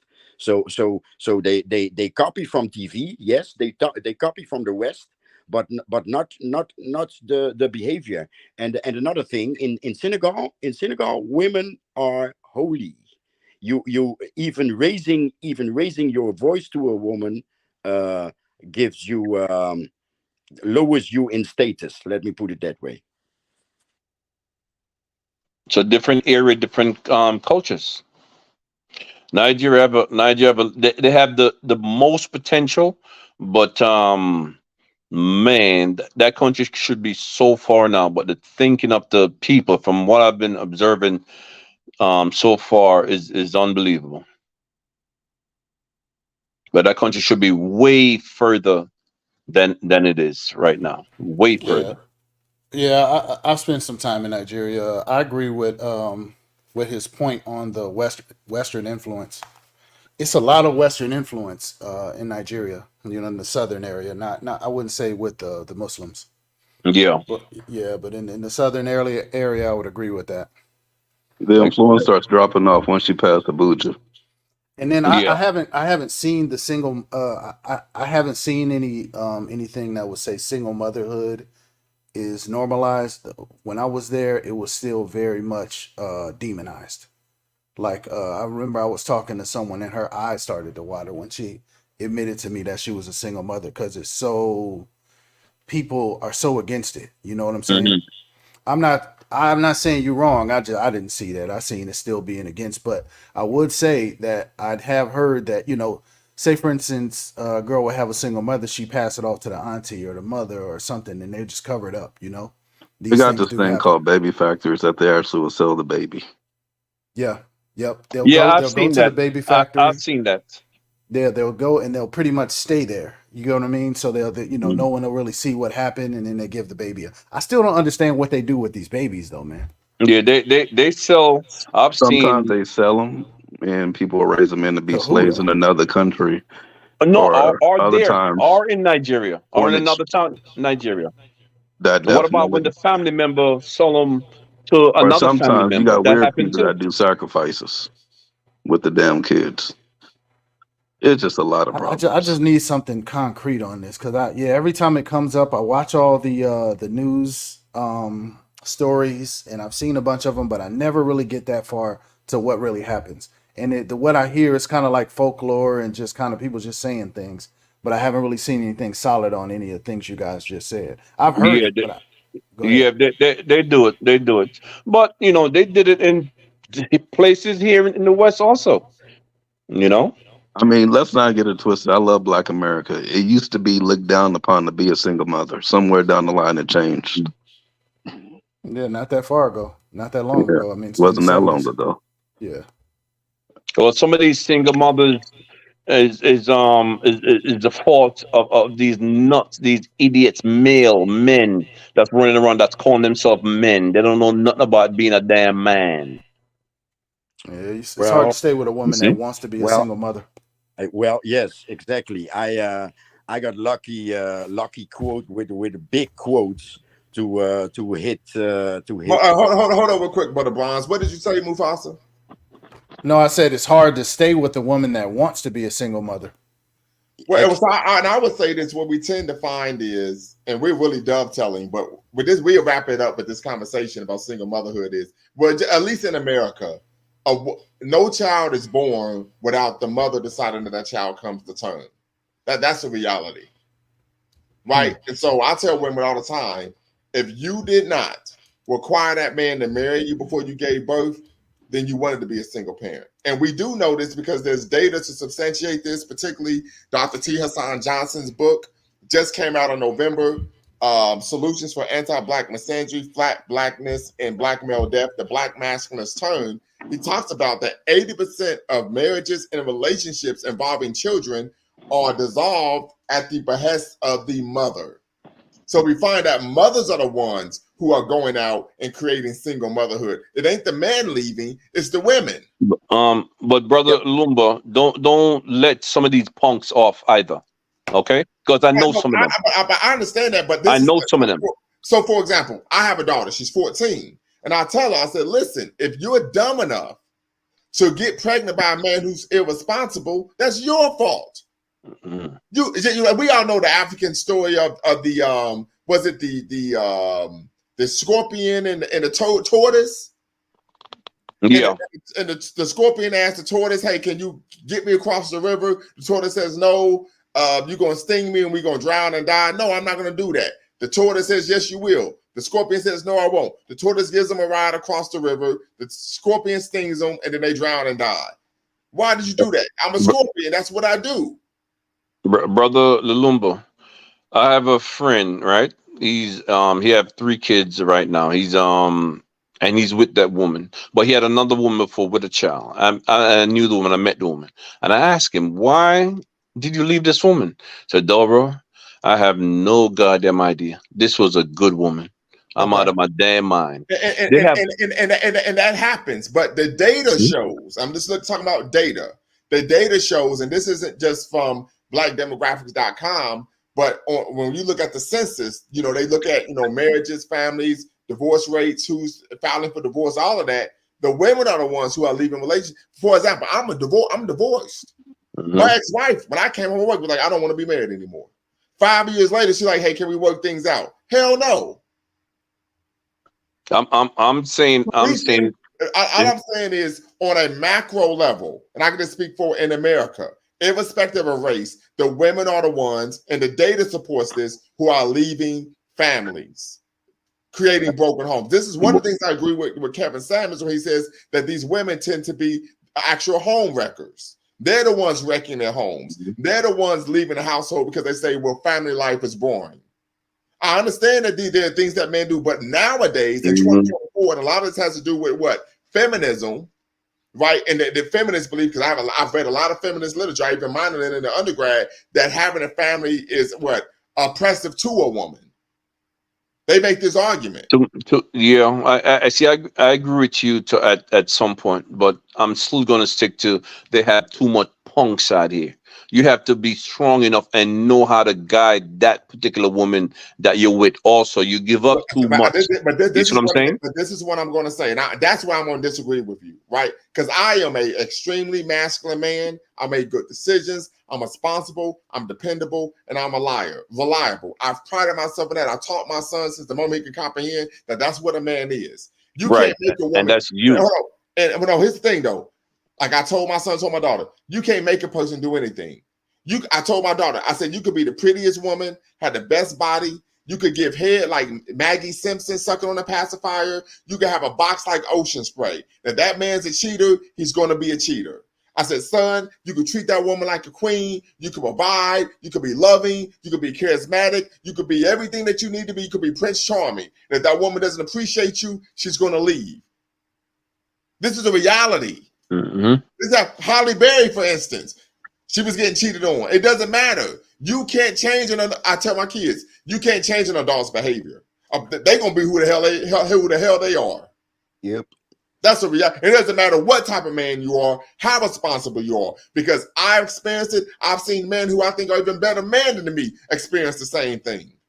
Well, it goes both ways. Like I'm saying, it goes both ways. But the man is supposed to be the stronger one, and a man's. But of course, you cannot. You're not gonna keep every woman. Some of them gonna want to leave. Of course, you see what I'm saying. But my thing is, there is too much punks out here. They're just ready to run in a second. You see what I'm saying? Not everybody have the character like you, Okay, brother. You see? let me ask you this question: when you call a man a punk, the majority of the time, who are these guys? So you're talking about boys who are masquerading as men. Who are they? I'm talking about those kind. I'm not talking about a real man. So the question I'm is, talking about them. Right. Who are these boys who are masquerading as men? Who are they raised by? The majority of the time. A lot of them are raised by women. It is true. So there's the problem. You see what I'm saying? So there's the problem. But what happened to the men that have them? Well, hold on. I'm glad you brought that up, and I'm gonna even get personal. Right, I'm gonna tell you what happens. And Dr. T. Hassan Johnson talks about this in the book. It's the fact that the court system is vehemently against the man. I give you an example, and it's a true story. I'm gonna bring my personal life into this. My son is 16 years old. Okay, 16. When my son was 10 years old, that boy was on the road to being a Rhodes Scholar, but not the Eurocentric white supremacist Rhodes Scholar. But you know what I mean. He was reading the New York Times. He was reading the Wall Street Journal. When I would have speaking engagements, he would open up for me. He was cooking with fish grease, boxing. He was a swimmer. He was getting gold at Midwest regional meets. He said, man, Dad, I'm going to go to the Olympics as a swimmer. I said, cool. When he was 10 years old, my ex-wife's family put up half the money for him to get a lawyer and said, we want you to get custody of him because we think if he stays with his mother, he's going to end up in prison. We have a 2-day hearing. Her family testifies on my behalf. It's not looking good for her. She takes my son and runs off to the Washington, D.C. area, DMV. Okay? I haven't seen my son in 3.5 years, even though I'm still paying child support. Why? Because she will not abide by the court order, and she doesn't live in the same state as me. So the warrant that's for her arrest for being in contempt of court isn't nationwide. I got a call last night, said my son has been charged with 2 counts of armed robbery. Mm-hmm. It wasn't because I was being a deadbeat. It's because most of these women would take the child and then purposely try to do what? Raise the child without the father, even though they do a horrible job of doing so. Well, what hold on. This I just found this out last night. I went on a date with a woman 13 years ago. Good looking sister, was an athlete, everything. We're having dinner. She tells me, I want to have children and then raise them without their father to prove that kids don't need a dad. I said, well, at least she was honest. She told you. Told me this. I said, check, please. Check, please. 3 years ago, I ran into her. She's a single mother of 2 kids. She said, this is the biggest mistake I ever made. Mm-hmm. Too bad for her. And she said, man, and now I see why when I told you that you asked for the check and got the fuck away from me.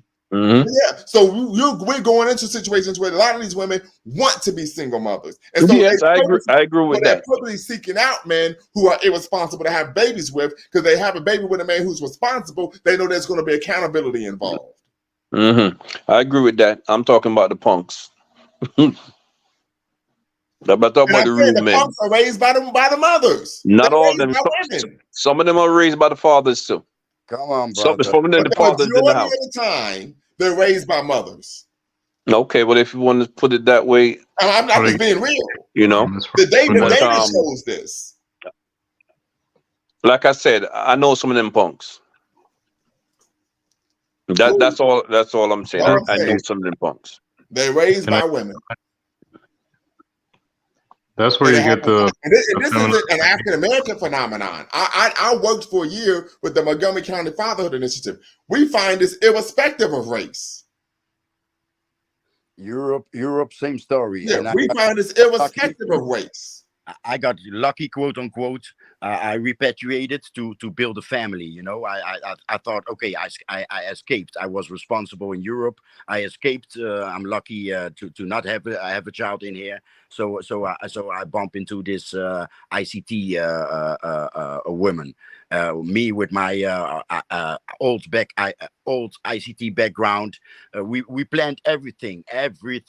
The moment she fell pregnant, she switched everything. You know, so she the NGOs, Western NGOs, go to these universities and gas up these females. So you're gonna see that shit in Africa too. I was lucky to bump into exactly what Lumumba explains, you know, and she drops off my son at her mother and sisters, and it's a house full of women, and my child is 10, and he's already bragging about having it translates, it's dochem bandi in Wolof, so it translates to gangster's truck. So my boy of 10 thinks already thinks it's cool to be a gangster. He lives he's brought up by only females, like 4. There's 4 of them in that house, and still there's no education. Well, I mean, the bottom line is it's a European phenomenon. Let Sister Muhammad speak. She's been waiting patiently. Well, I just got on. They can go ahead and finish. Okay. Well, yeah, but you was waiting in queue for a while, and I didn't see you all. That was the issue. Oh, okay. Yeah. Okay, well, go ahead. Well, I don't know if you guys are. I just wanted to make a couple of points about Elijah Muhammad. If you guys are still talking about that, go right ahead. Yeah. And yeah, there was a brother who commented. It was concerning that people in the chat were calling him pedophile. So I just wanted to kind of clear the air on that. Elijah Muhammad had a wife and had children with several other women. The youngest woman he had children with was Tanetta Muhammad. Tanetta Muhammad was born in 1941. She died at the age of 73. Her first baby was born. Let me see, when was Ishmael born? Ishmael was born in 1964. So if his mother was born in 41 and he was born in 64, She was not a teenager. So, and I think this is kind of how this happens.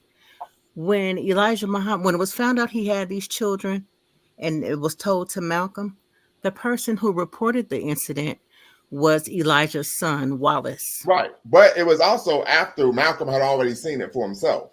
Right. But we don't, maybe Wallace was kind of shocked or upset that his father had other children. I don't know. But Wallace was sent to Egypt to study Islam, so he should have been well aware of men having more than one woman. I mean, that was thrust upon him. He had knowledge of that, so I don't know why he would have been surprised.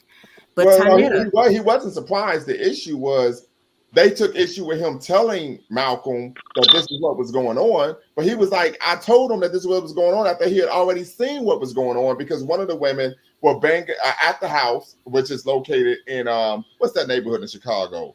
On the south side. I can't recall the name. It's near the University of Chicago. And she was banging on the door saying, "You're going to help me take care of this baby. Help me take care of this baby." Malcolm saw that, and that's when he was like, "Well, what is this? Is this what's going on?" And Wallace said, "Yes." now that was a little bit before my time, but I was in the nation for like 25 years. Mm-hmm. So with these sisters, they all profess to get along with each other.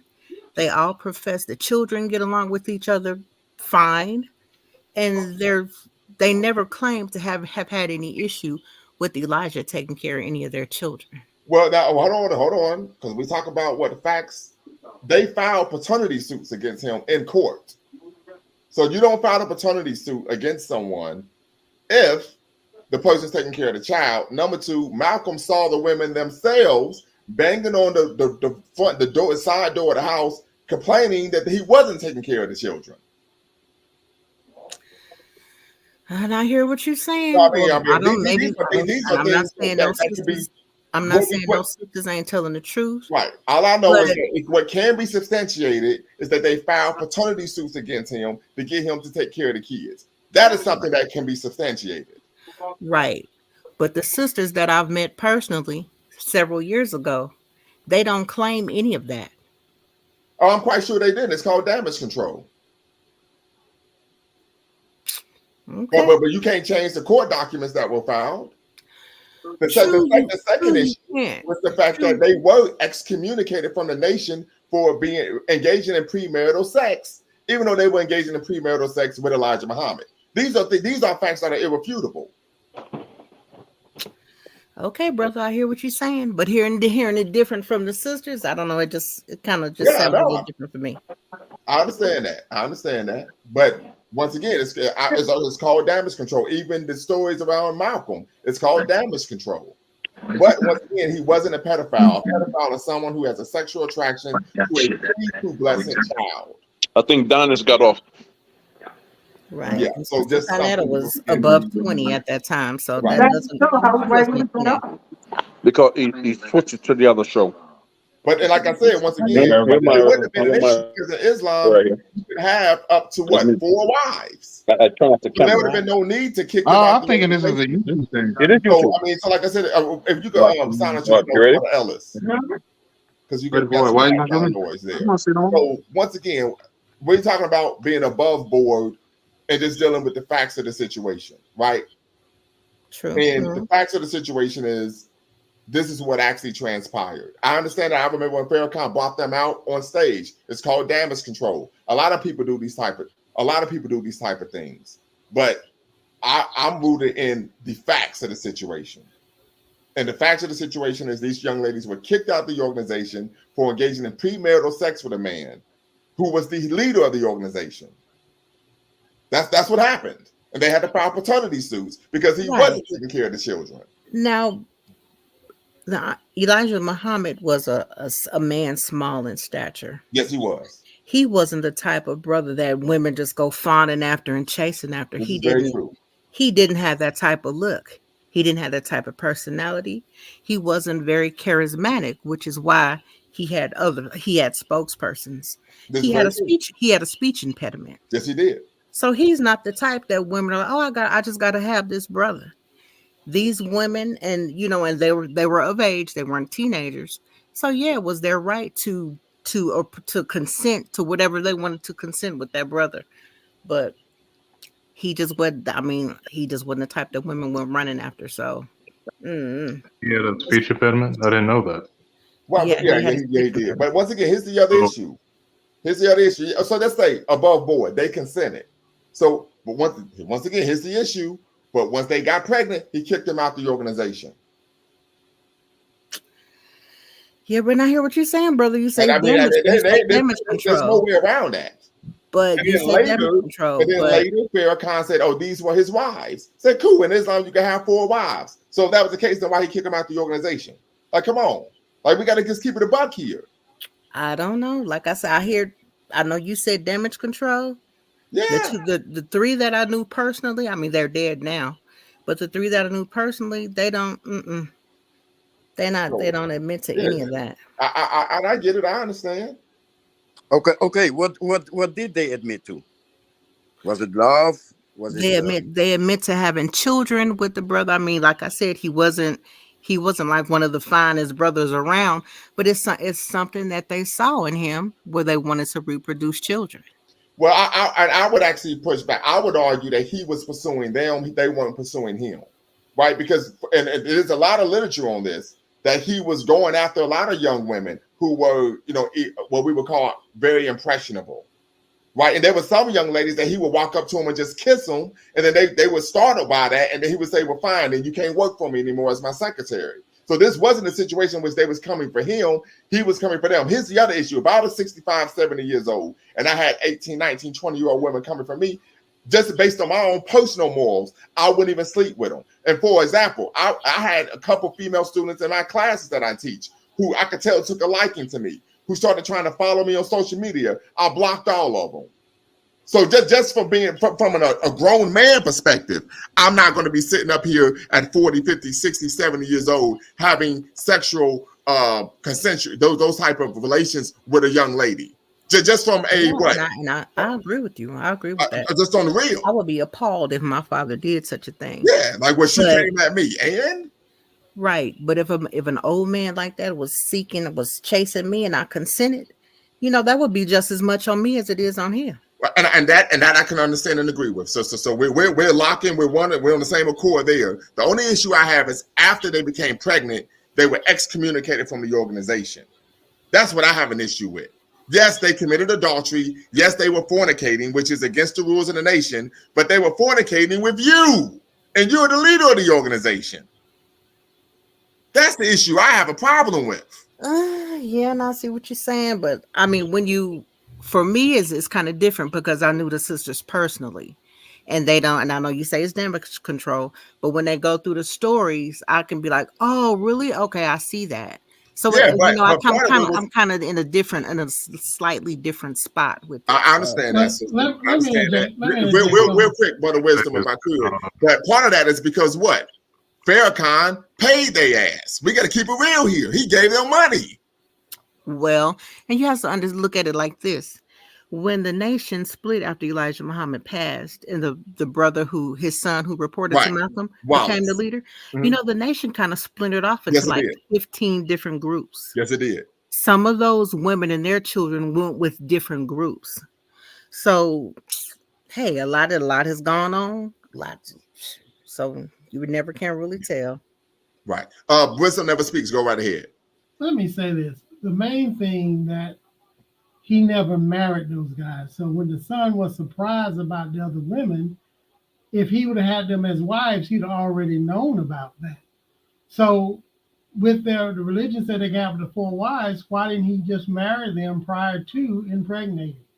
So when they're telling you a story later on and they have to dress things up, and trust me, I have a sister to this day have not told her adult kids, and they have kids, who their real fathers are. She don't want to even meet people from her past because she don't want to. She want to keep things dressed up the way she has it now, and that's her story.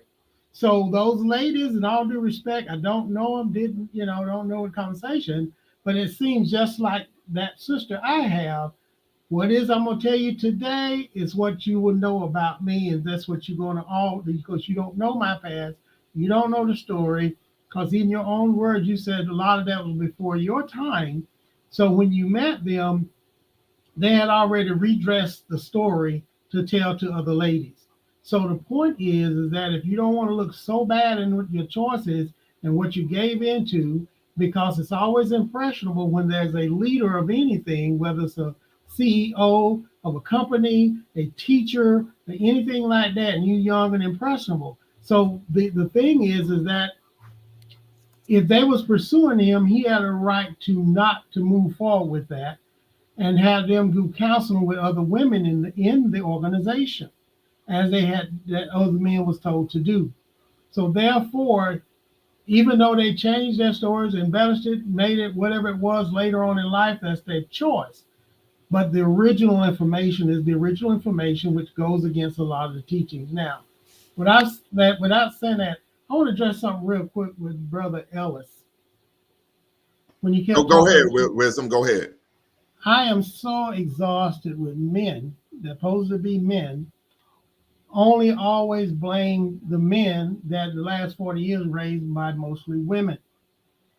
And the fact of the matter is, we know that there's some knuckleheads running around. Yes, we know that. But when you will not allow women to be responsible for their choices, because they will not allow a man to be part if they want to disregard their fetus. They don't have to. And so a lot of women today, even in 8th grade as a teacher, had 2 girls in her school, told them, because they was talking about what is your future? You want to get married, you want to do these things and all that. 2 of them says, no, I just want to have me 2 babies and get on government assistance, just like my mom did. We won't need a man just to help us get paid. And in the 8th grade. So they're not wanting a man that's going to be wrapped up in all that stuff. So you have to allow yourself, for both parties, to have total responsibility in what they do when they lay down unprotected. Because if you don't accept the fact that women now can protect themselves against pregnancy, there's something wrong with you at that age. I'm just going to be real with you. And that is the problem. We don't take accountability as a people with bad behavior. And God knows we got enough women don't challenge other women for their behavior and their choices. So we as men, and older as we get, right, we got to stop giving passes and always blaming. We got to stop that, brother. We got to stop it all the way. That's all I'll come back in to say. I would agree with that 100%. Brother Kevin, aka Mr. K, says also Elijah's wife Clara threatened to leave Elijah on many occasions when she found out about their affairs. That is very true. That is true as well. She took extreme umbrage with him having those sexual liaisons with many of his secretaries. So it's just, once again, and I'll give you another example. I was at the gym earlier this week, and the sister, I'm 40 years old, she's 23. She asked me, was she too young for me? I said, yes, you're a child. She says, but I'm an adult, I'm grown. I said, you're a child to me. Period. Right? I feel the same way. It's like I can't. I mean, I just don't. I can't do it. I'm like, you a child to me. Yeah. So like I said, there's a big issue. I know a lot of people take issue and umbrage with the issues, but like I said, I'm fact based, right?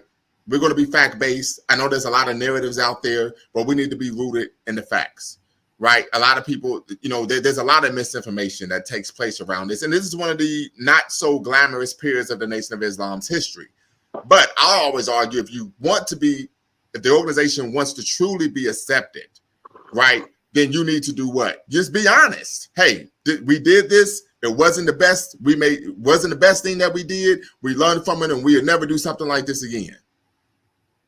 Rather than engaging in smoke and mirrors and subterfuge and talking in circles when you're not really saying anything. And I'm not speaking about you, Sister Muhammad. You were very direct in what you had to say. But typically, when you come in contact with people in the nation, particularly the men, this is what happens. There was a brother. We was at a meeting probably 8 years ago, and he was talking about, no, those were his wives. I mean, no, the French toast they want. Like, stop it. You've been brainwashed. You know what I mean? So it's difficult to take people serious when you're easily manipulated. It's for me, it's hard. Like, we need to be a people who are critical thinkers. You don't excommunicate wives when they bring forth children. Yeah, you don't. You don't actually. Yeah, you don't actually communicate. I know. And if you do kick your wife, that says something about who you are as a man. And it wasn't like he didn't have the money to take care of them. Yeah, I don't have a lot of like opinions on Elijah Muhammad. Only thing I was defending this: don't call him a pedophile. Right? Yeah. One of my biggest problems when it comes down to dealing with Black people, specifically Black Americans, is that a lot of times we divide ourselves into these little dumbass groups to a point in which we can't get together. Because I know if I say something to offend the Nation of Islam, that's over 1 million Black people that I need for any project that's gone. If I say something to disrespect the Church of God in Christ, that's 5-6 million people that's gone. It's better not to even attack these other groups instead of just trying to focus on a common denominator in which everyone can come together and work on something. Well, that's really my main issue. When people in the comment section be calling a guy a pedophile, I'm like, you're really damn your own fucking call. Stop. Well, but I would say this. Because we could do this all day. I think ideology, character matters. So I'm not going to align myself. For example, I was at the gym. I'm always at the gym and shit, right? Body by Lumumba. And a young man came up to me and said, listen, they told me you're an atheist, but you're a Pan-Africanist. I'm going to have some conversation with you about Islam. And he said, well, what are your thoughts on Prophet Muhammad? Peace be upon him, all that shit, right? And I said, do you think he's a pedophile? I said, well, according to the Hadith, he married Aisha when she was 6 or 7 years old, and he consummated the relationship 2 years later. I said, that's pedophilia. Fuck you talking about? So that's not somebody I want to work with. In fact, I even told him, I said, if I see, because my daughter would come to the gym with me, son, if I see you looking at my daughter, I said, I'm going to knock the fucking head off. I'm letting you know now. You talking about Elijah? Or you talking about that Arab dude? That's not, I know, but I'm saying that's not based on that person's ideology, their worldview, their beliefs, their character or lack thereof. That's not someone not only would I want to work with, that's not someone I would want to be in community with. That's not someone I would even want to be in proximity with. So I don't have a problem excommunicating people of a particular religious belief, because we know that the second largest progenitor of child sexual abuse in America comes from what? Religious institutions. Yes. So, yes, this is a reality. Yes. So when more folks come and they got some type of religious belief, I'm like, cool, you somebody I don't need to be around. Brother Lumba, are you aware that there are people here, that official people that's trying to make pedophiles legal? Yeah, I just saw a video on it yesterday. Right. Yeah, they're trying to make this shit legal. Yeah. This is where it's getting to. And anybody, I don't care if it's Nigerian or whoever the F, right, gonna accept 11-year-old, 12, 13-year-old getting married. You see what I'm saying? Should be executed. That's what I'm saying. And I mean it. We see this issue of pedophilia throughout Abrahamic religions. Right? So I mean, this is reality, and we know it's an alien but faith anyway. You see it because that's the way what you call pedophilia today, even though it's not actually pedophilia, but the brother just said 13. Women would have children. Aisha was 9 when Prophet Muhammad had consummated their marriage. She was 9 years old. I think that was a little early. They jumped the gun on that one. But the ancient method was, once you got your cycle, you were a woman, right? That's the way it was. Bro, listen, brother. Why would anybody want to be with a damn child anyway? I mean, why? It's only a child because the white man told you it's a child. The Oh, white man come on, bro. I would cheat, bro. My AR-15 be working on your ass. What? I mean, don't say me. Don't be disrespectful, brother. Don't be disrespectful. I don't. He wasn't. I didn't take it like that. I'm siding with the guy. One mic. Hold on, one mic. Because we're going to have a conversation. You all are going to have a conversation. Let's not mention something like that with each other. I know sometimes I would say, hey, if somebody, but I'm speaking about a person who is mythological, right? An imaginary person. Let's not say that about someone that's on the live. Go ahead. Yeah, I didn't know if he meant me, but I'm saying I wouldn't sleep with someone that young who I consider a child also. But I didn't mean I don't think he meant me. No. So, but what I'm saying is the ancient method was that it was when you had your cycle. So when you say in these religious things, you see them doing that, that's because the ancient in those times, everyone was doing that. Up until very recently, the whole 18-year-old thing, it's nothing special about the number 18. It's a population control method, right? You just if women start having these children really early, they're gonna have a bunch of kids, and now so they're telling you it's 18, and then they've indoctrinated people. Let me say this, Mufasa. I think it's better for women to wait till they're older to have children, because if you're 12, 14, what you gonna teach the child? It depends. I mean, whatever you've been taught. That's that. The Look, child, you a 12. That's 12-year-old 12 does years not of me have teaching you. the intellectual capacity. Come on, brother. They don't Nah, have Brother, listen. capacity. It's all No matter relative. what you teach, that's 12. No, but everything's relative, right? So in our society, we think we're not grown until 21. So that's how we act, right? But if the society sets a different age and a different standard, they'll know that at this age, I'm a man, I'm a woman. So they'll learn with more intention. Now I But understand why we do it our it's way. still going to be okay, extremely okay. immature and Let's take. childlike as a 12-year-old. Can I ask a question, brother? Just take this off the woman. Okay, just say it's two children getting married, two 12-year-old getting married, right? Yeah. Who's gonna take care of those two 12-year-olds? Are the parents responsible for these two 12-years old? Who's gonna take care of them? In our society, it wouldn't make sense for a 12-year-old to be having sex. But you could set up a society where 12-year-olds can marry. And from my And what do understanding, they do? I'm saying the practical part of it.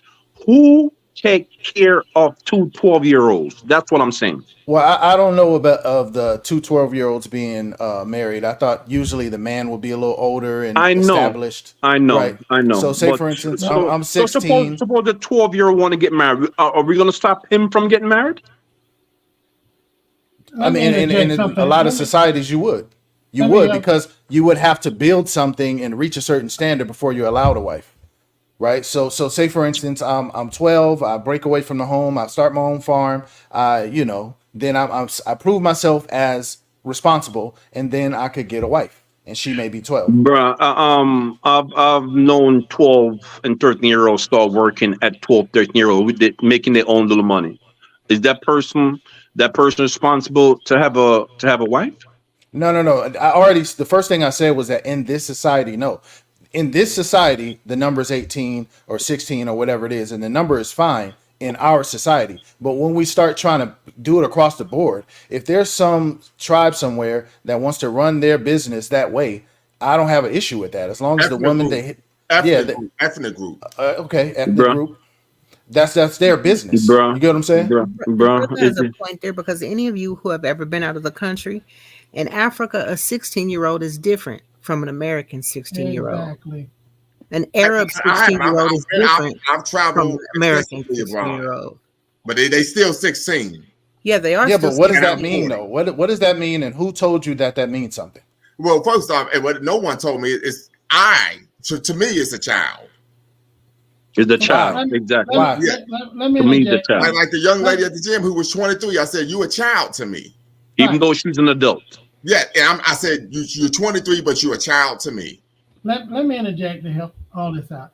What the brother is talking about is our ancient culture or way was bringing. Because once you are time to reproduce, the women was already prepping you for marriage and motherhood and understanding of that when you get your cycle. The young men usually had the rite of passage, usually around the age of 15. So there was always about a 3 year difference anyway. They was already given to be married or wed by the parents already when that time was right. The also was that the father would bring the dowry to the parents' family that had the girl ready to go for marriage. So in that, they was already being raised. We're not raising anybody to be learning adulthood anyway. We want to always be forever our children or child.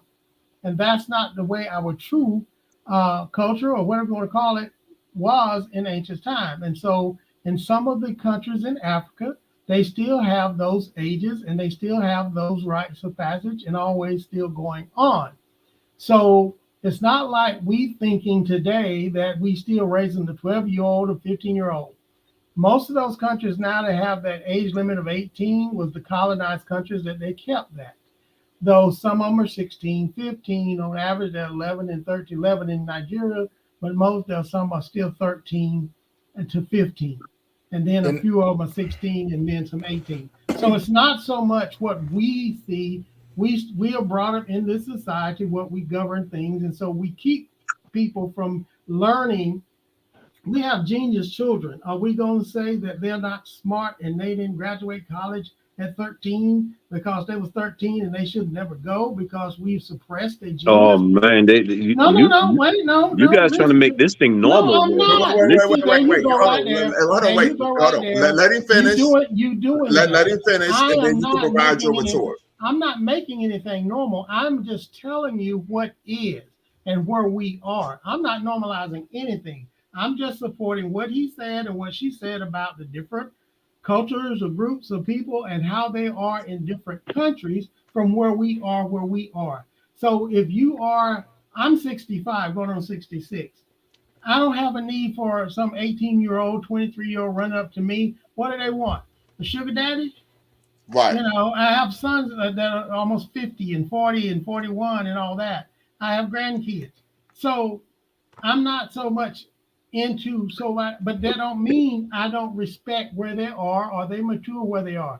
There's some crazy 30-year-olds out here that is less mature than some 15-year-olds because they had to grow up fast because they didn't have much help at home. They had smaller kids. I've seen all of this. Okay. So what I am telling you is that when somebody is explaining the realities of life in other places, that don't mean they're trying to normalize. We're trying to get you educated, but you don't have to change anything you know or do in this country, how you was raised and how you stand. Dr. Lumumba, I'm gonna go and say that Dr. Lumumba could have easily said, "Ooh, this young woman wants me," but he didn't need her because to him, she was still too young for him. Some other guy his age might not feel that way from another country that's here in this country because to him that's way old enough. For some, they will say, "You too old. You're old maid. You should have been married at 16 or 18." From that country mindset. So why are you still out here free and loose at 23? So it's a lot of things that we also, with traveling and learning, we can't so be ingrained in our own way of coming up that we don't see something else. Because that's what happened with America. They were so far trying to tell everybody else what to do that caused wars and things when they was doing that there. That's calmed down a little bit now, but you can't mandate something else when you are younger in life and country than these people being millennia of years. Right. And also, I think Mr. the truth. Oh, excuse me. The Mr. truth. Wisdom, I brought up earlier that there was still child marriage going on in the United States of America. 13-year-olds marrying adults. It still happens in the United States of America. Yeah. Yes, there's a few states that still allow that if the parent consents for that child, they can still marry that adult. That is true. There's only been a few states in recent about a decade that took that away that a child had their own. Now, if you become an emancipated child at 15, you You can can get marry married who to you whoever. want because you're emancipated, meaning that you showed the courts enough that you can take care of yourself, make honorable enough decisions. You just can't go into certain contract law until you're 18 or 21. But as an That's true. emancipated child at 15, you're considered your own adult, taking care of your own self, and you can marry whomever you want at any age. There is no age restriction. So we must understand what's going on even in our own country. You just can't keep blading based on your feelings and knowledge. It don't Oh, have to be listen, right. It don't have to be right for you or me or anybody else. It just is what it is in the laws and cultures. I think you guys don't also you also got to take into account that this is political. Like you're in your feelings. Oh, you a kid to me, and that's how you see it, right? But at the end of the day, this has been going on for thousands of years. This is one system, and that's another.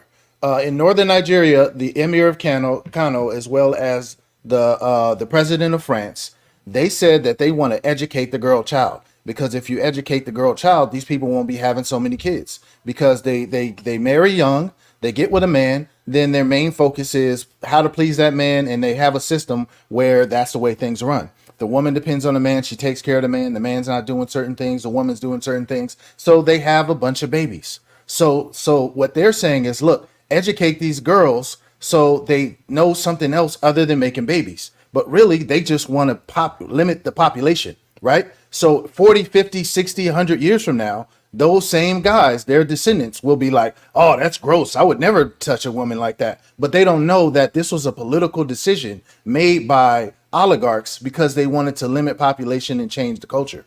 So I'm saying that you have to look at the reality that there are different ways to run societies. We're built a certain way. I can't look at a 12-year-old girl. I was born in America.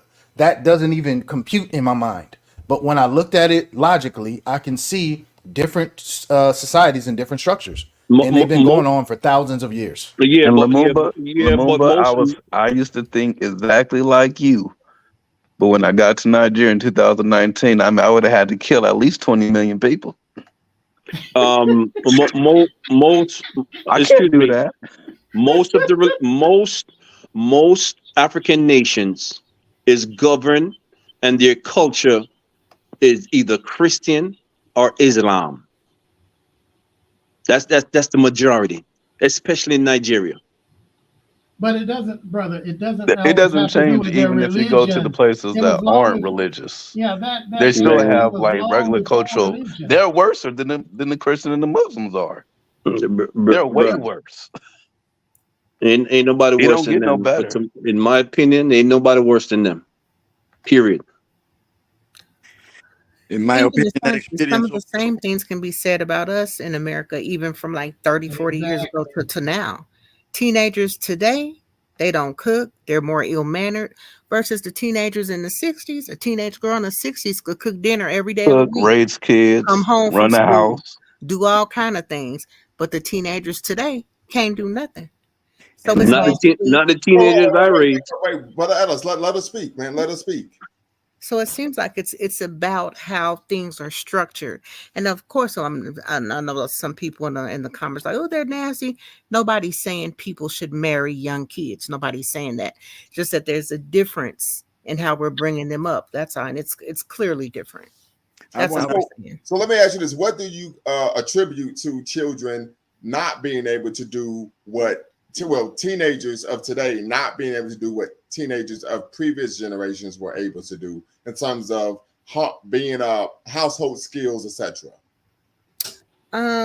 Lack of discipline from parents, and also I think with the modernization, when you don't have the modern things to some children and the parents take it on too, it looks as though you're lacking, or you're kind of lingering above the prop amongst poverty. But parents nowadays, they give their children everything. Back in the day, parents wanted you to work for things and earn certain things, and That's true. nowadays you can have a whole grade card full of apps. Your parents still get your video game console. And Can I add something? Can I add something? So sure. Hold on, wait, hold on. Let's let the sister finish though. Before Yeah, you, but back in the days, that was unheard of. Back in the days when boys had their fathers in the house, they were helping their fathers build things, make sure the grass was cut. They could take care of the house while their yeah, I had to father do went those things away. with my dad growing up. They could tell I know my husband will tell my sons, take care of your mama while I'm gone. Young boys today, they don't know nothing about that. Right. so what I wanted to add is yes, they say educate the girls so that they don't have a lot of children, right? But what it comes down to, what I've witnessed that it comes down to is that they are they are actually creating uh, westernized girls. So That's what they exactly teach. what it is. Yes, what they teach is sexual liberty and this boss lady attitude. You don't depend on men, and the toxic Ooh, wait, femininity. you said boss chick? Okay. Yeah, the toxic femininity, or what we in the West call toxic femininity. That's what these NGOs push at these African high schools and universities. That's my experience. Let So me let That's me say ask, this. that's what the Let whole me say point. this real quick. That's not education. That's indoctrination. That's a different thing. That's a good point. That's a You good point. know, Yeah, it's not when we education. talk It's about indoctrination. educating from a culture standpoint, when you educate the woman, you actually bring up the household right. Indoctrination is what you're speaking of. But let Right. me add to something Sister Muhammad was saying. Let me add because she really hit on it. The reason why the young kids today are different, are not doing as the movement asked, is the fact that there's no two-parent household for them to see an image of what marriage is supposed to be. Not wedding, Facts. marriage. And Facts. in that marriage, I come up under two-person household. My mom was 15 and my dad was 18 when they married. They had their first child, and then they had 10 more after that. Okay, and we all had chores. That when the girls would come up, you begin in the house. The sons begin outside the house, and you gradually learn both. Because in marriage, you had to learn enough as a male. So if your wife was having kids, you still could pitch in. If you didn't have old enough kids to help out, you still could pitch in while she was down with the first few children, even when you worked, and vice versa. So what you're seeing is that there is no structure for them to emulate to. And so with the onslaught of the woman deciding not to be involved with the man, or they break up or whatever, all of the things that Sister Muhammad was talking about is actually a pacifier and guilt. So I'm gonna give you all the things, but I can't give you your father because I'm still emotionally hurt from him. So I can't bring him back to you or let you have a relationship with him as an adult should, which can still give you some structure, which should still help you out with foundation. So I'm gonna give you these things to try to replace it, like the government gave me some things to replace it. Come on So now. these things are replacement, which can never replace a true structured parental guidance, whether you're together or separate. That is the problem because the real foundation to real children is the true family structure. Because let me tell you something, when you enter marriage, if you cannot make your spouse priority over your children, you're telling your children that they can never have priority to their own spouse in the future. They only do what they see. And so that's why if you have someone seemingly depending on outside resources and not having a unit, your children will never be committed to relationships. They will be committed to things given to them, pacified for them. Well, Because and I'm glad you mentioned that because I remember I was telling my daughter's mother once. I said, you had to stop buying her presents all the time and stuff. Get buying her stuff. She said, why? I said, because you don't want her to grow up thinking that happiness comes from material goods. I said, happiness should come from healthy interpersonal relationships. and you look at all the women who you have some on the panels, I need a man to be able to make this kind of money to buy me this kind of things while I do what I want. Okay? So and then you got these young men coming up, as the brother called them, these punks. They took on that feminine nature, not that they become gay. It's the expectation of someone giving them something. They move in with women because they've seen their mother let men move in and stay in the house.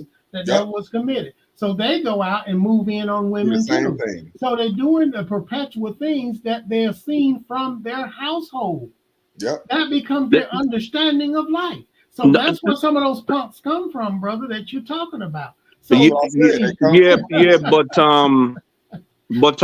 listen, it seems every time these type of platforms come up, the almost 100% blame is always on the woman. This is what I'm pissed about. Almost 100% blame is almost on the woman, the black woman. That shit gotta stop. Okay, it cannot be. What did I say to you further? I said you have to stop disallowing for the woman to have accountability also. Because when you're talking, you kept saying, well, I'm going back to the punks. When we bring in accountability on both sides, it's people like you to still want to disallow that. No, that's not what I'm saying. That's what I'm saying. Go ahead. I said earlier, I did say earlier, it's on both. It's on both. right? But black men, a lot of black men always want to blame the women. That's all. They damn Them the punks themselves you're is not talking taking about. responsibility. Well, so Those so are the wait. punks came in, and So and that's what I'm gonna say. I'm gonna stick to it. hold Those on, are the that's fucking good. punks came. But Punks this came in. is what I'm gonna say. I'm gonna blame the person who Okay. has custody of the child. That's what I'm gonna look at. If you got custody, you know a tree by the fruit it bears. Well, the difference when it's one parent, if you have custody of one parent. I mean, I've known fathers that had to take the children. I know this. I had one friend in New York that had to take the children because the mom wouldn't stop taking drugs. Right. You see, so he had to take the children So I and mean, leave. but Of this course, happens a lot. I mean, this happens a lot. Where you see.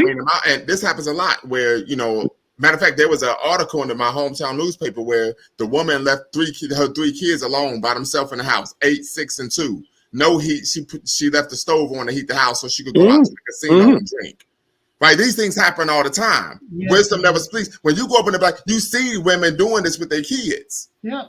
All the Right. time. So that's why I'm saying I'm gonna look at the person who has custody, because most of these women fight to have full custody of the children and give the dad damn near really no visitation. So I'm gonna look at the person who has custody of the child. Yeah, but you have to blame the judges. Judges also. But and I understand that, but You see? but when I'm talking about when you know a tree by the fruit it bears. So if that child so I tell you this, my kids will tell you this, like that my daddy crazy. I said, you live in my house, you're gonna follow my rules, you're gonna do what I say and how I say it, because you are a representation of me. Period. I told my daughter a month ago, she said, well, our relationship, I said, let me make this very clear to you. True story. I said, our relationship is very simple. You do what the hell you're told or there's consequences. Nothing else to talk about. And she zipped it and flipped it. You understand what I'm saying here? We aren't friends. This isn't a relationship. You're going to do what you're told. You're going to do it how you're told or else. That's right. You see what I'm saying here? Old school. You feel so, but this doesn't happen in female-headed households. Oftentimes, the households are dysfunctional. There's no structure, right? They let children get away with things. They aren't consistent with discipline. The discipline typically is a visceral, emotional tongue lashing, right? These are things that happen. It shouldn't be a female head of household, and it shouldn't be a man head of household. Everybody have their part to play. Well, hold on. So I'm gonna say this, and I'm gonna push back against that. Data show, studies show that children do better if they have to be in a single parent household. Which isn't ideal. We don't want that. We want the 2-parent household to come back. My parents have been married 47 years. Hi, mom. Hi, dad. If you're watching, right? But the data shows that the children after age 5 do better if they're in a household where it is ran by a man and not a woman. The data shows this. Well, can I use me as an example then, Brother Lumba? I mean, it's anecdotal, so I mean, right. So in my household, there was no head of household. It's two parenting, right? I understand. And our children turn out perfectly, right? That's what I'm saying, right? So excuse me? I say that's a big statement. Perfectly, that's a big statement. Hey, can I say something? In my eyes. Okay. I'm using my eyes. Right. Okay. Can I say something? Hold on. Let me finish. I'm gonna let you tap in. All right. In my eyes, they're perfect. In my eyes. Okay. You see what I'm saying? In my eyes. And that's who's count. You're right. Right. And matter of fact, smash the like button. Make sure you subscribe. Make sure you hit that notification bell. Absolutely. Bawana, I'm gonna let you speak and then fire. Bawana, go ahead. Brother Bawana. Yes, sir. I understand that it's an uncomfortable conversation because Mr. Ellis, we are basically, it seems as if we are looking to blame the women in terms of what we see in our communities currently. I understand that it's very sensitive. If you are raised in particularly primarily by a single mother, most of our families, they say it's 70% in our households are raised by single mothers. But even if you say that your circumstances had a perfect, you say, output, that don't really bespeak of what we currently seeing in societies currently, because the results of the single parent households primarily run by females is not a perfect situation. In fact, it's a very unperfect situation. There is a deficit that is created when you have households primarily raised by females, and you have a lot of angry young men out here because they have only seen females, and they asking the question, where is my father? They don't know how to operate as men. They don't know how to operate as men because there's a male deficit. And the end result of it is the tragedies that we have witnessed within our community so far. So far. So I feel the only way to correct that is the men must be included. The men must be included. You can't say, well, we could raise perfect families without the males being included within the equation. Well, feminism makes an argument. Feminist ideology makes an argument. Can I ask you something, brother? When you're done? Let me finish. When you're done. Let me finish. Because we are currently seeing the result of that behavior for the past I think that when it started in the 80s or 90s, we are seeing the result of that experience. We are seeing the result of that experience. The father is necessary because there's a necessary deficit. Now, like I say, I love my mother just like every other black man on this planet.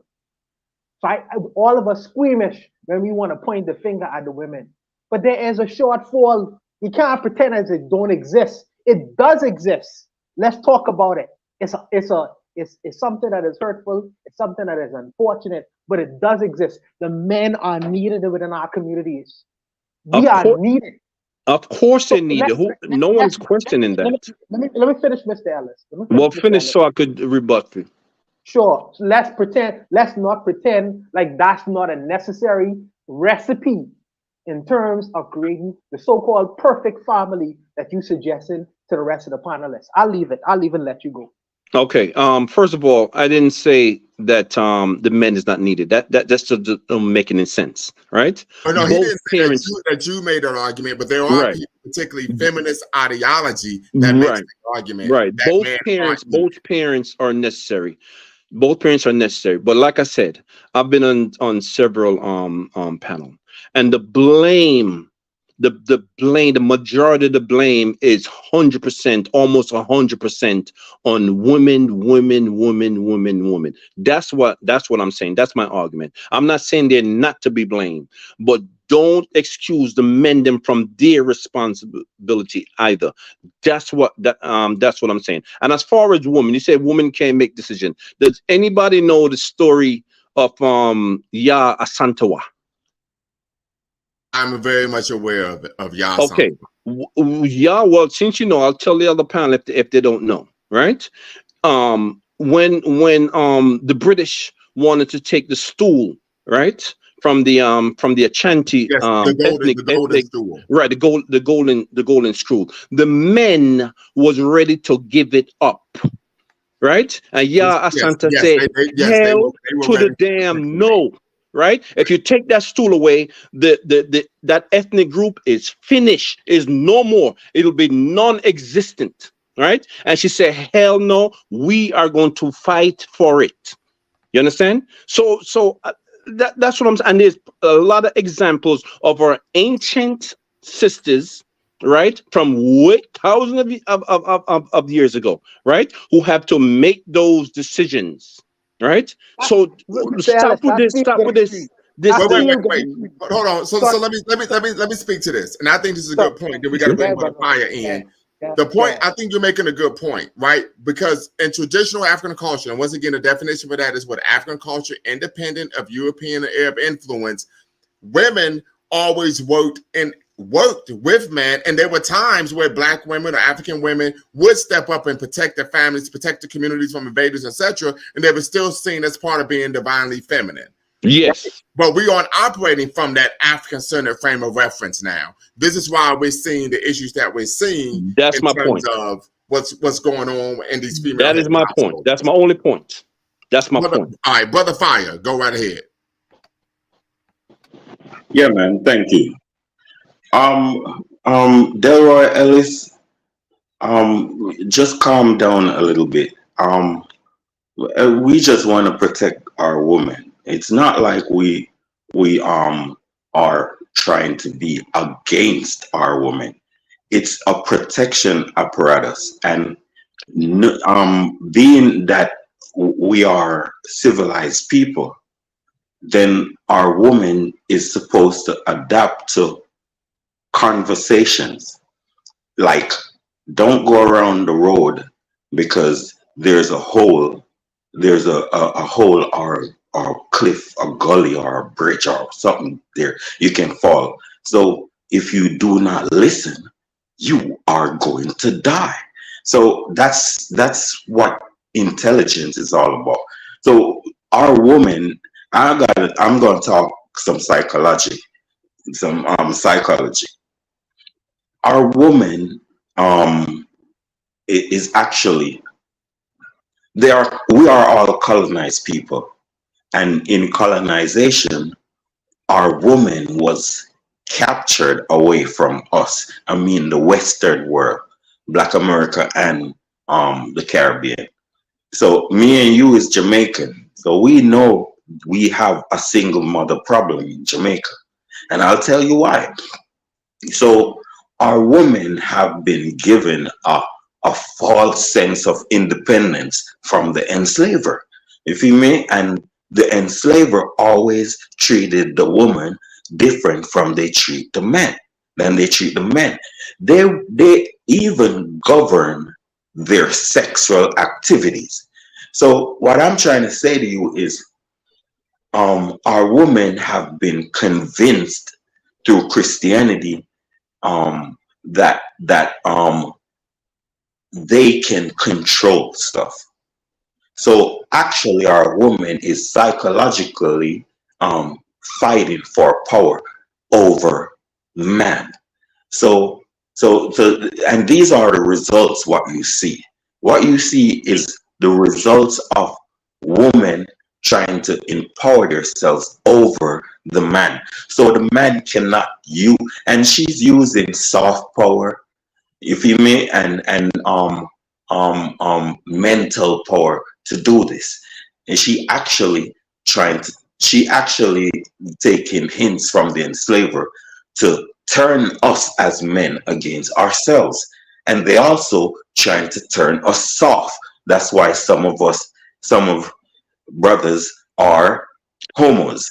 You feel me? So what I'm trying to say to you, because she the one who putting on makeup with them, she the one who going out with them, hanging out with them, she the one who's influencing these things. You feel me? You can see psychologically the woman is trying to be equal with us in terms of power. I You feel me? disagree with you. You could talk, but I disagree with you. Yeah, yeah. Well, you was a mama's boy also. I want to say something about you. You Hold think on, you're wait, what? stop, Whoa, stop, stop, what do you stop, say, stop, bro? stop. Hold on. I live in Hold on, Decatur, wait, no, Georgia. no. Where you want to I meet got me? this. I I got live this. in Decatur, I got Georgia. this. Where do you want to meet me? I got this. I got this. I got this. Brother Fire, on my platform, we attack the argument, not the person. We don't do that here, right? I'm sorry. That's called an ad hominem. I would argue that is very feminine and Yeah, very, I'm very sorry. juvenile. I'm sorry. I'm a I'm sorry. mama's Okay. boy.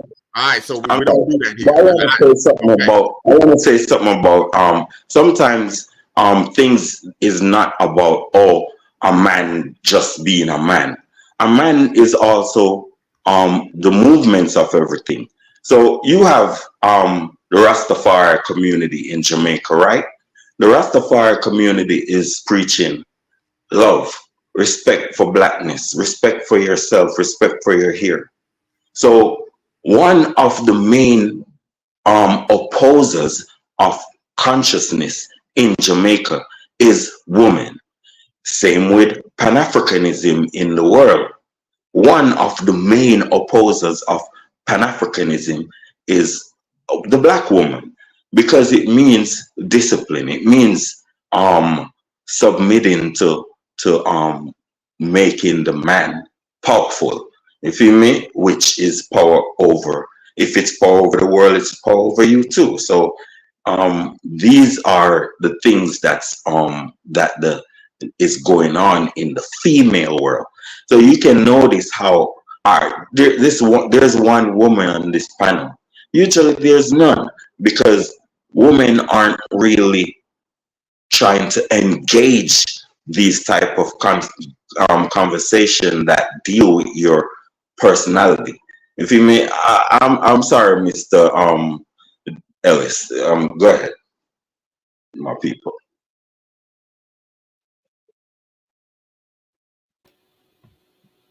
Unmute your mic, Yeah. Brother Ellis. Unmute your mic, Yeah, You're brother. muted, You brother. on You're mute? You muted. on mute? Brother Ellis, you're muted. And Dr. Kwesi and the whole 9 yard. If I'm not gonna come on this panel and I told you, I'm gonna tell you, right? I was a bodyguard for Khalid Muhammad. You understand what I'm saying? In the organization, I was in New York. You don't know who you're talking to. You see what I'm saying? Don't ever see me in a panel and call me no goddamn mama's boy or meet my ass in Decatur, Georgia. That's one thing I'm gonna say. Okay, let's go back to I the women apologize. You know, thing, All right? right. Okay. All right. We got past I that. finished. I Let's got get that. back to the I finished what conversation. I'm gonna say. You don't know who you're dealing with. I apologize for Right? being so emotional. I want you to know. I don't want everybody in the goddamn panel to know who So you're dealing with. what kind of Okay? internet outlaw thing you doing? Right? All right. Hey. Say what? One mic. So this is what we're gonna do. We're gonna end that, or I'm gonna have to remove both of y'all. You're right. That's one. But brother, Okay. I was here for about 3 hours, right? I understand that. I never disrespect anyone like that. That's I know. what I'm saying. I agree with you. I agree with you. And as I stated at the beginning of every one of my shows, you attack the argument, not the person. This is not elementary school. This isn't middle school. This isn't high school. You attack the argument, not the person. No ad hominems, facts over feelings. Exactly. He But I had to make my point. He apologized. He Okay. did apologize. All right. So Now we're going to move past that. Right. Well, okay, fine. Good. So now that we got that straight. Okay. I'm gonna go back and say it again, right? What I'm saying is I'm not saying women aren't to be blamed, right? I'm saying both are. Both take responsibility. That's what I'm saying, right? Men always come in here and they blame everything on the women. That's the part I'm saying. That's the part I'm saying. You have to take some response. Let me finish talk, bro. Take some responsibility also. That's what I'm saying. And I point some example. That's why I brought up Ya Acentua. I don't know if you know who she is. That's what I'm saying. That was an example that she had to take the responsibility. Yeah, I also know about Queen Nzinga. Right, she too. That's what I'm saying. I'm well aware of my that's history. exactly my point. But hold on, outlaw. But hold on. This is the thing, right? If you destroy a woman, you destroy a nation. Do you understand why that statement is prominent? Do you understand? Bruh, like I said, did you hear what I said? I said I am a student. I'm a student of these people. Right? You're not telling me nothing I don't know. I'm saying you're not telling me something I don't know. You didn't answer my question. I'm trying to say that a woman is the what you'd call the teacher of everyone, both male and female, from 1 year old to at least 7. So what's the problem? So what's the problem? The colonizers destroyed the men and they destroyed the women at the same time. Let them finish. Yeah. So when you go ahead and be putting and be distributing the blame on men, you must understand that the woman can create our behaviors. You're not listening to me. So when I'm saying that is like when I'm saying that woman is anti-Pan-Africanism and is anti-natural hair and is anti-blackness and all that stuff. When I say that is she is creating these boys. Like don't care about or see each other as nothing, as individual. You can shoot another Negro if because she's not instilling these values. Say, hey, you cannot kill anybody black. You cannot. You supposed to love your hair. You're supposed to love your skin. You can see it in their actions. Why they call them wig wearing hyenas? It's because of their trend. You feel me? So, and you have to use their trend to understand their minds. You feel me? A person's outward appearance have a lot to do with their inward way of thinking. So you saying, oh, the boys are shooting up each other and they should be blamed, or the boys don't. No. These boys just came out of the cradle. How come they so wild already? Who made them wild?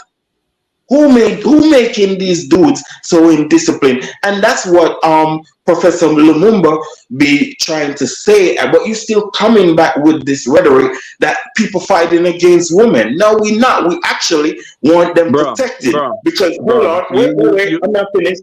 If you raise pure idiots, then don't get worried. Don't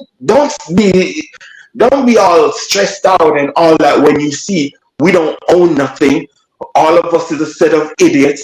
Chinese own our ports. Chinese just come in and in Jamaica and just buy our ports. Who made us so illiterate and dark and stupid that we didn't finance ourselves properly and the government don't take Um, care of us enough that we could buy our own port? Who made us a set of idiots in Jamaica? Who do you think is doing it? When the woman the the the woman, is the woman is running doing. Jamaica? According to you, the women are doing it. The woman did everything. Women who is The raising women, those idiot boys that is shooting the up each woman other? did it. Who's raising them? The They didn't have the a mother? the Didn't they woman have a did it. mother? The woman did everything. You take no responsibility. No, Portia The You woman, Simpson was the first. the No, woman where did is Portia the everything, woman bro. Simpson. that is Portia where is Simpson. the woman Portia Okay, that Simpson. fights the woman against did it.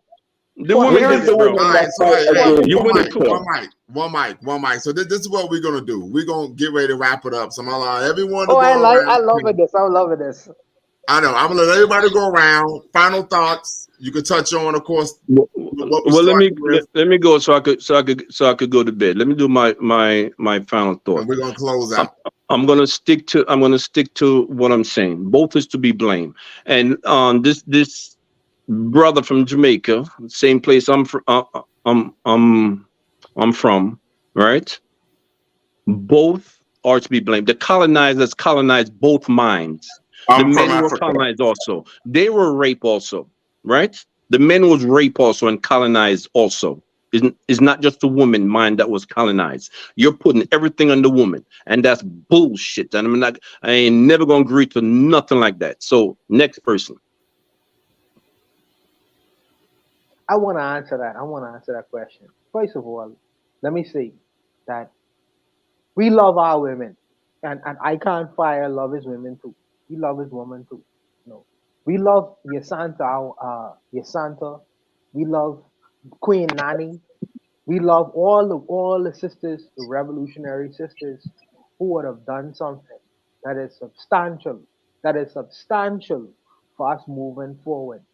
But when you mention the women you mention, you don't mention all the black men and the lives that was lost in so-called revolutionary struggle in Africa Oh, as well. come on. Jesus No, Christ. You're listen to what I stupid. said. Y'all No, no, no, stupid, bro. no, no. Don't say stupid, brother. Don't do that. Y'all, Don't do that. y'all, y'all, y'all something else, man. No, no, No, let, no, let Y'all, me don't. y'all speak. not Let me listening speak. to Let me. me speak. Let me Not speak. Because listening to me. Lumumba, no, he's no, being no, personal, Lumumba. no, He's getting no, no. personal. I know. We're not Mr. doing that here. Ellis, We're not gonna do that. Mr. Ellis, Mr. Ellis. There is balance to the universe. There is balance to the universe. Just as there is the importance of female energy, there is the importance of male energy as well. And you would agree to that as a man. What I am saying is that we are living in a world right now which is actively trying to to get rid of that so-called male energiness in the world, especially that black male energiness in the world. And we have contributed to the world as well. And there is an importance in acknowledging our efforts as well. And I don't want the so-called feminists, because these feminist ideologies, they have racist foundations, brother, and racist origins. And we buttress against these kinds of ideas. You may not understand that, but there's a reason why we buttress against these ideas. We love our women. Black men have always venerated black women. If you look at if you look at way back in Egypt, we are the first black men. We are the first people in the world who have black women as gods. We put black women in a god position, brother. So of course we don't disrespect black women. We love and venerate black women, but we don't take ourselves outside of that equation. And it's important not to do that. So if we are to blame, we are equally to blame with our Go on. counterparts as well.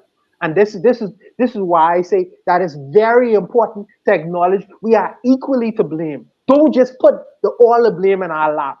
This is what the feminists are trying to do to us. And we never thought that way. We move through the world based off of equality and mayat, equality, balance. And we trying to get you to this kind of understanding, brother. That's all we trying to do. All we trying to do, brother. You know what I mean? When you're finger pointing, don't only point the finger at us completely as well. Let's share the responsibility together, and let's share the responsibility of creating the solutions to our problem together as well. That's all we are trying to do. That's all we are trying to do. But I'll leave it there and let the brothers go. Brother Lumba, can I? He's talking to me, so I have to say something. You could provide a retort. All right, so he's talking to me. You said exactly what I've been saying. Equal. You said exactly what I've been saying, and I know who are the black men is. Right? I know my brothers. I know what they did. That's what I'm saying. I keep telling you, but you guys not listening to me. I said I'm a student of Dr. Ben, Dr. Clark. These are people that I met personally, right? I had to bodyguard them, right? Khalid Muhammad. These are people that I know, that I met. I had to be their bodyguard, okay? When they were speaking in New York. All right. So you're not telling me that I don't know. I'm saying they're equal to, but our minds was colonized together. The women mind was colonized and our mind was colonized. That's what I'm saying. That's all I'm saying. We're equally to blame. Equally to blame. Right? That's what I'm saying. Okay. I But want but to add brother something. Brother Miller, I'm gonna let you give your last thoughts. Provide your last thoughts. Brother Miller, Jonathan Miller. Brother Lewis. Brother Lewis. No. Sister Muhammad. Thanks for having me on. No problem. Anytime. Wisdom never sleeps. Last thoughts. Well, what I can say is this: just like Sister Muhammad wanted to talk. Go ahead, Wisdom never sleeps. like I was saying, a lot of times what we find they often say that the young ladies that are coming up without a father in the household, and they don't see what a good father does with the husband, as a father. So they miss that. They don't know what that really looks like. So it's hard for them to have a true relationship with men if they haven't seen a good man in front of them. If the father, right, even absent, if he's not there in her life at all, for whatever reason he's not, she don't know what that true man looks like. And the same with the guys that are raised in a single parent household with the mother. If she's busy working and doing whatever she needs to do, she's not nurturing usually. And so the nurturing side of that male gets missed. So therefore, he's going to blame women or not be so inclined to women because he's never been nurtured by the woman properly. He's never been seeing the man treat his mother properly as well.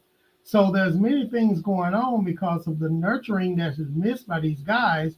So they go out still seeking breast milk, acting crazy, and things like that. So there's things missing from children when both parents are absent, even though one is there. There's still some absentees while you're still in the same house. Right. So it's not just the man being absent, even if he's a deadbeat, a good beat. Sometimes he's, what I know personally, 90% of the men that people think are deadbeat, they're fighting hard to spend time with those children. But because the mother, they're not in love trying to spend time with that lady any longer, that's going to be a problem, and especially gets another lady. Now, if I've seen men where they go on move to do another family and disregard those kids, and that is totally wrong as well. You should still take care of your children no matter what relationship you're in. So yeah, there's not just blame, I call it accountability for everyone. It's accountability more than blame. So the individual and individuals need to be accountable for their actions and lack thereof, or crazy behavior thereof, inclusive, because we're raising a bunch of kids that have no bearing, no foundation, no direction, and nobody to really go to but the peers just like them. So just because you're a single parent, and I hate that word, I just say you got children and you not never been married, because you can be divorced and become a single parent, just like we know 70-80% of the time. So my thing is that yes, brother Ellis, there are a lot of panels that's all they do is drill about the women. Those are not true men yet. They're not developed in this. This is emotional men that still. And I always say when you see a man either fighting against women all the time, either he's seen that with other men, or he's missed his nurturing where he cannot truly connect with his mother and love her the way he should have. So he's going to blame women because he has nobody to compare that woman he's turned down to. So if he has a strong, good mother in front of him and he see bad behavior women, he can call out the bad behavior of that woman or women. Okay? Just like women will say all men, which is just a few men that way. Because if she was raised by a good man, she can call out the bad behavior in the bad man, not all men. So most times they're putting people in categories of all because that's all they know as an all group. Right. So it's accountability, not so much blaming, but being accountable for everything on each part. Y'all have a Facts. wonderful night. You too, brother Mufasa.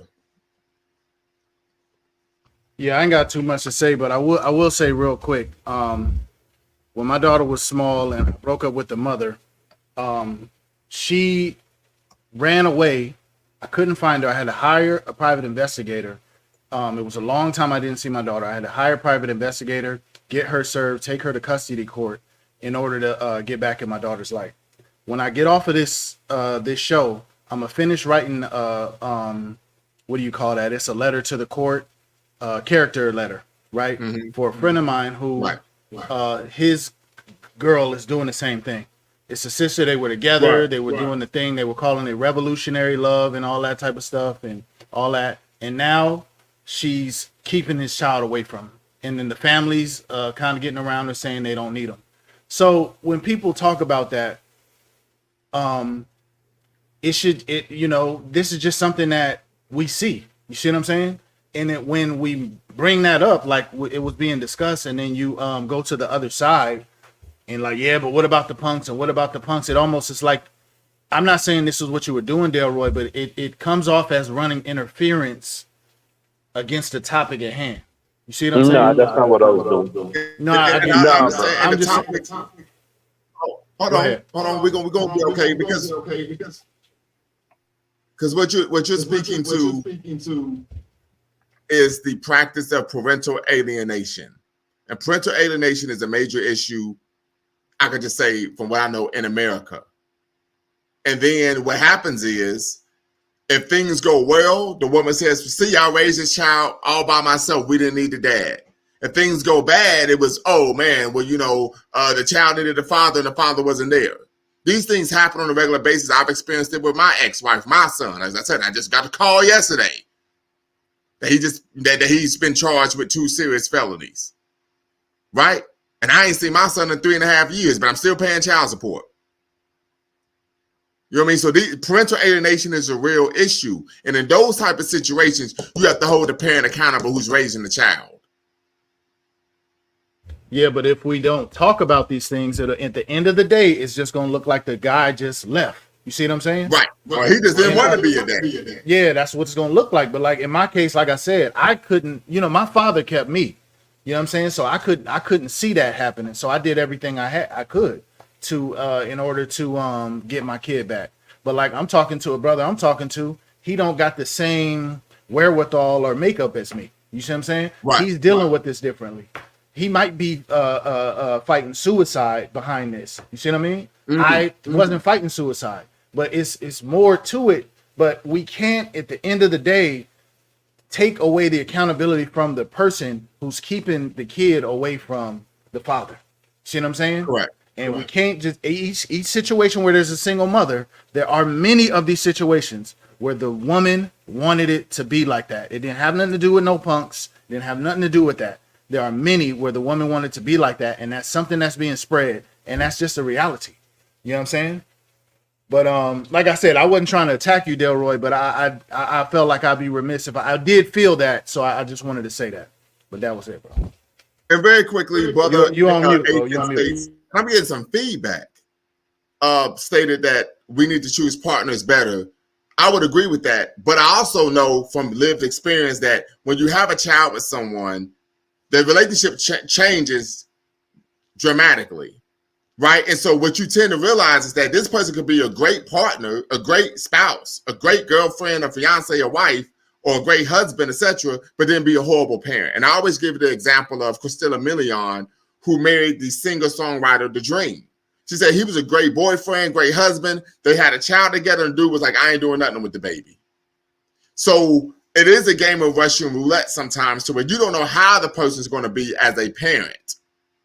You just don't know. You really sometimes have to cross your fingers and hope this person won't keep me from my child. Hope the person won't undermine me when I have to discipline the child. Because most people like myself, I had those conversations with my ex-wife. And then as soon as we had our son, no, leave him alone when he's doing something wrong. What the French toast are you talking about? I got to correct the boy so he doesn't go out in society and become a damn menace to society. Didn't matter. I would get on him about stuff. She would call the police on me. Now he's facing 20 years in prison. Who would have known? And when I met the woman, she was hosting a Malcolm X birthday celebration. Let me add one little quick thought on that, Doc. Is the fact that kids do the same thing. You can have the first child and they're the only child to get all the attention. As soon as you get the second child and got to give them attention, that child snaps to a whole nother being, a whole nother person when they were the perfect child in the beginning. Jealousy sets in and they go off and come be one of the worst kids ever, still rebelling to get attention that the new kid was now receiving. So it works in that is true. Level is too. That's true. Very much so. Yep. That I've seen that happen before. So like these things are extremely unfortunate. But once again, as I stated, my ex-wife's family, they came to court and said, we're going to testify on your behalf to get this boy because we believe if he stays with his mom, he's going to end up in prison. And guess what happened? Right? So this is what we're speaking to because more often than not, this is what takes place. Parental alienation is a major issue in American society when it comes to children. A major issue. Parental alienation. We got to keep it real. Brother Bronze and then Brother Fire to close out this evening. Okay, here we go. Thank you for having me. If Dinez is somewhere, hey Dinez, thank you for having me. Okay, so what we tend to forget in this man versus woman couple family injured families, what we seem to forget is, when women and men are equal, when their nation is conquered, because you both go bow through life, and women cater to the actual men in power. So it's a natural law. As long as we are in this conquered state, Brother, hold on real quick. Hold on. We're seeing the exact opposite now. In fact, there's a thing that Dr. T. Hassan Johnson talks about in his book called the husband-son crisis, where we're seeing women of financial means, women of educational means, right, seeking out men, purposely seeking out men with less education, less money, and then seeking to what? Then dominate that man in the relationship. So we're actually seeing the reverse now. Yeah, Absolutely. I'm going towards that. I'm going towards Okay, it. okay. So women cater to the actual man in power. They take what the man in power offers them. So the man in power offers them Section 8 and welfare on one side, and on the other side, the man in power offer them education and a well-paid job, right? So what do we get? We get well-educated and well-paid women that uh, take and let me finish, please. They take children from men, from popular men. We all know that these women take have children with the same men, and it's always this masculine quote unquote, really fat quote and quotes. These masculine men have multiple baby mamas, right? And these females are educated. But what I tend to see is the black man actually is a victim, because what I see here in the Netherlands, and most probably in the United States, is the same shit. These women of other races come to take men come to take children from black men. Why? It's easy to blame them. Just point at the black man and it's done. You don't have to explain anything. Everybody is on your side, and it's done. The child is yours. Just think about it. It's our state, our conquered state, that have our men nailed down. And so what do us black men have to do? Like every day, when you get a job, you have to do 2 3 times better than the next man, because you're black. So what do we have to do in our situation? Yeah, we have to do 2 times 3 times what other men, what men do from other groups. Why? Because we have to get on their level. We have to seek power as a group. And that's all I have to say. Let me say something real quick to that. It's not that we have to, we brought up saying that we have to do 3 or 4 times more to get on their level. But the reality is, we are the original people. We are the people that had the civilization that taught civilizations. They are the babies to our people. We just have to know who we are. And because once we know who we are, we do in excellence because that's who we are, not to seek anything from anybody else to get back on top. And we do that as a group, as an individual, which becomes a collective, and then we regain where we're supposed to be. But at that time, we got to be accountable and responsible for running the nation, not looking for outside help. But it's not, we were taught that we got to do twice as much. But no, we're twice as old on this continent, in this world, really, than anybody else. So get back to who we originally are. The inventors and everything else might have not patented everything, but we sure invented most everything and taught everything. So that's what we really must be teaching and understanding. Yeah, but there's a distance to where we are and where we were. So still we have to do 2 times 3 times just to get on the level of other people. Yeah, I'll say this. And so to get on the level where we were, we have to do 5 times 6 times more than the average. So and I forgot the original subject was, of course, all these people that don't want to be African. Well, on that subject, it's what I said earlier in the show. Drop it like it's hot. Ain't nobody got time for that bullshit. Let's move on. We have things to do, like repairing our families and the structure in our societies. But again, thank you for having me. Yes, All right. yes, Joe. Other Yeah, fight. Go ahead. Closes out. yeah. I'll say this. Our women are not really seeing the future.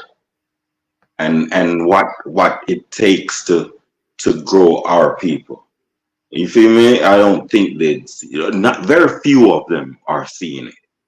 On a majority level, our women are acting like we've never been through anything, and that's how they're raising the kids. Like we are not a people who was under oppression as is still under oppression.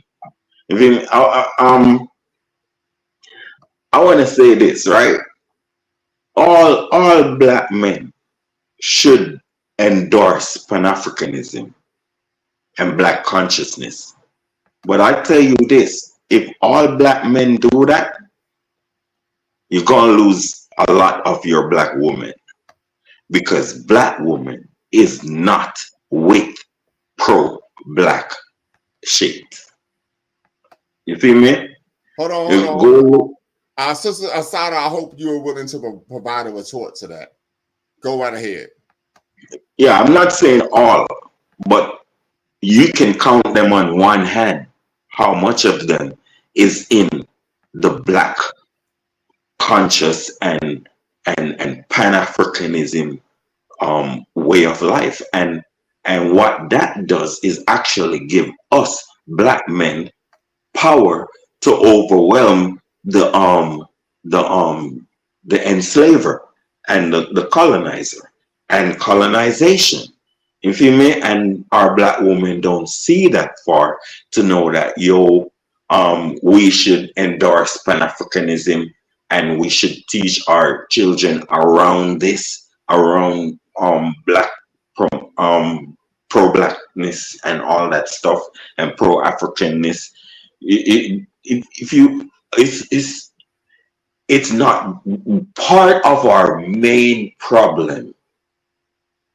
Is our women, our black women. They are very far away from Unbelievable. Unbelievable. I swear to God. part of the main issue. Go look right now, right now.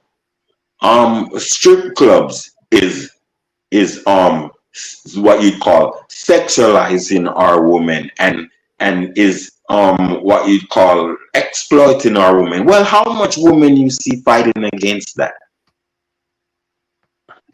Almost very few women fight against that. Okay. Unbelievable. No body exposure, right? Sexualizing women and body exposure and all that. How much women is against it again? Very few.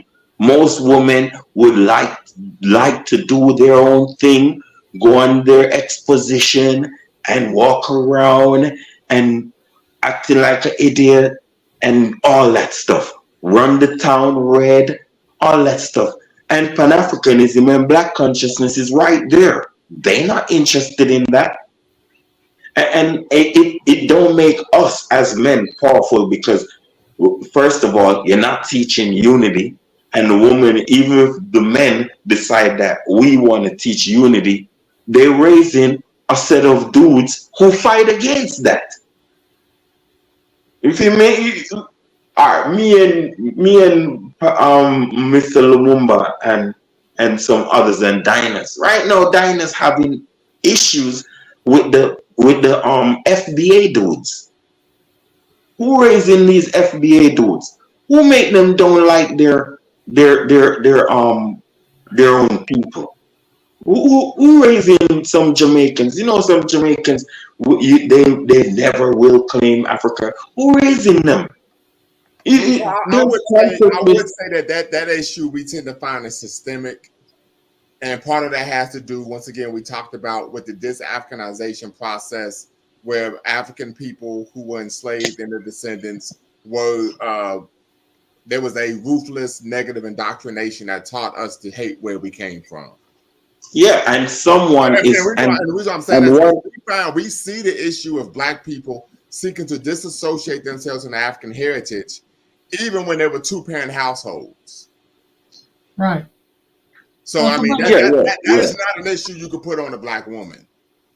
And Brother Fine, no, real quick, no. if the black woman is in the, let me say this real quick, so I can correct you on something. And this is why Brother Ellis having an issue with what you're saying. When you're talking about the Yeah. strip clubs, the OnlyFans, and all that with the women, I know that's not great behavior. But if it wasn't be for me to see simp men out there putting money and supporting it, they wouldn't be there. So that's why Who some of cre- these feminine dating game apps is going down because a lot of the new people are not on them like that. They don't want that. who And is so creating who no, is it's creating the simp listen, men? listen. The women that's doing that, women are not out there tipping them. It's men that's going into these places. So if we as Who the are right, who wait a are minute, let me wait, creating? Wait. wait, wait Hold a on. minute. One mic. Let me say this. I get what you're saying, but at the same time, if we other men can reach those simp men and say, hey, if you want to help change behavior, you got to stop paying for the behavior. I So it's agree. not so sometimes we have to reach those same young men if we can, so they won't support bad behavior out of women and still blame women for bad behavior. People only do what you support them, especially monetarily, with the OnlyFans and the strip clubs. That's just the way it works. You had rappers, they wouldn't put the twerking people in there for women if they said, no, we're not. You can't blame the rappers, only the women, the both. Both of them are accountable. It's accountability for both. That's all I want you to get. And when you're talking about your dialogue, He, please, he, please. Oh he, yeah, he can't, but he you can't know, understand that. He don't have the capacity to Hold understand on. that. Come on, because I'm look. It's 12 o'clock here on the East Coast. I'm trying to. So, Sister yeah. Muhammad, go ahead and we're gonna let you close out. All right, thank you, man. No problem. Okay, and what was the question that was being asked of me? So Kali, hey brother, if you're still in the comments, can you please provide the question for Sister Muhammad? I just subscribe to your channel too, Sister Muhammad. He blame everybody, Sister Muhammad. He blames every woman on the planet that's black. You know, women do have a big responsibility.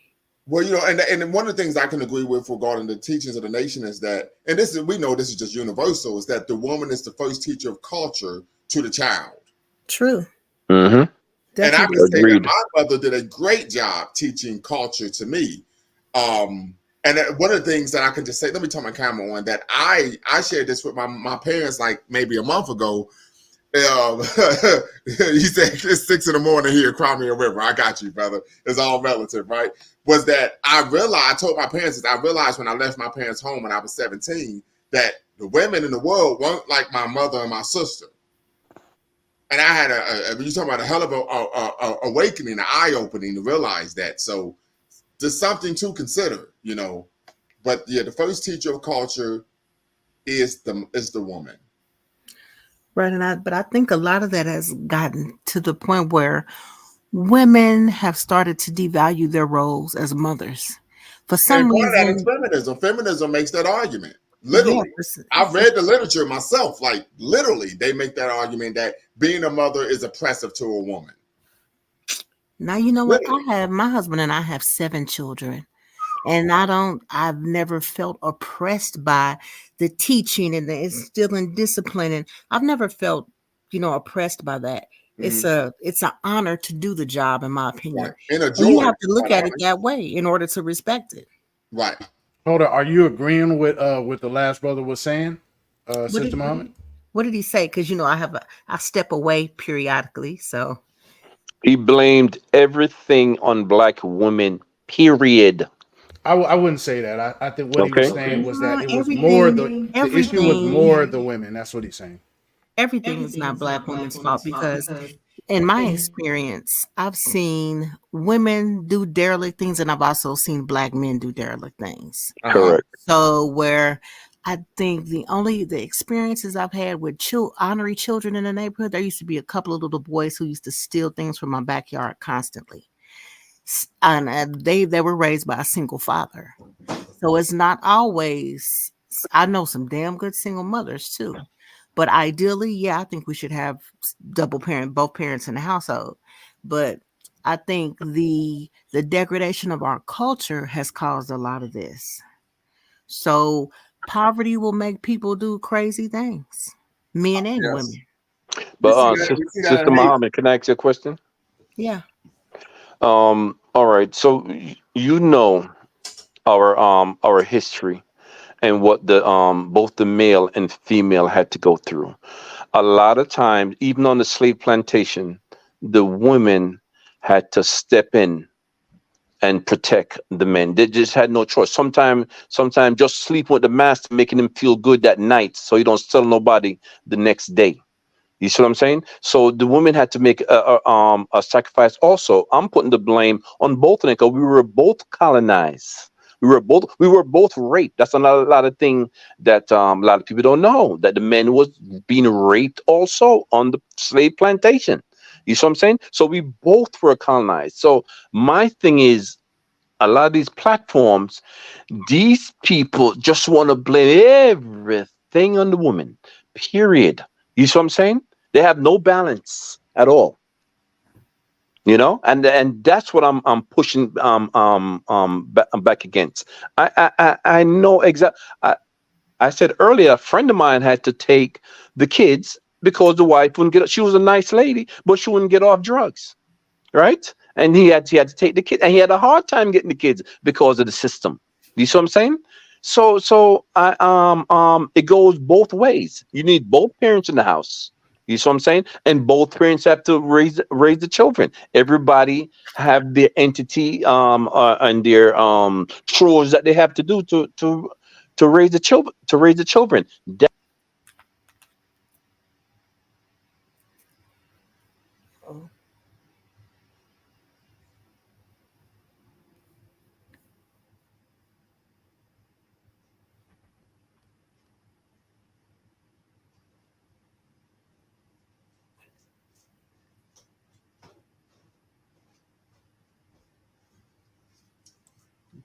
Go ahead. Did the brother get cut off? What happened? Yeah, he Yeah, went mute. yeah. Go ahead though, sister. Yeah, but in instances, I don't think there is a. Some people say, "Oh, well, that's what men do and that's what women do." There are instances where some sisters can be just as disciplined as men. So, Yes, in order, we have to kind of navigate both of those things to be a couple, to be in the household with the children, to That's make true. sure everything's covered. So, Fact. sometimes my husband cooks. Sometimes there's certain things I discipline on, and certain things he disciplines on. So Right. you just have to come together and decide, okay, what's our setup going to look like? Because everybody's setup is going to be different. thank you. Is Everybody's got the different man things they're dealing with. is your husband the head of your household? He is, yes. Now, do you think most sisters would be able to just easily answer that question and say yes, like you just did? No, because see, I look at family dynamic as a different thing. I pride myself on having disciplined children, well mannered children. I take great pride in that. So when my children want to do something crazy, I make it a point to know, okay, you know what, your father, you have to talk to your father about this, and this is going to be a problem. Well, I let them know straight that from and, jump. and, and Sister Muhammad, if I could just interject, my mother was that way. The same way. My mom would be like, "I'm gonna tell your dad when he get home," and we'd be like, Mhm. "No, no, hold on, but no, nope. I'm gonna tell him when he get home." And my dad was like, "Well, if she's telling me this, that means I got to do something about it." Right, because I'm going to do my because I'm a disciplinarian also. Yeah, I'm the type true of story. I don't mean to, but I yeah. remember being 3 years old, and I had to go to my brother and sister were in school. My dad was at work, and this is before I started preschool. I actually remember this. We had to go to the grocery store, my mother and I. We're going to the grocery store. My mother tells me, "Don't say nothing, don't touch nothing, don't do anything." And then she said, "You see that sign over there? That's where the bathroom is. If you do anything in contravention of what I just said, I'm gonna take you in there and give you a whooping." And I remember being 3 years old, and I didn't say, do, or touch anything when we went into that grocery store. I still remember this. It was 1986. I did that same thing. My children knew. We go straight to, and I don't spank my children in public, but they will get it if they need it. Yeah, my mom never spanked me in public, but I believe she was going to if I would have. I'll never forget. Yeah, we'll go to the bathroom, but like not Yeah, the I I don't remember her telling me that, and I believed her. Right, so I would say that my mother raised us because it was three of us the same way. Yeah, Yeah, children just need, men are, and naturally it's just like that. And I think our problem is we like to fight with nature.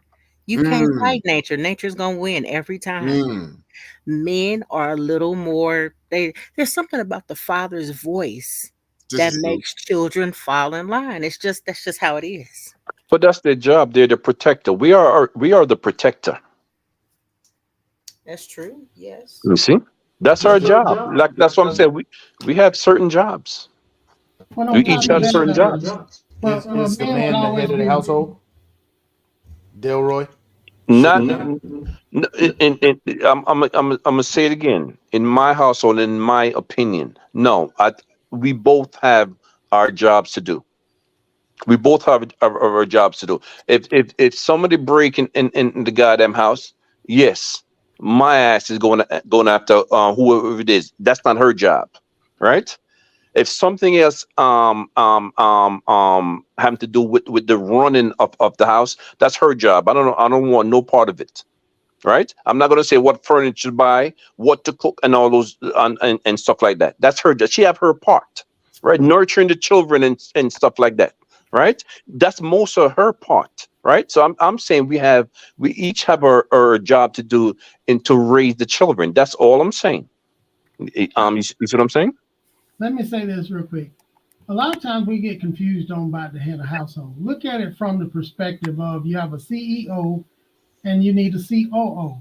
The chairman of operations is usually mother. She operates the whole house anyway.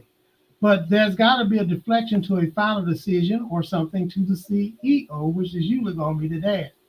And the reason, and that's just the order of things like it is. There's nothing wrong with that. It's not taking anything away from the mother or the wife. It's nothing. And it's not taking anything away from the father. We got to stop not wanting to be in that which we were placed into, because then that's why things break down as well. You put too much on that woman, which you shouldn't have to. She should have a place to go where a final decision that even though she may know what it is, she shouldn't have to make it when the man is there. Not So only that, the reason why the kids, you run your household the way you want. I'm just telling you that's the way things should. That's why she can deflect like that, because she understands that as well. This is a great point you're making. Now, what I am saying too is about when the father's voice, because the moment like you come up like I did, on that type of parenting, the reason why the father's voice is mostly feared to be heard of his involvement because he's a warrior first. He might look like he's out working and stuff, but there was always warrior, front line, creating this. That's why they know how to protect. They know how to fight. They know how to defend. But the point is, you don't want the warrior to have to snatch you up. Okay? Right. Because if he has to come from that front line that grown to man, you, right? You are already shaking because of that. That's the image when the chief comes in. Don't mean the high priestess didn't have less power, but it get to a point where she all have to say, okay, I'm going to tell the chief. I'm going to tell your dad. That resonates with them because he's not normally involved other than seeing when he comes in. you said exactly what I said. Yeah, but what I'm saying is he's still the CEO, the ultimate defective. He's the warrior. So true women knows their power and strength. They know they operate in everything. The man knows that. He knows without her that the operation wouldn't run. That's why she's a chief operating officer, if you will. But in the end result, he still got to make sure that she have everything when she comes to him and say, honey, look, this is what we need. This is what I need to keep things running. He's got to make sure she have that. That's what a CEO does. They're not in the daily operation. They're in the overall growth of the house or business. They have to make final decision and look from where everything comes. When a child gets adult, like she says, a discipline, and they have certain things to do, and they're going to still come up now. He's got another person that might be the chief of something else because they was raised to do that part and take over that part. But in the end, he still got to make sure that person's also taken care of. You're not far off from what I said. Hold on. All right. So listen. Hey, look, I gotta get to sleep. So we go. All right. So good night, my brother. Y'all. Until next time. Good night. Good conversation. Good night. No Thank doubt. you. Boy.